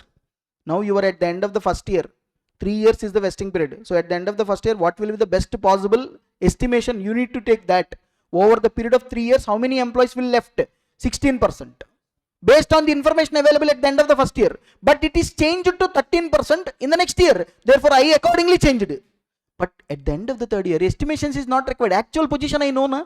That's why number of employees minus how many left first year, second year, third year. Then I know the actual number of employees satisfied the condition into number of options per employee into fair value divided by 3 into 3. Then minus already I recognized. So this is the table. Okay.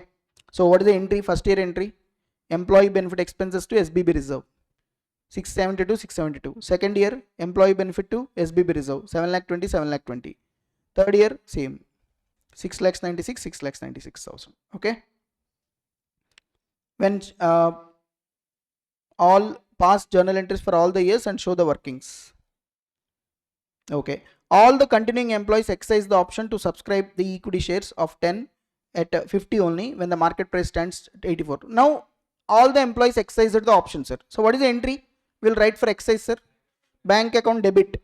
How many employees finally satisfied? 696 into 100 into exercise price 50. SBB reserve we need to cancel. 696 into 100 into 30 fair value per option. 2 equity share capital. 696 100 into face value. Remaining will go to securities premium. Finally, number of employees satisfied 696. Each employee 100 options. That means 69,600 options. Hello.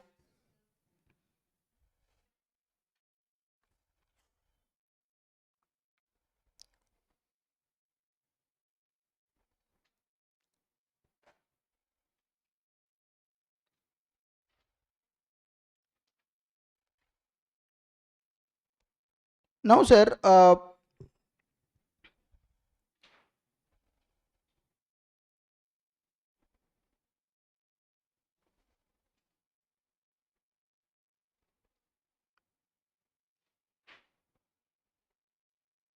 next term, SBB with cash settled VC, sir. Okay. So first we completed what? SBB equity settled. Now SBB cash settled. You understood SBB equity settled? That's the thing. Now come to SBB cash settled, sir.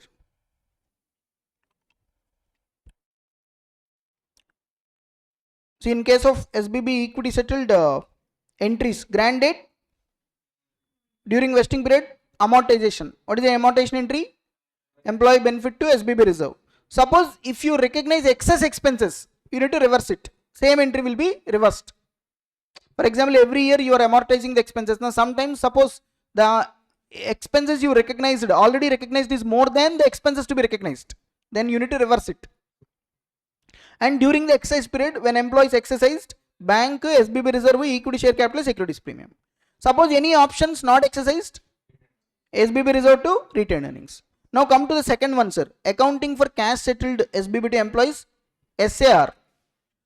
SAR means stock appreciation right. Now here, what is the idea? Listen. See, company wants to give benefit to the employees, but they don't want to give shares directly. But they want to give benefit to the employees linked with shares. See, it's a modern concept, sir. Earlier, company will not give any shares to employees. Earlier, 20 years back, 30 years back. Now, each and every company almost trying to give shares to the employees. Some companies, they want to give benefits to the employees linking with shares. One, that option is SAR, stock appreciation right. Sir, what is this stock appreciation right? For example, company may say, suppose today the price is 150, share price.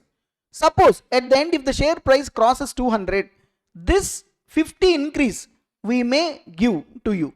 This increase in share price we will give you in the form of cash. That means the payment of cash is linked with what, sir? Share price. This is called SBB, cash settled to employees. Now, here the most important thing is, look at this example, everybody. SBB cash settled option. 1/4/2025, sir. How many employees are there? 100. Number of SAR per employee? 50. Company said we are going to give you 50 SAR, stock appreciation rights. Like number of options placed, they will put SAR in case of cash settled. What is the fair value option on grant date?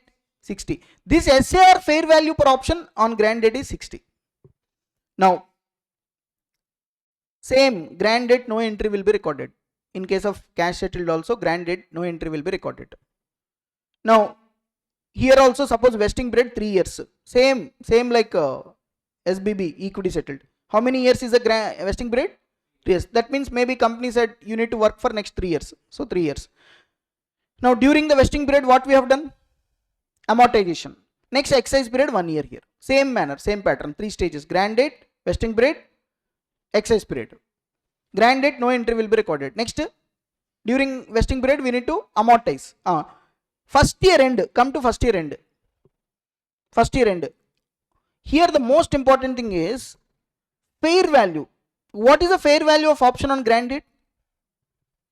In this example, 60. What is the fair value of option at the end of the year? 65. See this. Fair value of option at the end of the second year? 70. Fair value of option at the end of the third year? 80. So in case of cash settled SBB, sir, every year end, we need to take the fair value of option on that day at the end of the year. And accordingly, we need to amortize.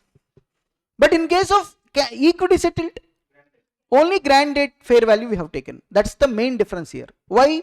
Because the logic there is, in case of cash settlement, the standard says, see this, accounting is same as ESOP.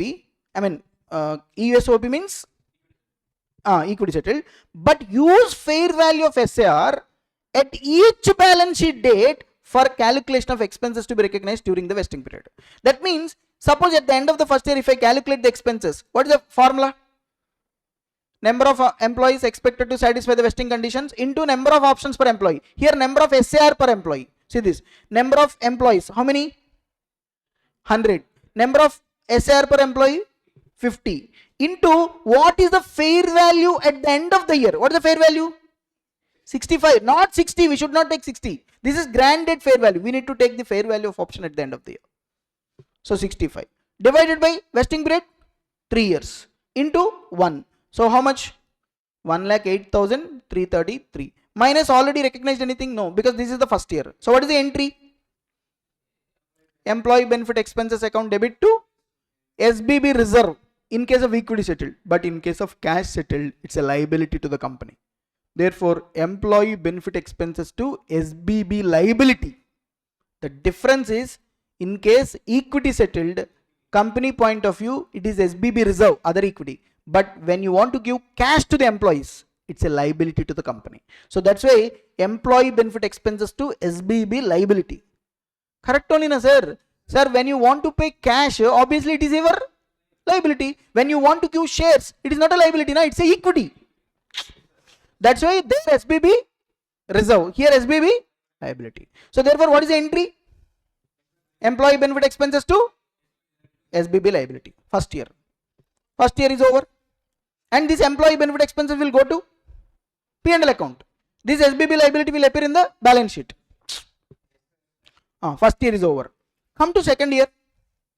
Second year, 31st March 2027. I am not focusing on other things. This is the main thing. That's why I am focusing on this. Second year end, what is the fair value per option? 70. Now tell me what is the loss expenses to be amortized. Number of employees? 100. Number of SAR per employee? 50. Into 70. Fair value at the end of the year. Divided by 3. Into 2. Because you are at the end of the second year. So for 2 years, what is the total expenses to be amortized based on this position? 2,33,333. Already first year you recognized 1,08,333. So 1,25,000 is the balance to be recognized. So what is the entry? Employee benefit expenses to SBB liability. 1,25,000, 1,25,000. Now come to the next year. 31st March 2028. What is the fair value? 80. Same. Tell me how to calculate it? 100 number of employees into 50 into 80 divided by 3 into 3. So total 4 lakhs. Correct? 100 employees, each employee 50 into 80 rupees divided by 3 into 3. So 4 lakhs is the total expenses to be recognized for 3 years based on this position. Already for first 2 years, how much you recognized? 2,33,333. First year 1,08,333. Second year 1,25,000. Total 2,33,333. So what is the balance? 1,66,667. So what is the entry? Employee benefit expenses to SBB liability. Over. So what is the main difference between equity settled and cash settled? In equity settled, fair value per option on grant date we have taken. In case of cash settled, fair value per option at the year end we need to take in. So that is the main thing here. Same as ESOP, but use the fair value of SR at each balance sheet date for calculation of expenses to be recognized each year during the vesting period. Okay. Now, how to calculate the expenses? Simple. See this.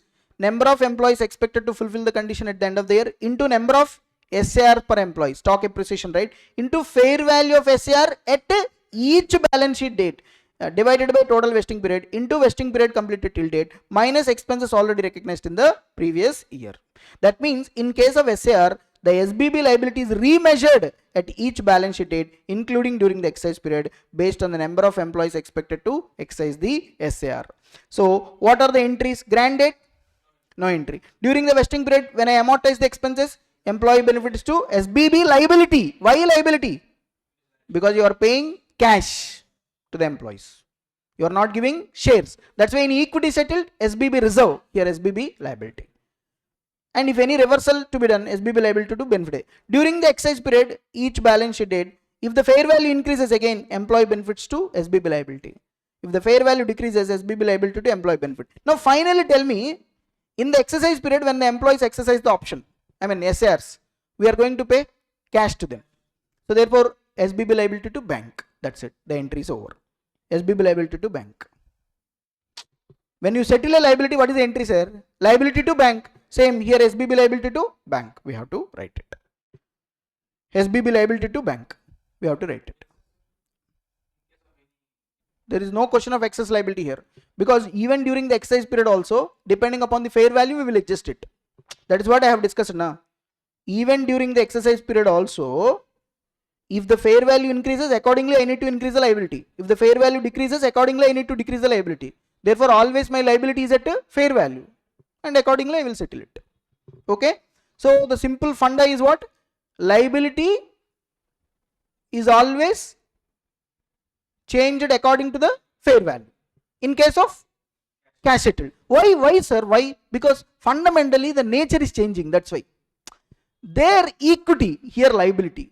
Liability is always reflected based on fair value. but equity may not reflect the fair value. You understand the fundamental difference? That's it. So if you understand the first one, second thing easily you can understand.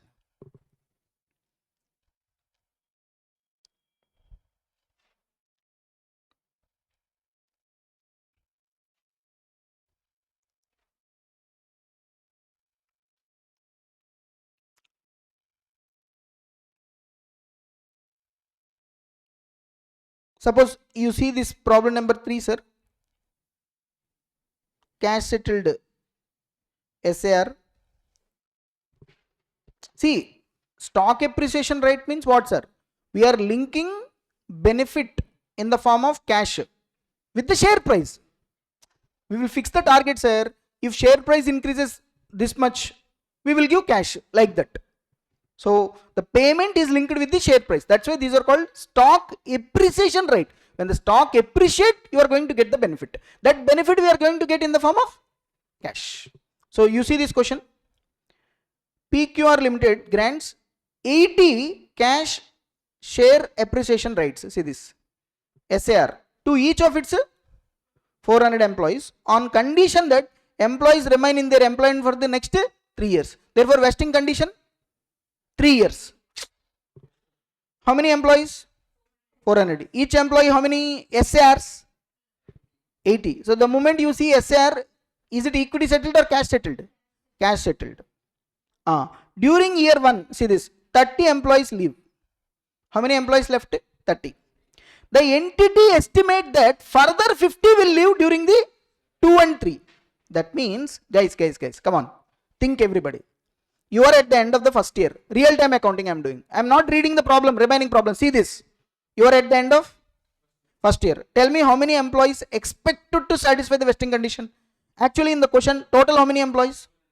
Already how many left in first year? 30. You are expecting how many to left? 50. So therefore 400 minus 30 minus 50. 320 is the employees expected to satisfy the vesting condition. This is called real time employees. Sir, you may ask, sir, first year last problem you have not taken, this year taking. Sir, look at the information, sir.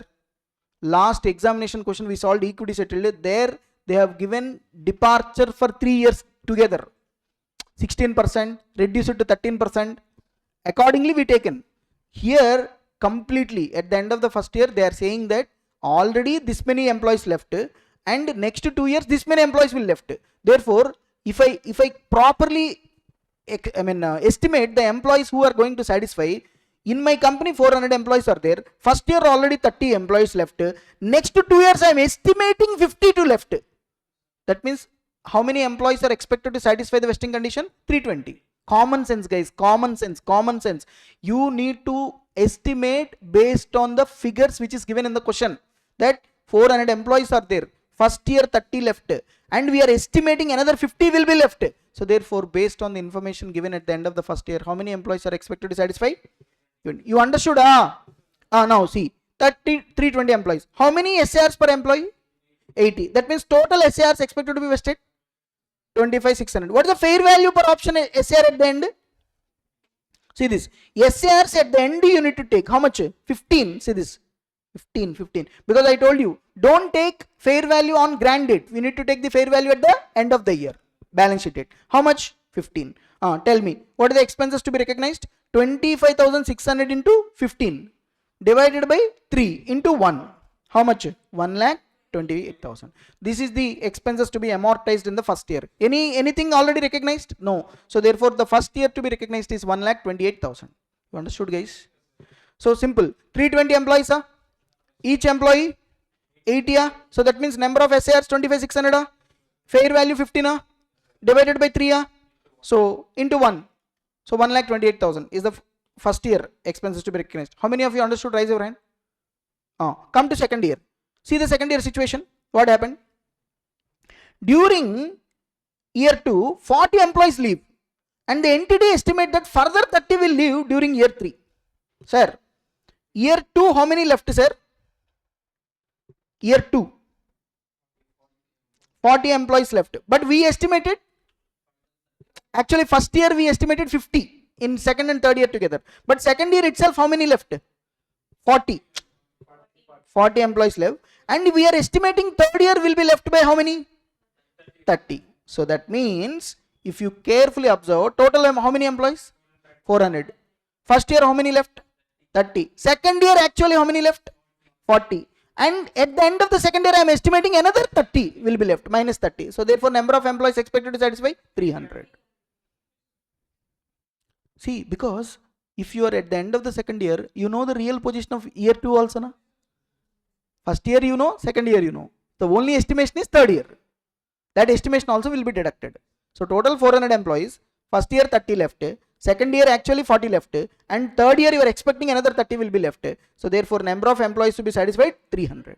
And number of SARs per employee 80. Total SARs 24. Into fair value at the end of the second year 16. Take 16. How much? So it will be 2,56,000 for how many years? 3 years. And I want it for 2. So cumulatively how much it is?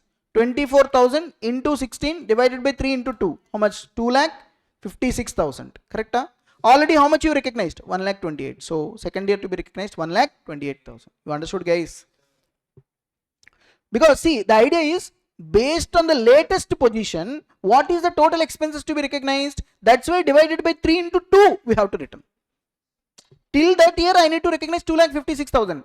But in this 2,56,000 already how much? 1,28,000 recognized. So remove it. So remaining 1,28,000 is the expenses to be recognized in the second year. Now come to the last year. See the situation. During year 3, how many employees left? 40. Now you tell me at the end of the fourth year, how many employees actually satisfied the conditions? 400 employees. First year actually left 30. Second year actually left 40. Third year left 40. How many employees? 290. So 290 employees satisfied the condition. Into each employee 80. That means total 23,200 is the employees. 23,200. Okay.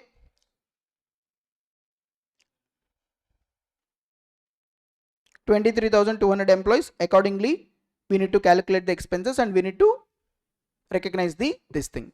So this is how we need to do, sir. Okay, remaining problem quite easy, you can solve it. So I am explaining the basic concept here. So entries, you know, na, first year entry, what is the entry we are going to write? Employee benefit expenses to SBB liability. Second year also same. Third year also same. Accordingly, we need to recognize. Okay, this is how we need to do in case of cash settled options. You see, cash settled, there are no much questions in the study material, sir. Come to the most important. SBB with cash alternative. If at all there is a question, I am expecting a question from this. See, if at all a question came in examination, sir, either equity settled or this one, SBB with cash alternative. Okay. And this is linked with financial instrument, some concept. Sir, what is this? SBB with cash alternative. Sir, in equity settled, we are giving directly shares to employees. In cash settled, we are giving cash linked with share price. Suppose if you give both the options to the employees, if you want, you can select cash. If you want, you can select shares. That alternative is third alternative. That is called SBB with cash alternative. That means it is a share-based transaction, payment transaction, in which entity gives the employees an option to receive either equity or cash. Okay, that cash amount being linked with the entity's share price. Now that means think from company point of view, sir. Think from company point of view.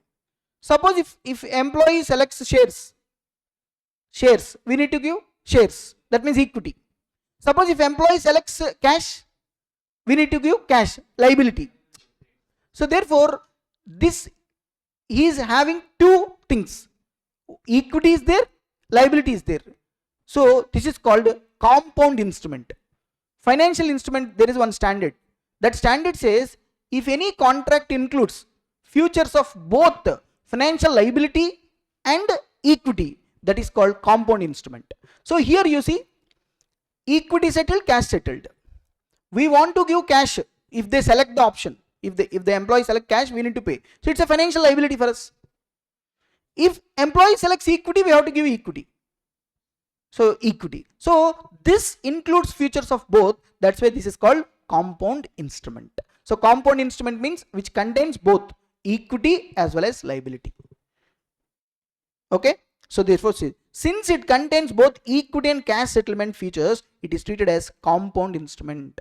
Accordingly, the entity shall account it for as cash settled share-based payment with an additional equity settlement option. So it's a compound financial instrument, sir. In case of compound financial instrument, sir, mainly it is treated as financial liability with equity option. Because I told you in case of compound instrument, both are mixed in liability, equity. So when liability is there, the standard says financial liability will be the most primary. It will be basically treated as liability with equity option. So that's why accordingly the entity shall account it for what? Cash settled based payment with additional equity settlement option. You understand, guys? First of all, you understand why we are calling this as compound instrument? Because it is having possibilities of both. That's why. Then predominantly it will be liability, cash settled with equity alternative. Next time I'm going to, of course, in financial instruments we are going to cover this compound instrument accounting treatment. There, in case of compound instrument, what they will tell now, you need to first split the compound instrument into financial liability, equity. Financial liability is nothing but present value of the future cash flows. So from the total proceeds, if I reduce this financial liability component, remaining is what? Equity. Same thing we will do here. Suppose you entered a contract, sir, 10 lakh rupees you received. For example, in this 10 lakhs, there is financial liability, there is a equity. Both the features are there. Now the standard says you need to split this 10 lakhs between these two. How you are going to split? Find out FL. FL means financial liability. Financial liability, how you are going to decide? They said present value of the future cash flows. Present value of cash flows. That will be the financial liability. Once you got this financial liability, from this you need to reduce this. Then you will get equity. That means equity is always residual figure. Equity is always residual, remaining figure. That means major thing is what? Liability. That's why they are saying here the entity shall account it for what? Cash settled with option, equity settlement option. Here also we do the same thing. Sir, what are the steps, sir? If this is given like this, what I need to do, sir? If this is, if in the examination SBB the cash alternative is given, what I need to do? See, in study material one question is there, beautiful question. If you solve that question, over, game over. See what I need to do in this case. See, first determine the equity settled ESOP. Step number 1, determine equity settled ESOP. Equity settled ESOP, you know, already we discussed. What will be the equity settled option liability? Formula is number of options expected to be vested, number of employees expected to be satisfied into number of options per employee into fair value for option on grant date. See this, number of options into fair value of equity settled option on grant date. Number of options you are giving to the employees. Number of options, how will you get? Number of employees into number of options per employee. Then you will get number of options. Hello. Number of options into fair value per option. On what date? Grant date. Then you will get which component? Equity settled ESOP. Then same manner determine the cash settled ESOP. How to determine cash settled ESOP? Number of options into fair value of cash settled at grant date. Initially you take it grant date. Initially. Next you are going to change it. Initially you need to take it at grant date. Grant date, whatever the fair value is there, multiply number of options with that fair value. Fair value of SAR at grant date. Then you will get what? Cash settled ESOP. Then, important sir, ascertain the value of equity component. Equity component you determine. How to determine the equity component? Equity component is equal to equity settled ESOP minus cash settled ESOP. The difference is nothing but equity component. The difference is equity component. So see, understand, here SBB with cash alternative, cash settled with an equity alternative. So I need to determine the equity component. How to determine the equity component? Simple. If suppose ignore that you are giving cash, that means you are giving only equity. So if you give equity, what is the value? Number of options into fair value on grant date. Suppose ignore, you are giving shares, you are giving only cash. If you give cash, number of options into fair value of SAR or grant date. So if you give only shares, this is. If you give only cash, this is. The difference is only equity. Suppose, see, if I give cash, simple listen sir. If I give equity 10 lakhs, if I give cash 8 lakhs, so difference, that is called equity component. The difference between the equity settled and cash settled. Equity, you will get it. Because according to them, the main thing is that if your intention is to give SBB to the employees in the form of shares with a cash alternative, okay, if you give really shares, what is the fair value of the shares you are giving? If you want to give only cash, what is the fair value of SAR you want to give? So above cash, how much is there? This one, that will become the equity component. Remaining all liability component only. For example, this is 10 lakhs, na sir? This is 8 lakhs. So 8 lakhs is which component? Liability component. Only 2 lakhs will be equity component. Because predominantly I am treating this as cash settled, na? That's why 8 lakhs is cash settled, 2 lakhs will be equity component. Hello. Now recognition of equity component. Now what we need to do is simple. Now in this example, what is the equity component? 2 lakhs. This 2 lakhs equity component is recognized as expenses over the vesting period. Suppose vesting period is 3 years or 4 years. 2 lakhs divided by 4. 50,000. Every year 50,000 you amortize it. In respect of equity. What is the entry? Employee benefit expenses to SBB reserve. Because it's an equity component.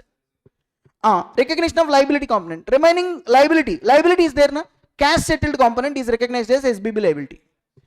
8 lakhs. But that will be remeasured using fair value at balance sheet date every year. Remeasured at fair value at each balance sheet date during the vesting period. That means we are not deviating from the original concept. Original concept says SBB liability will be remeasured using the fair value at the end of the year, right? Balance sheet date. Here also same. But first, in case of compound instrument, you decide the equity component. Equity component you need to decide. That's why, suppose if there is no cash, what is the payment under equity? Second, suppose if there is no equity, what is the payment under cash? The difference is only equity. That equity will be amortized over the vesting period. And the cash settled liability will be recognized over the vesting period. What is the entry we are going to write for liability? Employee benefit expenses to SBB liability. And you know this is going to be remeasured by using the fair value at the end of the year. Correct? See, I think it is easier to discuss in theory, but let's solve the question so that you will understand it better. Only question available, sir. Problem number 4. I hope this question will come in examination. Beautiful question. See this question. Okay. So on condition of completion of 3 years service on employee, on what is the condition here? 3 years service, an employee is granted the right to choose either, see, employees have the right, that means we are giving option to employee. What is the option? Right to cash payment, that means cash settled, equal to the value of 3,000 shares. We will give you cash equal to the 3,000 shares. Cash settled. Hello? Cash settled. Or second option, 3,600 shares with restriction to hold them for 3 years after vesting. See, sometimes company will say, employees, we are giving shares to you. But what employees are doing? Immediately selling it. So therefore, sometimes company will put a condition that once we give shares to you, for some period of time, you cannot sell to anybody. Here, the restriction is how many years? 3 years. The share price, the nominal value at the grant date is 60. On grant date, the share price is 60. And after taking the effect of post-vesting transfer restriction, fair value is determined at 54 per share. Sir, on grant date, what is the value of the share? 60. But because we put this condition, sir, that you cannot transfer it next 3 years after vesting, so we are expecting that the share price will come down to 54. Hello. Next, at the end of the year 1, 2, 3, share price is 64, 68, 72 respectively. Okay. So at the end of year 3, suppose employee chooses A, cash alternative, B, equity alternative. Show necessary working and pass the journal entries. So first of all, tell me, in examination, if you see this question, what's your opinion? Is it exclusively equity settled? No. Is it exclusively cash settled? No. It is SBB with both features. So therefore this is what? Compound instrument. Correct? First you identified that it's a compound instrument. What is the procedure in compound instrument? First, determination of equity settled component. Second, next, cash settled. Next, difference is equity component. Correct? First we will do that. See this. Determine first equity settled, ESOP. Equity settled SBB if I decide. How many equity settled? Equity. How many options we are going to give shares? 3,600. 3,600 number of options into fair value per option. If you see the question, fair value per option not given. Therefore, here 60, whatever the market value on grant date itself is the fair value. Hello. Actually on grant date, what is the price? 60. But because of these post-vesting conditions, it was estimated at 54. Fair value is estimated at 54. Hello.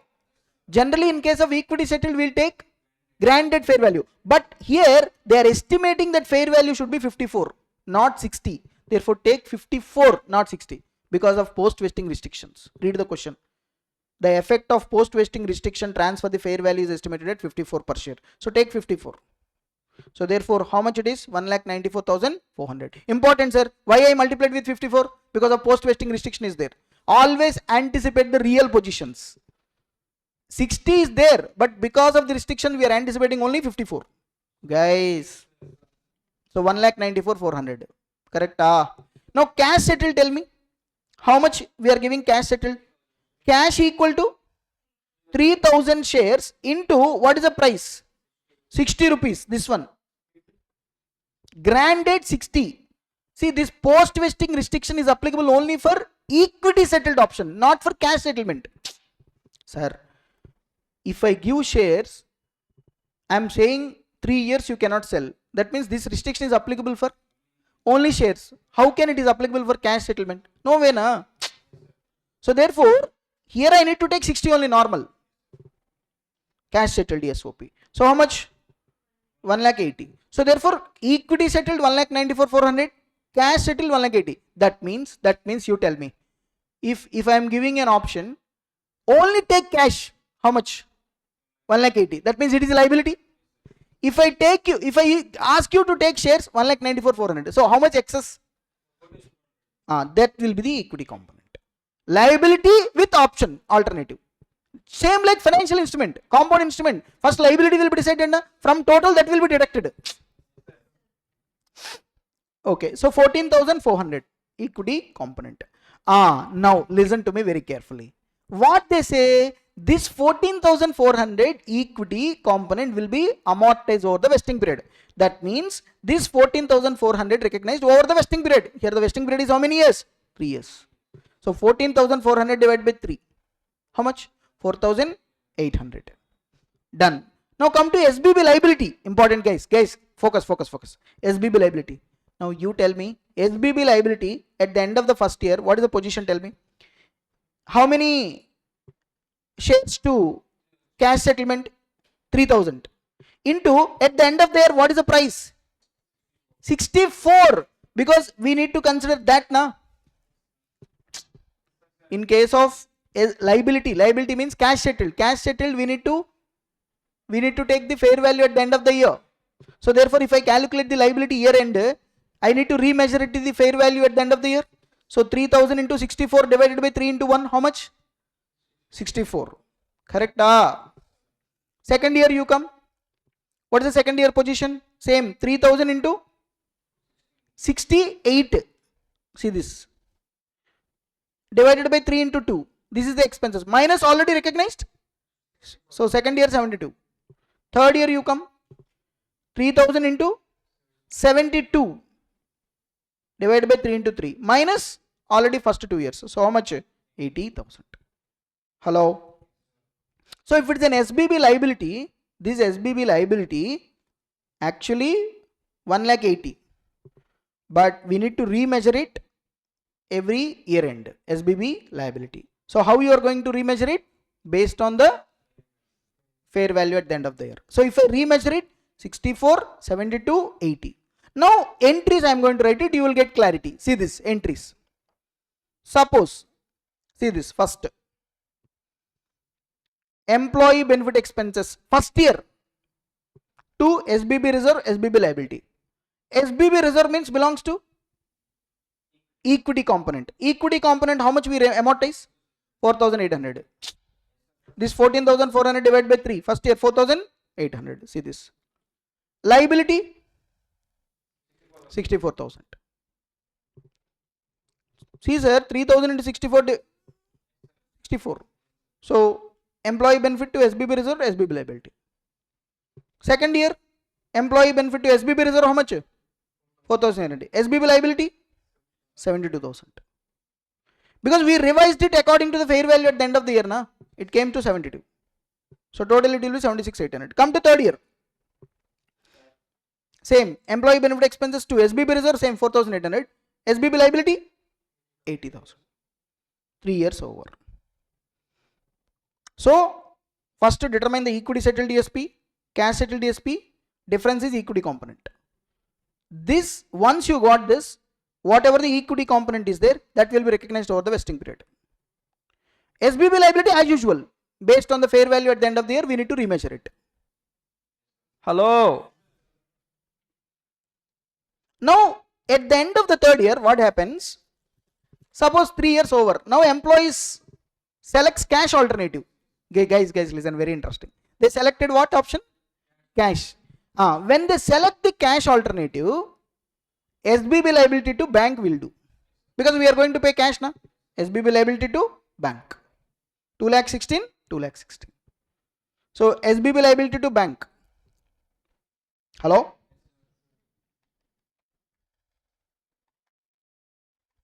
Two lakh 16, you add it. 64, 72, 80. Hello? What about that SBB reserve? Retained earnings. Very good. SBB reserve to retained earnings. 14,400, 4,000. Got it? Because when they select cash, liability will be settled. Reserve will be transferred to retained earnings. Suppose if they select equity. So liability now will be transferred to reserve, SBB reserve. SBB liability will be transferred to SBB reserve because they selected equity alternative. Na? So this liability, whatever we created, that will be transferred to reserves now, SBB reserves. Because this liability now cancelled. Na? So SBB liability to SBB reserve. And since they selected equity option, we need to issue shares. So therefore SBB reserve account debit, 2 equity share capital, 2 securities premium, balance if any will go to retained earnings. That means if they select this option, sir, how many shares we are going to give, sir? Under this 3,600, correct? Into 10 rupees. And each share is given at 54, na, sir? So therefore securities premium 54 minus 10, 3,600, 1,58,400. So in SBB reserve total how much balance will be there? 2,30,400. Already that 14,400, this 2,16,000. Total 2,30,400. In SBB reserve will be there. Correct? 14,400 plus this liability. Sir. So balance will go to retained earnings. Balance will go to retained earnings. If they select which alternative? Equity alternative. So when they select equity alternative, first cancel the liability. SBB liability to SBB reserve. Then SBB reserve to equity share capital, to securities premium, to retained earnings. You have to transfer it. Actually here different opinions are possible. But this is the correct opinion according to me and I have solved it. Okay. Accordingly, I have given the answer. So very good questions are actually, you know, to focus. Not that easy to understand at first attempt, but I tried my level best. Hope you understand this cash, both the component instrument. So when you first equity settled component, equity settled, then cash settled, the difference is equity. That equity component, what we have done? Amortized. What is the entry? Employee benefit expenses to SBB reserve. And liability, as usually, we remeasured it by using the fair value at the end of the year. The entry is same. Employee benefit expenses to SBB liability. That is common. So at the end, when they select cash, SBB liability to bank, equity will be transferred to retained earnings. SBB reserve will be transferred to retained earnings. When they select equity, SBB liability to SBB reserve. The SBB reserve to equity share capital, to securities premium, balance will go to retained earnings. Actually, this is what they have given, sir. So see this, actually entries also, you see, for this, granted no entry at the end of the year. Employee benefit expenses to SBB reserve, SBB liability, both will come. SBB reserve will be for equity component. SBB liability will be for cash component. And upon settlement, if the employee selects cash option, payment of cash, SBB liability to cash or bank, transfer SBB reserve to retained earnings. Okay. Suppose if the employee choose equity settled option, transfer of liability to equity, SBB liability to SBB reserve, then issue shares, SBB reserves to equity share capital, to securities premium, to retained earnings. This is the concept. I think this is the only thing, sir. Remaining and all, I think quite easily you can manage. If at all there is a question, they will ask a question relating to SBB to employees. SBB to employees. So in SBB to employees, I covered what? Equity settled, cash alternative, both covered. So you understood both, all the three? That's it. Now suppose if you are giving SBB to others, it can be equity settled, it can be cash settled. Again, for example, PPE or any expenses. Suppose for example you purchased the asset or you incurred any expenses. For that you are issuing shares, equity settled. So then in that situation, we need to write PPE or expenses to SBB reserve. We have to write it. Hello? And then when we issue shares, SBB reserve to equity share capital, to securities premium. See, suppose I purchased assets, sir, PPE to SBB reserve, I have to write. And then when I issue shares, SBB reserve to equity share capital, to securities premium. Because here I know I am going to issue what? Shares. That's why I booked equity, not liability. Suppose if I am giving cash settled, same example, PPE to SBB liability. See, Ind AS intention is simple, sir. When you are giving shares, you have to book only as equity, not as liability. When you are giving cash, it's a liability. Clear? Let's be clear here. And when I issue shares, SBB liability to bank. Very simple, na? Not that much great. Hello? That's it. Suppose when you incur expenses to, and these expenses you know you are going to settle it to shares, equity settled. So SBB reserves. When you issue shares, SBB reserve to share capital. If any excess amount is there, securities premium will go.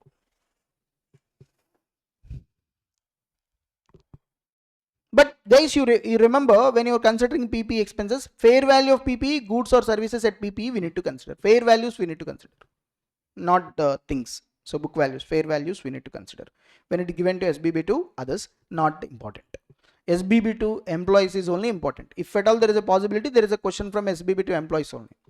Okay. In question bank, some good questions are there. Try to solve those questions. Especially one question is there. I think fifth question, change in vesting period, like that one question is there.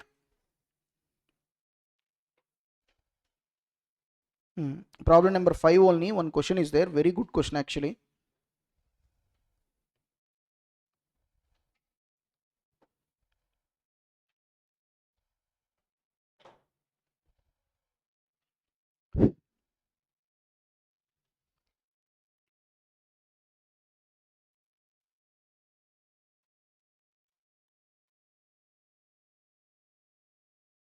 Fifth question, sir. The speciality of the fifth question is, here vesting period will changes, sir. Generally vesting period will be same, but here They have framed question in such a manner that the vesting period will keep on changes. Let's see this question, sir. It will not take much time. Suppose grant with a non-market performance condition in which the length of the vesting period varies. See this. Actually, this is the heading of the question. Length of the vesting period varies. At the beginning of year 1, X Limited grants how many shares? 200 shares to each of its 400 employees. Condition upon the employees remaining in employment with the company during the vesting period. Okay, so how many employees? 400. Each employee how many options? 200. The shares will vest at the end of year 1 if the entity's earnings increases by more than 15%. Sir, they are saying that the shares will vest at the end of year 1 if the earnings will increases by more than 15%. More than 15%. Second, at the end of year 2, if the entity's earnings increases by more than average of 12% for the per year over the next 2-year period, And at the end of year 3, if the entity's earning increases by more than average of 10% per year over the 3-year period. That means, in this question, if you observe carefully, at the beginning of the year, come on, tell me, how many employees are there?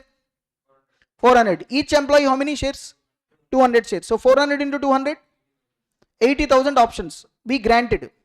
But what happened? These options will vest at the end of year 1. Year 1 ending itself we will vest it. Provided the earnings should increase by more than 15%. But if you see the question here given here, by the end of the year, the entity's earnings increases by only. Now you tell me, you are at the end of the first year, you are the accountant of this company. Company said options will be vested to the employees at the end of the first year if the earnings increases by 15%. But the actual earnings increases only 13%. That means condition satisfied or not satisfied? Not satisfied. That means for the end of year 1, options will not vest. So as an accountant, what will be the best assumption? Since options are not vested at the end of the first year, maybe they will vest at the end of the second year. Therefore, the vesting period will be 2 years. See, what is vesting period, pa? Simple. Grant date, the date the options are vested to you. That is vesting period. So, suppose at the beginning of the year, leave it. At the end of the first year, you check the position. At the end of the first year, whether increases in the earnings first year increases by 15% or no. That means options will not vest at the end of the first year. Then options will be vested at the end of the second year. That is the best assumption. So, if the options will vest at the end of the second year, what is the vesting period? 2 years. So that's why we need to take the vesting period 2 years and accordingly we need to amortize. Now come to second thing. 32 employees left. Now see, entity expect a further 30 employees leave during year 2. By the end of year 2, the entity's earnings increases by only 11% by the end of the. So that means first year how much increase? 13. Second year 11 divided by 2, 24 divided by 2, 12. But they said that options will vest at the end of year 2 if the earnings increases by more than average of 12%. But what is the average of 2 years earnings? 12. Is it more than 12? No. That means options will not vest at the end of second year also. That you know at the end of the second year. Therefore, your vesting period is not 2, it is 3. Beautiful point I am explaining. Okay. Next, come to the last one. The employees, the entity expect a further 25 employees will leave during the year. By the end of year 3, 22 employees left and the company's earnings increased by how much? 9%. Now see, first year how much increase? 13. Second year 11. Third year 9. Divided by 3. Find out the average. 11. What's the condition here? First 3 years. See this. Options will vest at the end of year 3 if the entity earnings increases by more than average of how much? 10%. 10% it increases. That means options will vest at the end of third year. Therefore, the vesting period will settle at 3 years. So here, the beauty of the problem is vesting period linked with the conditions. They are saying options will vest at the end of the year 1 if the earnings increases more than 15%. They said, suppose if the first year earnings are not increased by 15%. Don't worry. Options will vest at the end of second year, provided the average earnings of 2 years should be more than 12. If that is also not satisfied, options will vest at the end of the third year. That means if I am an accountant, I am at the end of the first year, I will check whether earnings increases by more than 15% or no, sir. Then I will assume since options are not vested at the end of the first year, maybe they will vest at the end of the second year. Therefore, the vesting period is 2 years. Accordingly, I will amortize the loss. Suppose second year end, I know that first year earnings, second year earnings, I know. I will take the average. I come to know that condition is not satisfied. Therefore, I will make an assumption that maybe third year the options will be vested. Now at the end of the third year, I know the actuals of first year, second year, third year. I will see the average, condition satisfied. Suppose if condition is not satisfied, whatever the expenses you already recognize, now reverse it. Employee benefit expenses already you transfer to P&L account. Now SBB reserve will be there now. That SBB reserve transfer to retained earnings, like if they have not exercised. If the conditions are not satisfied, obviously SBB reserve will be transferred to retained earnings and close it. Hello. This is one of the beautiful problems. That's what. Suppose for example, instead of 9%, if it is 6%, 13 plus 11 plus 6 divided by 3, 10. But they said average earning should be more than 10. That means options will not be vested third year also. That means entire SBB reserve will be transferred to retained earnings and close it. So therefore, here in this question, beautiful question, see this problem number 5, calculation of SBB to be recognized each year I done. See this, year number 1, what is the length of expected vesting period? 2 years. Why 2 years I have taken? I have at the end of the first year, I checked first year condition not satisfied. Therefore, the assumption is second year. Therefore, vesting period is 2 years. Now, number of options expected to be vested. How many options will be expected to be vested, sir? You check, actually 80,000 options, correct? How many employees? 400 employees. First year actually how many left? 32. And we are expecting how many further will left? 30. See this. 32 already left. We are expecting another 30 employees will leave during year 2. And by the end of year 30. So therefore 400 employees minus 32 minus 30. So first year how many employees is going to satisfy? 33. 338. 330 employees. Each employee how many options? So therefore number of options 67,600 into fair value per option. How much is given, sir? Fair value per option. See this, fair value per option 40. Divided by vesting period here 2 into 1. So what is the expenses to be recognized? 13,52,000. 13,52,000. 67,600 into 40 divided by 2 into 1. First year already you have not recognized. So 13,52,000 is the expenses to be recognized at the end of the first year. So what is the entry? Employee benefit expenses to SBB reserve. SBB reserve. Now come to second year. Important, beautiful. Second year vesting condition satisfied? No. So options is not going to vest at the end of the second year. Therefore options is going to vest at the end of. Now the vesting period changes from second to 3 years. That's the beauty of this question. First year and I made an assumption that options are going to vest at the end of the second year. But second year I know the actual position and I checked it. Condition not satisfied. Therefore the options is going to be vested at the end of the third year. Therefore 3 years. Now you see number of options expected to be vested. 400 employees. First year actually left 32. Second year actually left 27. Actual left you take. And they are expecting 25 will leave during third year. Sir, every year completed take actuals. Estimation will be done only for future. So therefore 400 employees minus first year 32 actually left. Second year actually left 27. Third year we are estimating 25. So how many? 316. See this, 316 employees into 200. So it will be 63,200. Correct?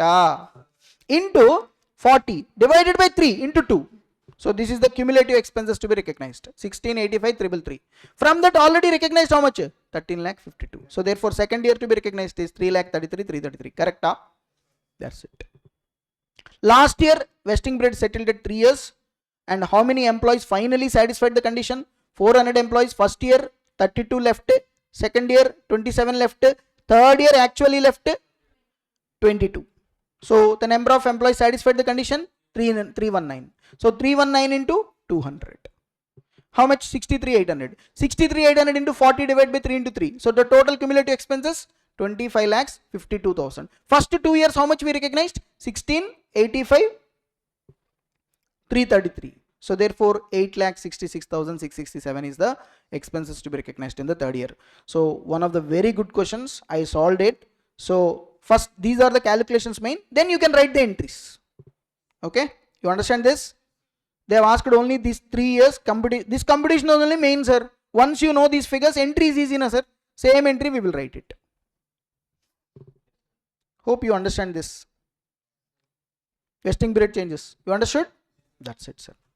So this is Ind AS 102. This much is more than sufficient, sir. Have a knowledge of all these things. So I think more than sufficient. And solve the questions which is given in the study material. Okay, sir. The next area we are going to revise is accounting of financial instruments. See, this accounting of financial instruments is a actually very big chapter. Frankly speaking, there are 3 accounting standards. Actually 3 Ind AS are there relating to financial instruments. If you see Ind AS 32, which talks about financial instruments presentation, Ind AS 109, which talks about financial instruments classification and measurement, Ind AS 107, financial instrument disclosure. But here, frankly speaking, this one, classification and measurement, is the most important one. See, from this chapter you can get a practical question. Basically compound instrument they are asking in the examination. But this chapter is a very big chapter. There is a huge scope that different type of questions can be tested. If you see the workbook of the CMA Institute, number of questions are there from this chapter only, financial instruments. They just dumped number of questions. So my suggestion is this chapter, okay, you learn only to the extent necessary for the examination. If you have not previously done this financial instrument, whatever I'm going to revise now, just follow it. That's more than sufficient. Of course, we are going to solve some questions also. Okay. So I'm going to cover this purely from examination point of view and to the extent necessary. Okay. First of all, we need to understand basically what is this financial instrument is all about. See, basically financial instrument is a contract. It is basically a contract. This contract will give rise to financial asset to one party, financial liability or equity to the another party. So when we generally enter a contract, from that contract we may get asset, or we may get liability, or we may get equity. So if any contract is giving rise to asset to one party, that to which asset? Financial asset. They are not talking about non-financial assets like property, plant, equipment, machinery. Financial assets purely, debtors, bills receivable, investments. Those are financial assets. Of course, we are going to discuss what is financial asset. So if there is a financial instrument is a contract that give rise to financial asset for one party, financial liability or equity to another party. Okay. Sir, suppose A Limited sold goods to B Limited, sir. Think about it. Simple examples I am going to give you. A Limited sold goods to B Limited. So A Limited is what? Seller, made the sales. Now B Limited will become debtors. So there is a contract. This contract has given rise to asset for A Limited. That to which asset? Financial asset, debtors. Amount going to be received. Think from B Limited point of view. B Limited purchased the goods, na? They have to pay to A Limited. So A Limited is their creditors. So it's a financial liability. So for this party asset, for this party liability. So this will become what? Financial instrument. Another example you take. For example, X Limited give loan to Y Limited. Suppose there is a company X Limited which gives loans to Y Limited. Now X Limited is loan given, so it is an asset for them, which is a financial asset which is going to be received money. Y Limited has taken the loan for their, it's a liability, they have to repay it. So loan basically a contract that gives asset to one party, liability to another party. So it's a financial instrument. Another example I will give. For example, X Limited invest in equity shares of Y Limited. Okay. Now X Limited point of view, investment in equity shares is an asset. Y Limited point of view, it's an equity because we invested in their shares. So their point of view, it's a share capital for them, equity. So this is also financial instrument. So that's why I said, what is financial instrument? Any contract that gives asset to one party. Another party, it may give liability or it may give equity. So when we invest in shares of any company, for investor point of view, it is a financial asset.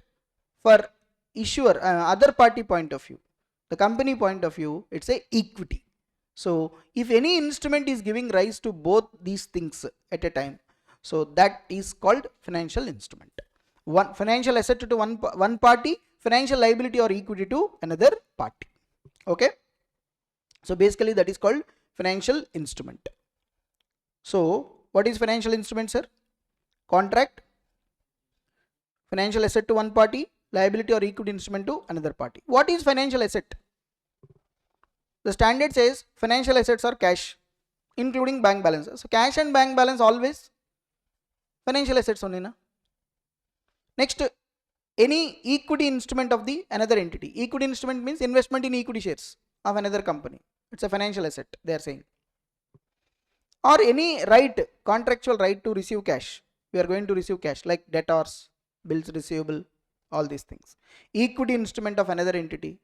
We are going to receive shares from the other entity. That will become an investment for us. Right? If other company issue shares, that means in my name, I am become the investor, na? Or any other financial asset.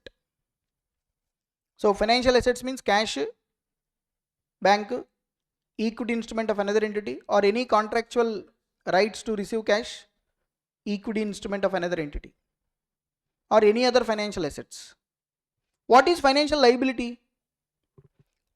Any liability that is a contractual obligation to deliver cash. We need to pay, like creditors. For example, our creditors is there. There is an obligation for us to make the payment. Suppose we taken a loan, we need to pay the loan amount, contractual obligation. Suppose we issue debentures, we need to pay the debentures, contractual obligation, like that. Contractual obligation to deliver cash or any other financial asset, not only cash, any other financial asset, like bills payable, creditors, like that. And a contractual obligation to exchange financial assets, financial liabilities with another entity under potentially unfavorable to conditions. So if there is any contractual obligation for us to deliver the assets or liabilities with unfavorable conditions, that is also will become financial liability for us, because conditions unfavorable means it is a liability for us. So like this, financial asset, financial liability, you need to understand. Equity means obviously it's a residual interest in the company, nothing but investment in the equity shares of the company. Assets minus liability, whatever the balance left, that's an equity portion, right? Okay, these are all not important, but you need to understand what is financial asset, what is financial liability. Okay, what is equity? Three things: asset, liability, equity. Financial assets means cash or bank, equity instrument, contractual right to receive cash, contractual right to receive equity instrument, any contractual right to receive any other financial asset. What is financial liability? It's a contractual obligation to deliver cash, contractual obligation to deliver any other financial asset, or contractual obligation to exchange the financial assets, financial liabilities under potentially unfavorable conditions. These are all. Okay. And also even a contract to deliver your own equity instruments in variable number, not fixed number, variable number. If you are going to issue shares to any other party in variable number, that can also become your financial liability.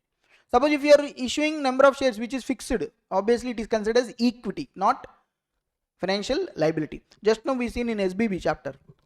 If it is equity settled, we consider SBB reserve. If it is cash settled, we consider financial liability. Actually, this is the chapter, is the base for that. Okay, so here also.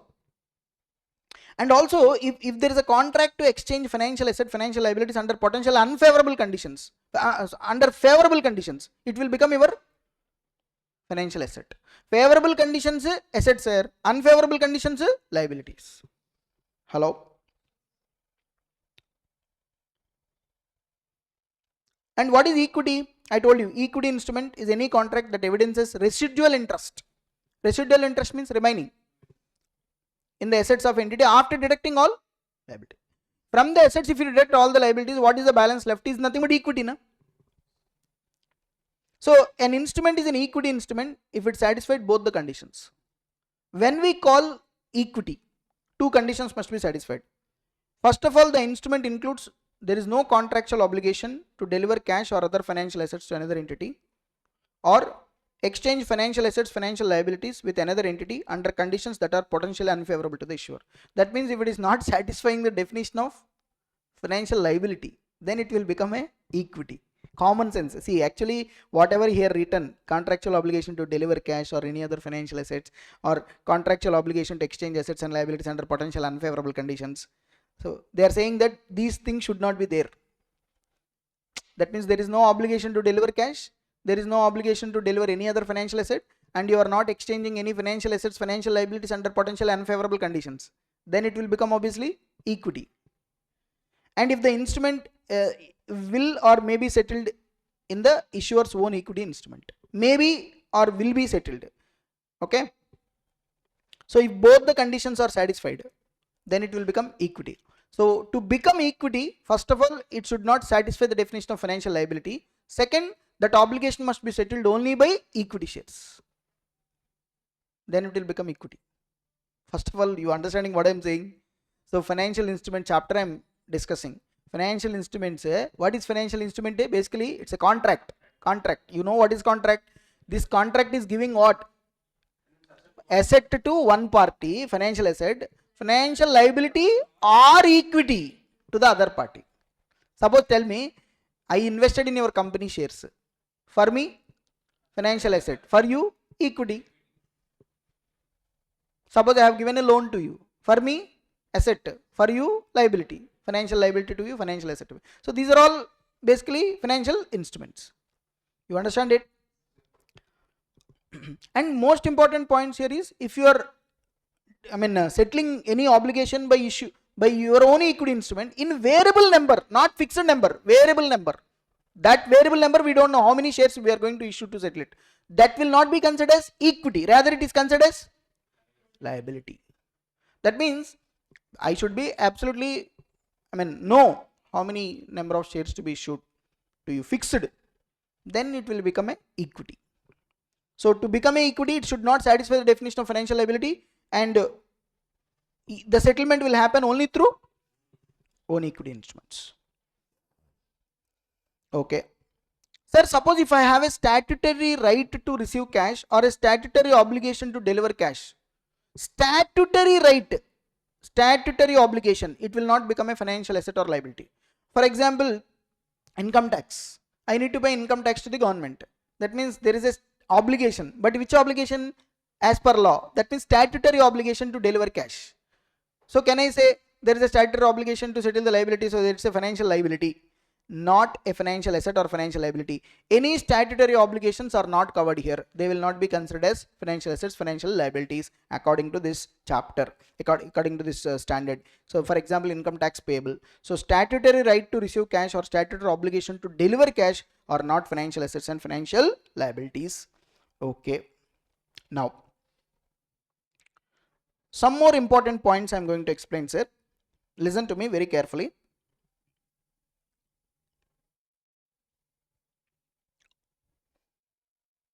Suppose, sir,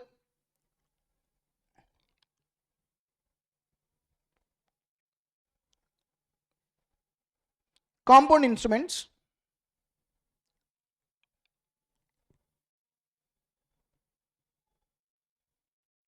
yeah, see this, already in SBB chapter I told you, what is compound instrument?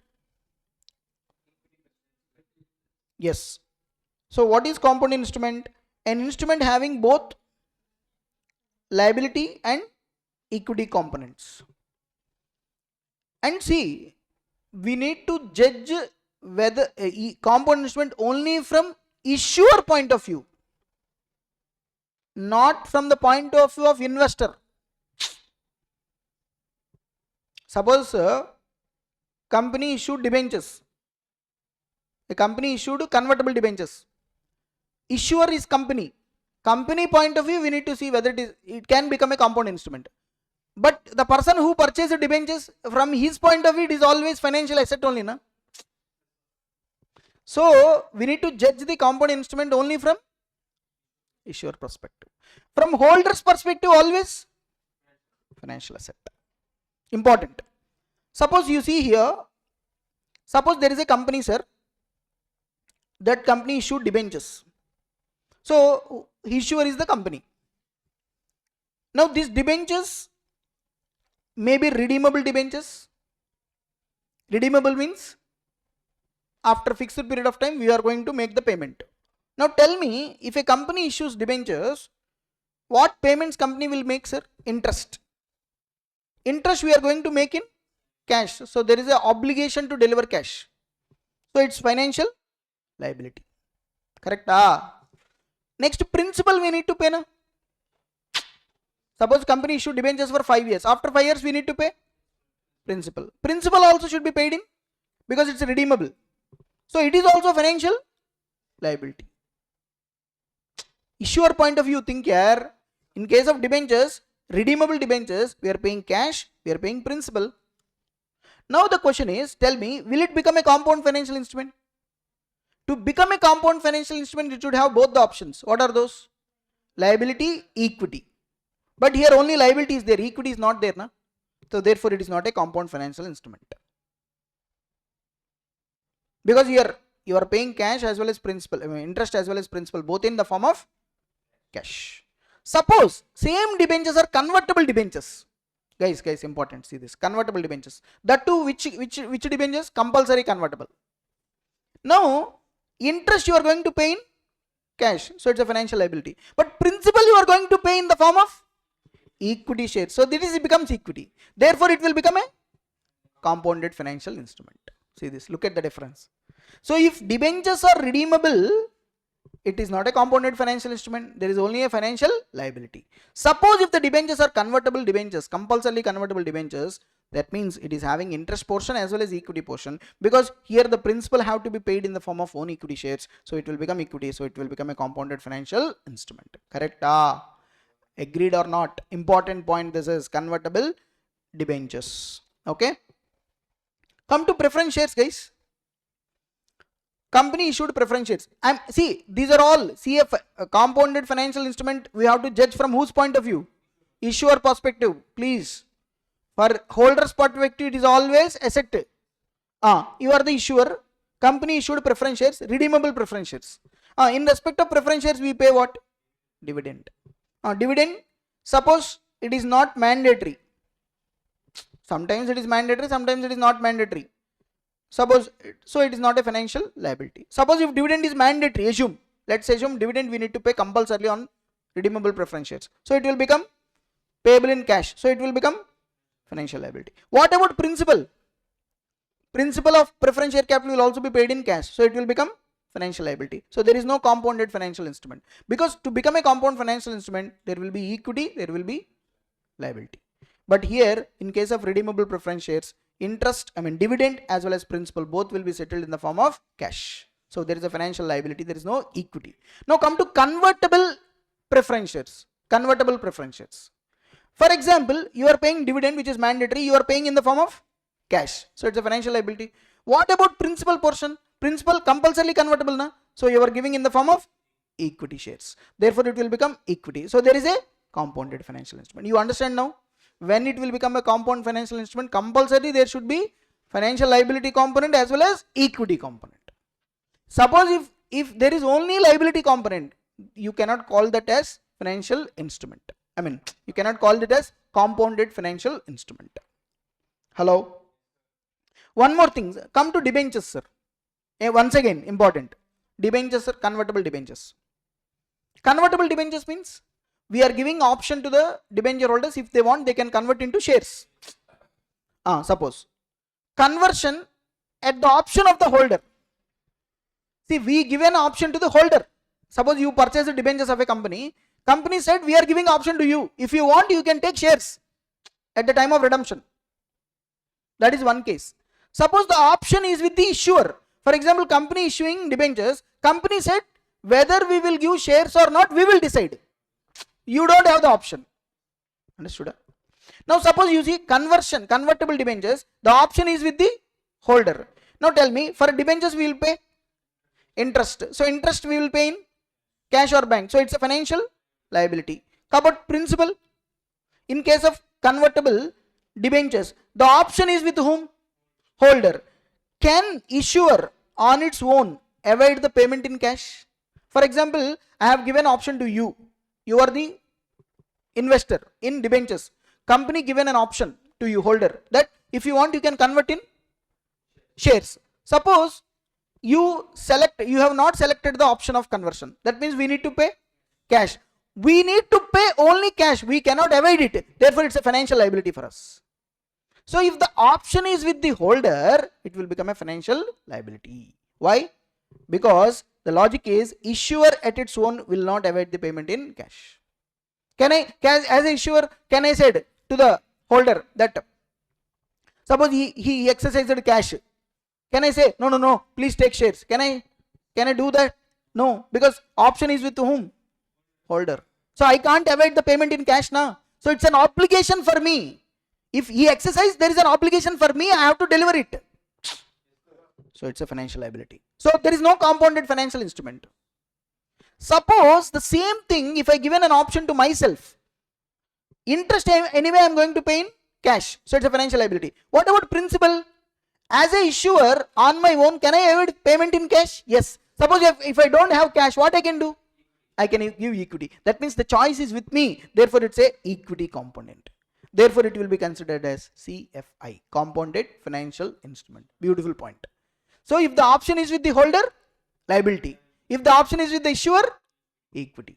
Because if the option is with the issuer, I can avoid payment in cash on my own. Sir, what about holder point of view, sir? Always investment. Investment.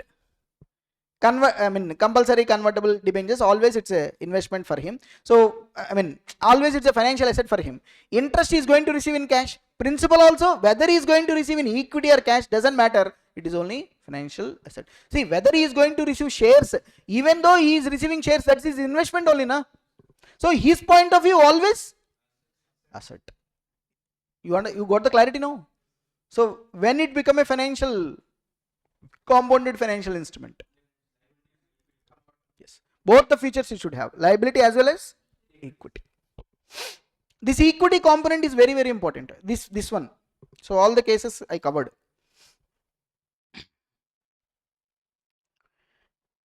Okay. And now,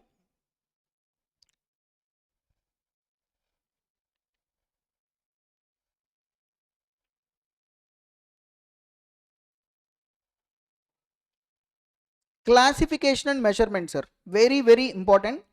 This is the most important thing from examination point of view. Next, what I am going to do. Till now, whatever I discussed is just basic theory I discussed. But in examination, what is the most important thing is accounting. They will ask a practical question relating to measurement of financial instruments. Okay. Now you understood that there is a financial liability, there is a financial asset, there is equity. Three things are there: financial asset, financial liability, equity. The standard says classification and measurement. Financial assets, first I am talking about financial assets. The standard says financial assets are measured at, there are three models they are saying. ACM model, ACM, amortized cost method, ACM, one method. Second, FVT OCI, FVT, fair value through other comprehensive income method. FVTPL, fair value through P&L account. Like that, there are three methods for measurement of financial assets. What? Financial assets. See this. Financial assets are measured at ACM, FAT OCI, FAT PL. You remember, out of these three, this one is very, very important. mostly the question will be come from ACM model, amortized cost model. See, this is which one this is applicable, sir? Financial assets. Now when it comes to financial liabilities, generally measured at only ACM model. Important. The standard says if it is a financial liability, it is always measured at a ACM. But only in two following cases, the financial liabilities are measured at a FVTPL, fair value through P&L account. What are those? Any derivative financial liability, any financial guarantee, any derivative financial liability, any financial guarantee. In these two cases, the measurement will happen through FVTPL method, not ACM method. But in general, always financial liability is measured at ACM model. ACM model. Okay. First of all, you understand what I am saying? There is a financial asset, there is a financial liability, there is a equity. So financial assets are measured at ACM, FAT OCI, FAT PL. Financial liabilities are measured at only ACM. Okay. Now, sir, what is this ACM? When will you apply these methods? Simple, sir. Suppose I am talking about financial assets first. I am talking about financial assets. See, if there is a financial asset, your intention is hold this financial asset till maturity. You want to hold this asset till maturity. The intention is to hold the asset till maturity. That means your intention is to collect only cash flows of the asset, either interest or principal. That means you don't want to sell it before maturity. So you want to hold this asset, financial asset, till maturity. So your intention is to collect the cash flows from that asset, interest or principal. Now they say you follow this method, ACM model. Amortized cost model will be followed when the financial asset is held till maturity. When your intention is to hold the financial asset till maturity, this model will be followed. That's why here I have written hold. If your intention is to hold the financial asset till, for example, I invested in equity shares, investment in equity shares, or whatever, investment in bonds, investment in debentures. If it's a financial asset for me, so financial asset, my intention is to hold till the maturity. I am depending only on its cash flows, interest to principal. So ACM model I need to apply. My intention is to hold till maturity. I don't want to sell it. Suppose my intention is hold or trade. For example, you see, they are saying that FET OCI model will be followed if the intention is to hold the asset for some time and sell it before maturity. For example, my investment is there. Whenever I will get a good price, I want to sell it in the market. So if intention is to collect the contractual cash flows and cash flows from the sale of asset, taking benefit of market prices. Sir, if I invest in any securities, if my intention is I don't want to hold till the maturity, whenever I will get a good price, I want to sell it, then this second case you need to apply. What is that? FET OCI. You need to transfer, you need to do the accounting by FET OCI method.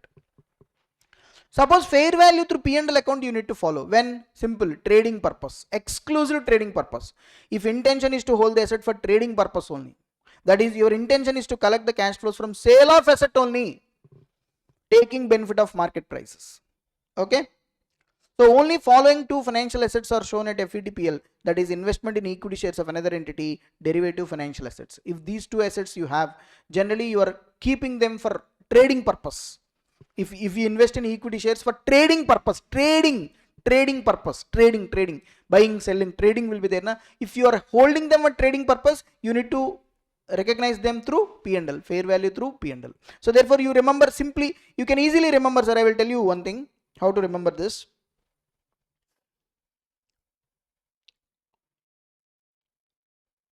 With what intention I am,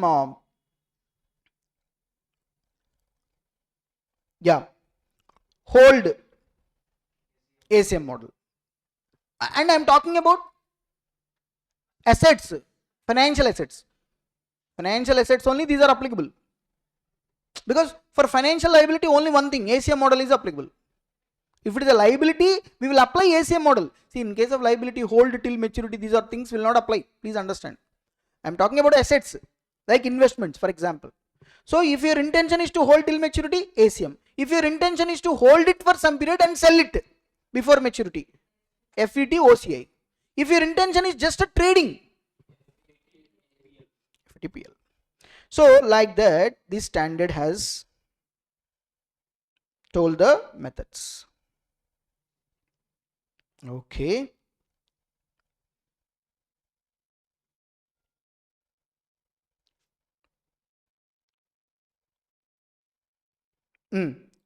So these are the methods. When we are going to follow this method, you will understand it.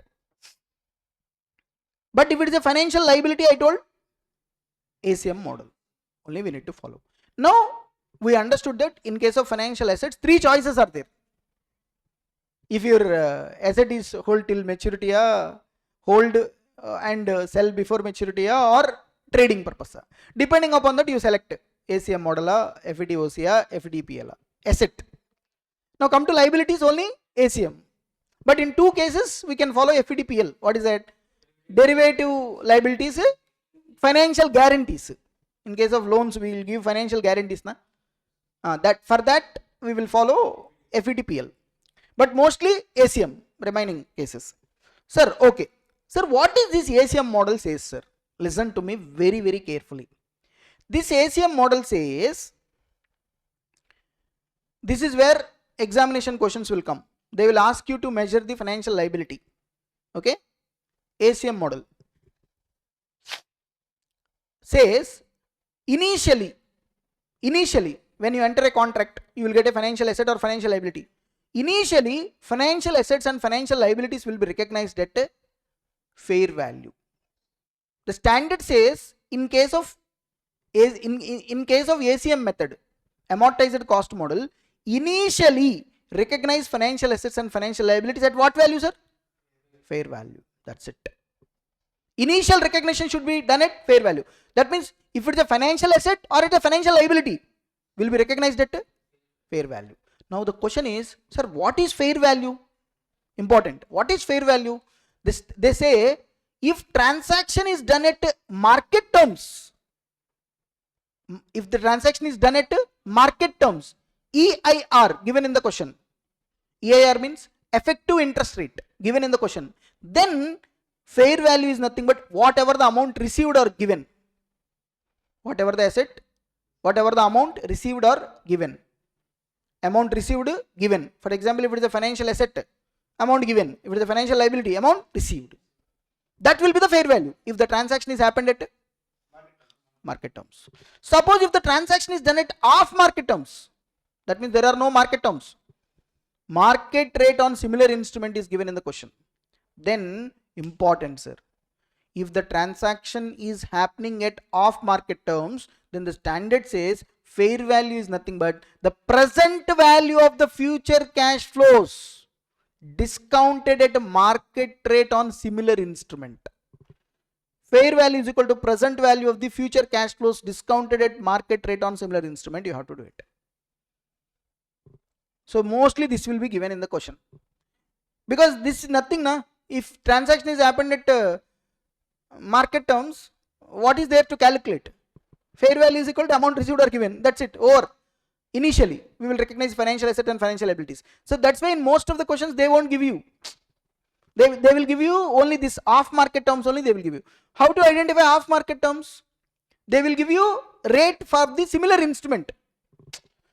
Market rate on similar instrument will be given. For example, some other financial instrument transaction will happen. In that transaction, what is the rate they are following? By using that rate, you find out the fair value. Fair value means what is the present value of the future cash flows. From this financial asset, from this financial liabilities, what is the present value of the future cash flows discounted by using the market rate on similar instrument. Important, guys. Are you understanding? Tell me. We are discussing which method? AMC. ACM, sorry, amortized cost model. ACM is applicable to financial assets, financial liabilities. Both. Initially the ACM says recognize asset or liability at the fair value. How to find out fair value? If transaction happened at market terms, then EIR. What is fair value? Amount received or given. Amount received or given. Off market terms, present value of the future cash flows discounted by using the market rate of the similar financial instrument. Okay. Best I can explain through one example. I have framed myself. See this. There is a company X Limited. This company issued 10% debentures of 1 lakh. Tell me now. Debentures. What is it? Company point of view. Issuer point of view. Tell me. Issuer point of view. Debentures they issued. Normal redeemable debentures. They will pay interest. Financial liability. Principal they will pay in cash. Financial liability. Is it a compounded financial instrument? No, because to become a compounded financial instrument there should be equity liability, but here only liability, so it's a financial liability. Hello. Suppose if it is compulsorily convertible debentures, maybe it will become a compounded financial instrument. So this company issued 10% debentures of 1 lakh. Suppose period 5 years, interest will be paid annually. Market rate on similar financial instrument, how much given? 12%. Debentures redeemed at the 5th year end at par. Now how I am going to do it? First in the question you identify debentures company is issuing. Issuer point of view, it is financial liability. Now for financial liability, which method I need to follow? ACM. ACM model says initially I need to recognize this financial liability at what value? Fair value. Fair value, how to decide? Market rate given a market terms given a. If transaction is entered at market terms no. So therefore we need to take the off the market term rate 12% and convert the cash flows from this into present value. So find out initial measurement. How to find out the present value of the future cash flow? Simple. What are the cash flows I am going to get? 1 lakh debentures, sir. 10% means every year I will pay 10,000. So see this. Year end cash flows, present value factor at 12%, present value. First year end 10,000. Second year end 10. Third year 10. Fourth year 10. Fifth year 10. Fifth year 10,000 plus principal. These are the present value factors for 12%. Generally they will give in the question. Apply the present value factors. You will get the present value. How much? 92,750. You have to recognize liability at this value 92,750. Therefore the entry is, see this, bank account debit to debentures 92,750, 92,750. The standard says we have to recognize 92,750, 92,750 present value of the future cash flows. Okay, you understand this?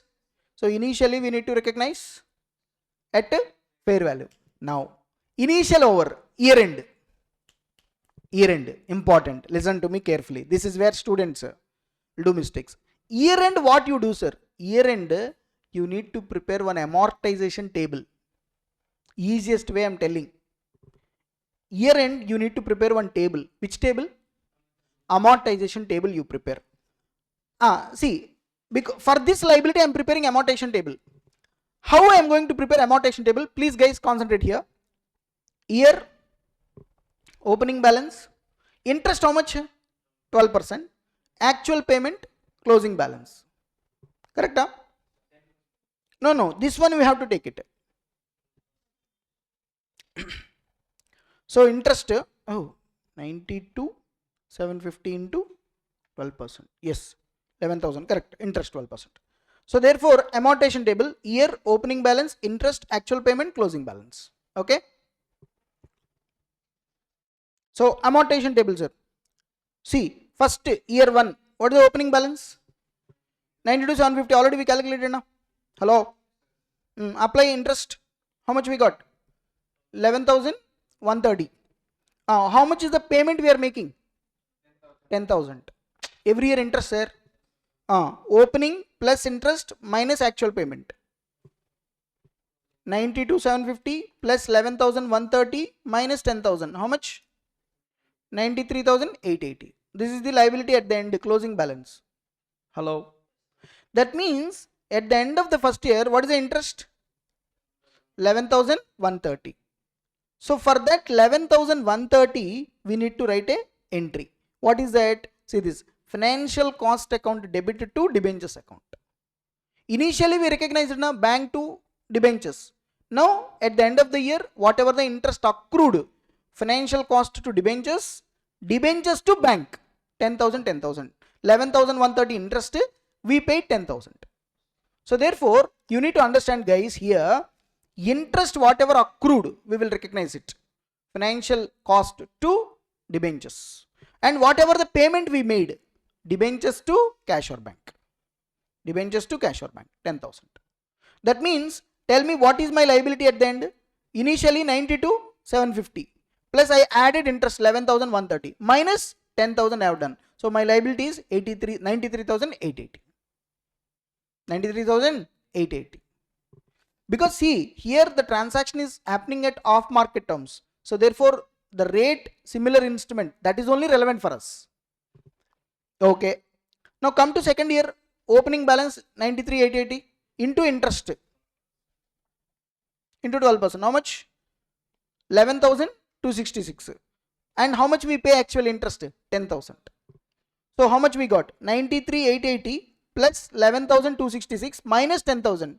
95,146. Can you tell me second year what are the entries I am going to write? Financial cost account debited to debentures 11,266, 11,266. Then debentures to cash or bank 10,000, 10,000. Interest accrued will be added to the liability. Whatever the payment, it will reduce the liability. Because initially you are recognizing financial liability at the present value of the future cash flows. That means you are converting all of them into present value and you are saying this is your liability. Now every year, when at the end of the year, whatever the interest generated, that interest you will add back to the liability, and whatever the actual payment you are making minus it. Okay, then you will get the liability. Actually you see, second like that, first year is over, second year over, like that every year I have to write the entry for interest as well as payment. Now come to third year, same 95,146 interest payment. Fourth year, same again. Last year important sir, how much is the opening balance? 98,152. How much is the actual payment? 10,000. See, at the end of the fifth year, what will be the closing balance? 1 lakh I need to pay. Principal. So the closing balance should be 1 lakh. You observe na, every year the balance is increasing. See this. First year, second year, third year, fourth year. So that means we are increasing the liability every year, and at the end of the fifth year it becomes 1 lakh. That is the actual amount we need to pay. So here you see 98,152, 1 lakh is the principal, 1 lakh plus 10,000 minus 98,152. 11,848. Actually I took it as a balance of year. If I calculate on this 12%, what happens? 98,152 into 12% if I do, it will be 11,778. Approximately some 50-60 rupees difference will come. That's why to avoid that, what we will do is this, we will take it as balancing figure, because ultimately the liability should be the principal amount. Sir, that means we started with 92,750 and we end up with 1 lakh. This is the liability for us at the end. So it is kind of an unwinding of discount concept. You know, I told you in business combination chapter, purchase consideration calculation, deferred consideration, initially we will consider present value. So entry we will write provision for deferred consideration. Every year what we will do, we will unwind it. So interest cost, finance cost to provision, finance cost to provision. So therefore by the end of the period, that we will go to the actual amount. Same manner here. So our main liability is how much sir? 1 lakh. Hello. So initially you recognized at 92,750, so you anticipated. So you prepare an amortization table, and according to the amortization table you write. So every year at the end of the year, what entry will come? Tell me.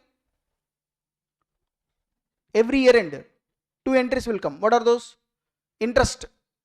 What is the entry for interest? Finance cost to liability. When you make the payment, liability to bank or cash. Hello. And finally at the end of the fifth year, what you do?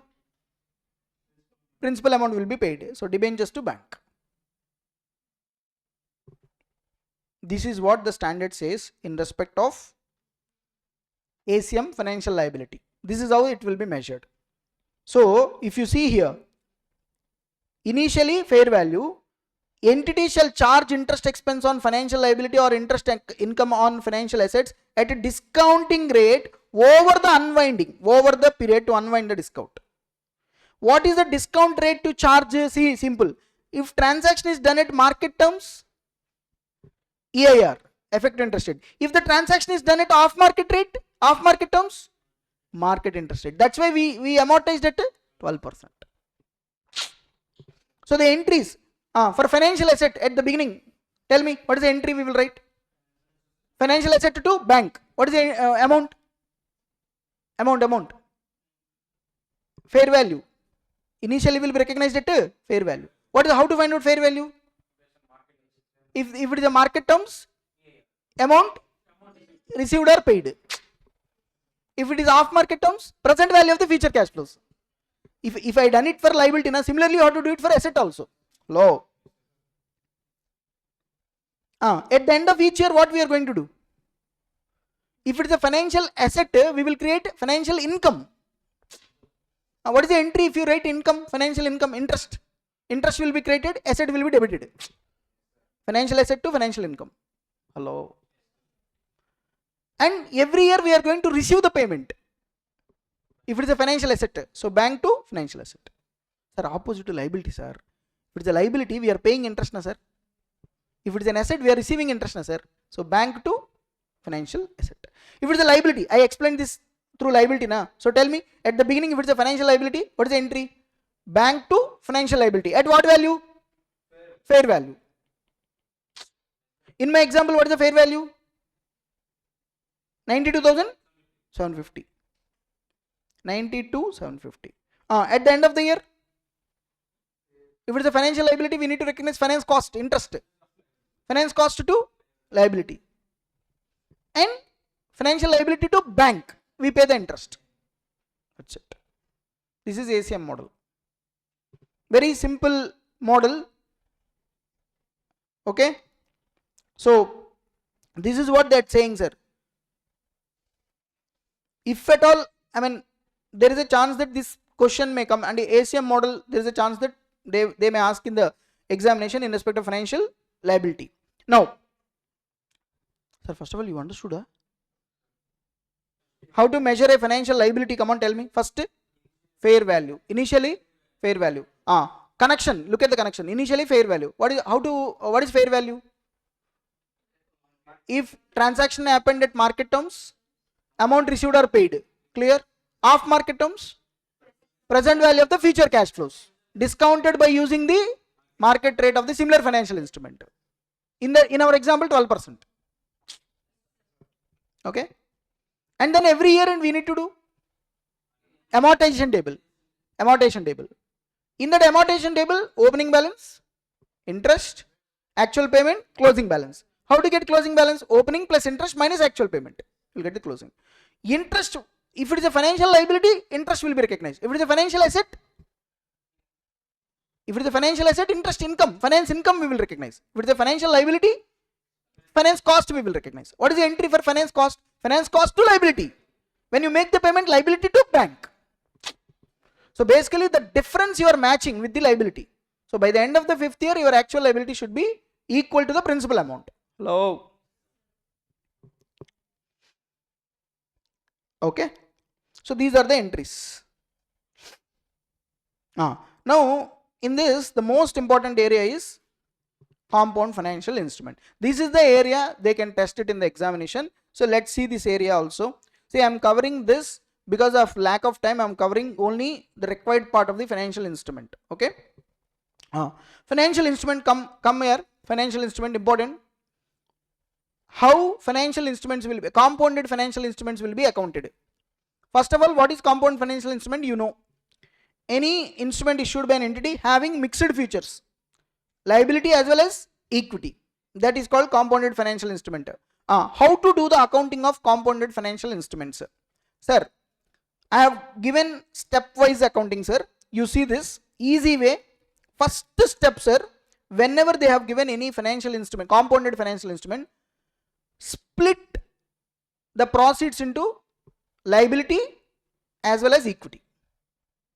Like in case of SBB with cash alternative, we split na equity component we ascertain na the difference between equity settled, cash settled. Same manner here, split total proceeds, that is issue price, into two components. And compounded financial instruments will come only from whose point of view? Issuer. That you should not forget. I am an issuer, I am a company, I issue debentures, for example. Compounded financial instrument, for example, convertible debentures. Now whatever the issue proceeds came, that issued proceeds I need to split. Split between FL component, equity component. Equity component is always balancing figure, like I already explained. Because SBB, Ind AS 1 or 2 take inspiration from this only. Because SBB with cash alternative, I told you, it is a compounded financial instrument. Hello. So therefore, equity component is always balancing figure. What is the main figure? Liability. Financial liability. So first step, tell me. Split the issue proceeds between liability, equity. How much you split? How to determine the financial liability? Simple. See this. Present value of the future cash flows in the nature of financial liability. Discount using market interest rate on similar instrument. That's it. Market rate of the similar instrument, use that rate. So find out the present value. Present value of the future cash flows. Like we did it just now. Present value of future cash flows. Find out it. That present value of the future cash flows is which component? Liability component. That will be deducted from the issue price, total proceeds. Remaining balance is equity component. Therefore, from total proceeds minus financial liability component. Okay? Hello? This is step number 1. I think easy. Step 1, split. How to split? Financial liabilities, present value of the future cash flows. Remaining component, total proceeds minus financial liabilities, equity component. Step number 2. Nothing. Allocation of transaction cost. If any transaction cost is there, you allocate between them based on their values. Nothing is there. What is the entry we are going to write? If financial instrument is issued by the issuer, entry is bank account debit to financial liability to equity. Suppose imagine a company issued debentures, convertible debentures. It's a financial compounded financial instrument. Bank, whatever the amount, to debentures. Financial liability, 2 debentures, equity. So being issue of compounded financial instrument is done. Sir, simple sir. Compounded financial instrument. Company suppose issued convertible debentures, sir. It's a compounded financial instrument. Bank account debit to financial liability to equity. But in place of financial liability, I am calling it as what? Original name, debentures. It's basically financial liability. Remaining is what? Debentures, equity portion. First step, okay? Subsequent step, next step, simple. In respect of financial liability, what we have done every year? Amortization table. Simple. Financial liability component measured at ACM. ACM model I explained na? Every year we prepare amortization table, interest calculated, finance cost to financial liability to bank, interest paid. Same thing. Equity component carried at initially recognized amount only. Nothing, you are not going to do anything for equity component. That means whatever the equity recognized initially, it will continue. Only accounting at the end of the year will come only for liability. Sir, financial liability, just now accounting treatment told na, ACM model, same thing you follow here. Every year, amortization table you prepare, interest recognized, amount paid, that's it. By the end of the period, only principal amount will remain. Financial liability. Maturity date came. Suppose maturity date came. On maturity date, suppose if converted into equity shares, because generally compounded financial instrument means convertible debentures, like that, convertible preference shares, those are only na. Suppose if converted into equity shares, suppose we are converting debentures into equity shares, that option is selected. What we do? Simple. Debentures, liability component at carrying amount, equity component at carrying amount, close it. Already in your books, financial liability is there, credit balance, financial liability equity component, both of them debit, equity share capital will be created, balance will go to securities premium. That's it, close. Suppose if redeemed in cash, Instead of shares, suppose sometimes if you redeem in cash, what you are going to do is simple. Liability, you close it. To bank account, you write liability to bank. Whatever is there in equity component, transfer to retained earnings. Just like in SBB. SBB reserve, we transfer to retained earnings now. Same here. Because here you are not issuing shares, but you recognize the equity component. So if the equity component is not turned into real equity, then that will be transferred to retained earnings and close it. See, very easy only ACM model. So once again, simple. Step number 1. Split the proceeds into financial liability, equity component. Split it. Financial liability is present value of the future cash flows. Second, every year this financial liability amortization table you prepare. Accordingly, you carry it. Equity component, nothing. Initially recognized value will continue. And on maturity date, suppose if you pay cash, if you give shares, liability will be cancelled, equity will be cancelled, equity share capital will be created, remaining will go to securities premium. If you settled cash, not equity shares, then liability to bank, because if you pay cash means liability will be paid, liability to bank, and then equity to retained earnings. That's it. This is the treatment we are going to do in case of compounded financial instrument. Examination question I am going to solve, sir. See this December 2025 question for 7 marks. I think this is compounded financial instrument question. See this question. December 2025.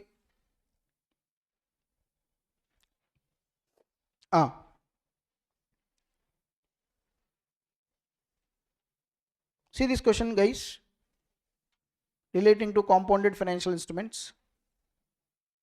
D Limited issues 2000 convertible debentures on 1st April 2022. So convertible debentures. So we will pay interest, cash, financial liability. Principal we will give shares. So equity. So it's a compounded financial instrument. Or else if you read the question, you will understand whether it is compounded financial instruments or not. You can easily tell. I will tell you. So this is, debentures have how many years? Term 3.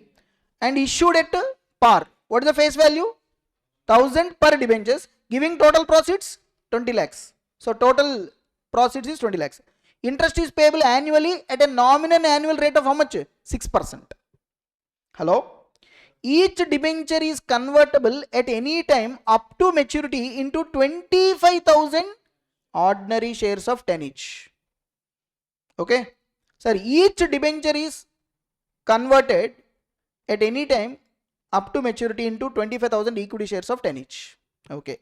When debentures are issued, prevailing market interest rate for similar debt without conversion option is 9%. That means transaction happened at market terms or off market terms? Off market terms. The holders of the debentures elected, see this, the holders elected to convert debentures into equity at maturity. So they selected what? Equity, not cash. See example, what they are asking. Examine the liability component, equity component. By this you can tell na, because equity component, liability component will come in compounded financial instrument only. So with this also you can tell whether it is a compounded financial instrument or not. Equity component, liability component, they are asking separately. And finance cost and also necessary journal entries in the books of D for 3-year term of the debentures. Narration not required. Present value of 1 rupee at 9% given. So discount rates they will given. I told you na, discount rates they will give it in the question itself in the examination. So they have given it. Come on, tell me this question how you are going to solve it. So it is a compounded financial instrument, right? Okay. December 2025 question, right? Hello? 2025 only. 1 marks. So 6% convertible debentures, interest, cash, financial liability, principal, equity. So it's a CFI. What I told first step, split. First financial liability is what? Present value of the future cash flows. Now find out how many years here? 3 years. What are the cash flows? Can you tell me? Debentures total face value 20 lakhs into what is the rate of interest? 6%. This is the interest we are going to pay. 6%. 9% is a discount rate. 6%. Tell me how much? 20 lakhs into 6%. 1 lakh 20. Second year 1 lakh 20. Third year you also pay principal into discount rate. This discount rate we need to take off market rate. Market rate. How much? 9%. They given discount rates. See this. Given a 0.9174 like that. Convert into present value. How much you got? You understand this point here? This is very easy. Convert the cash flows into present value by using the market rate. How much you got? 18,48,156. This is liability component. Equity component, how to find out? Simple. Total profits minus liability component. What is the equity component? 1,51,844. Done. I think even if you do till here, they will give you 2 marks easily. 2 to 3 marks out of 7 correctly. So where is the chance that you are going to do mistake? Nothing, no, just a calculation. This one is done. Now at the end of the year, every year, for this financial liability, what I told? Amortization table. Suppose you see amortization table I am preparing. First year, what is the opening balance? Just now you calculated 1848,156 into interest. Interest will be applied at the market 9%. How much? 166,334. See this table.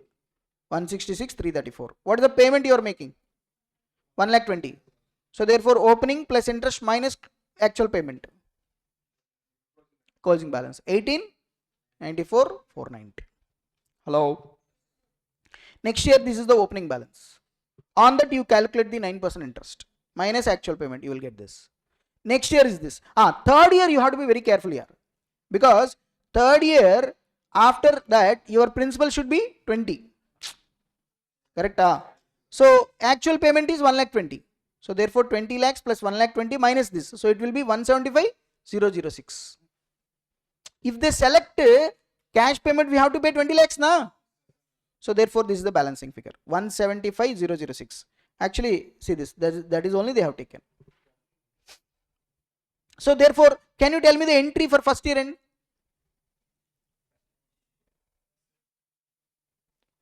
Entry asset or liability?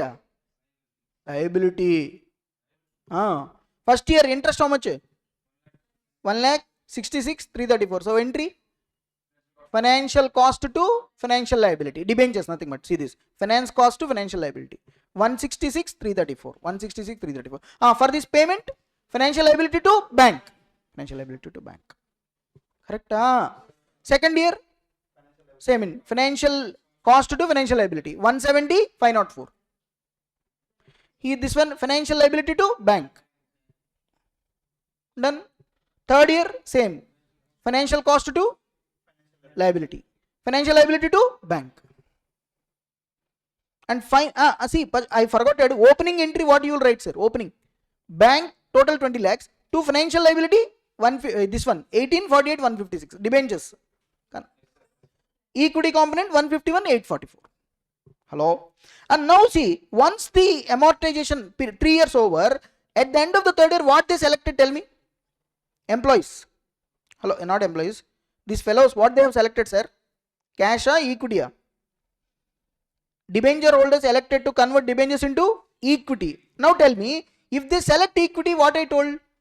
Equity. So first liability, equity. Both will be cancelled. Equity share capital will be created. Remaining will go to securities premium. So therefore, see this 6% convertible debentures, financial liability. Total financial liability 20 lakhs at the end of the third year. Equity same 151,844 to equity share capital. How many shares we are going to give? 25,000. Hello. Correct? See, the entire lot of 2,000 debentures is collectively convertible into 25,000 equity shares. 25,000 into 10 face value 2,50,000. Remaining will go to securities premium. 19 lakhs 1,844. This is the approach. This is the question, sir. Compounded financial instrument. And if you see the study material questions or remaining questions, remaining 50% to 60% questions only like this. The same compounded financial instrument they will give you. Okay? You understand this? So, to the extent necessary I have discussed, because of the time limit, time constraint, I am discussing only to this important concepts of financial instrument. Okay? You practice it. I think it will be sufficient. If you have any doubts, you can ask. Okay? That's it.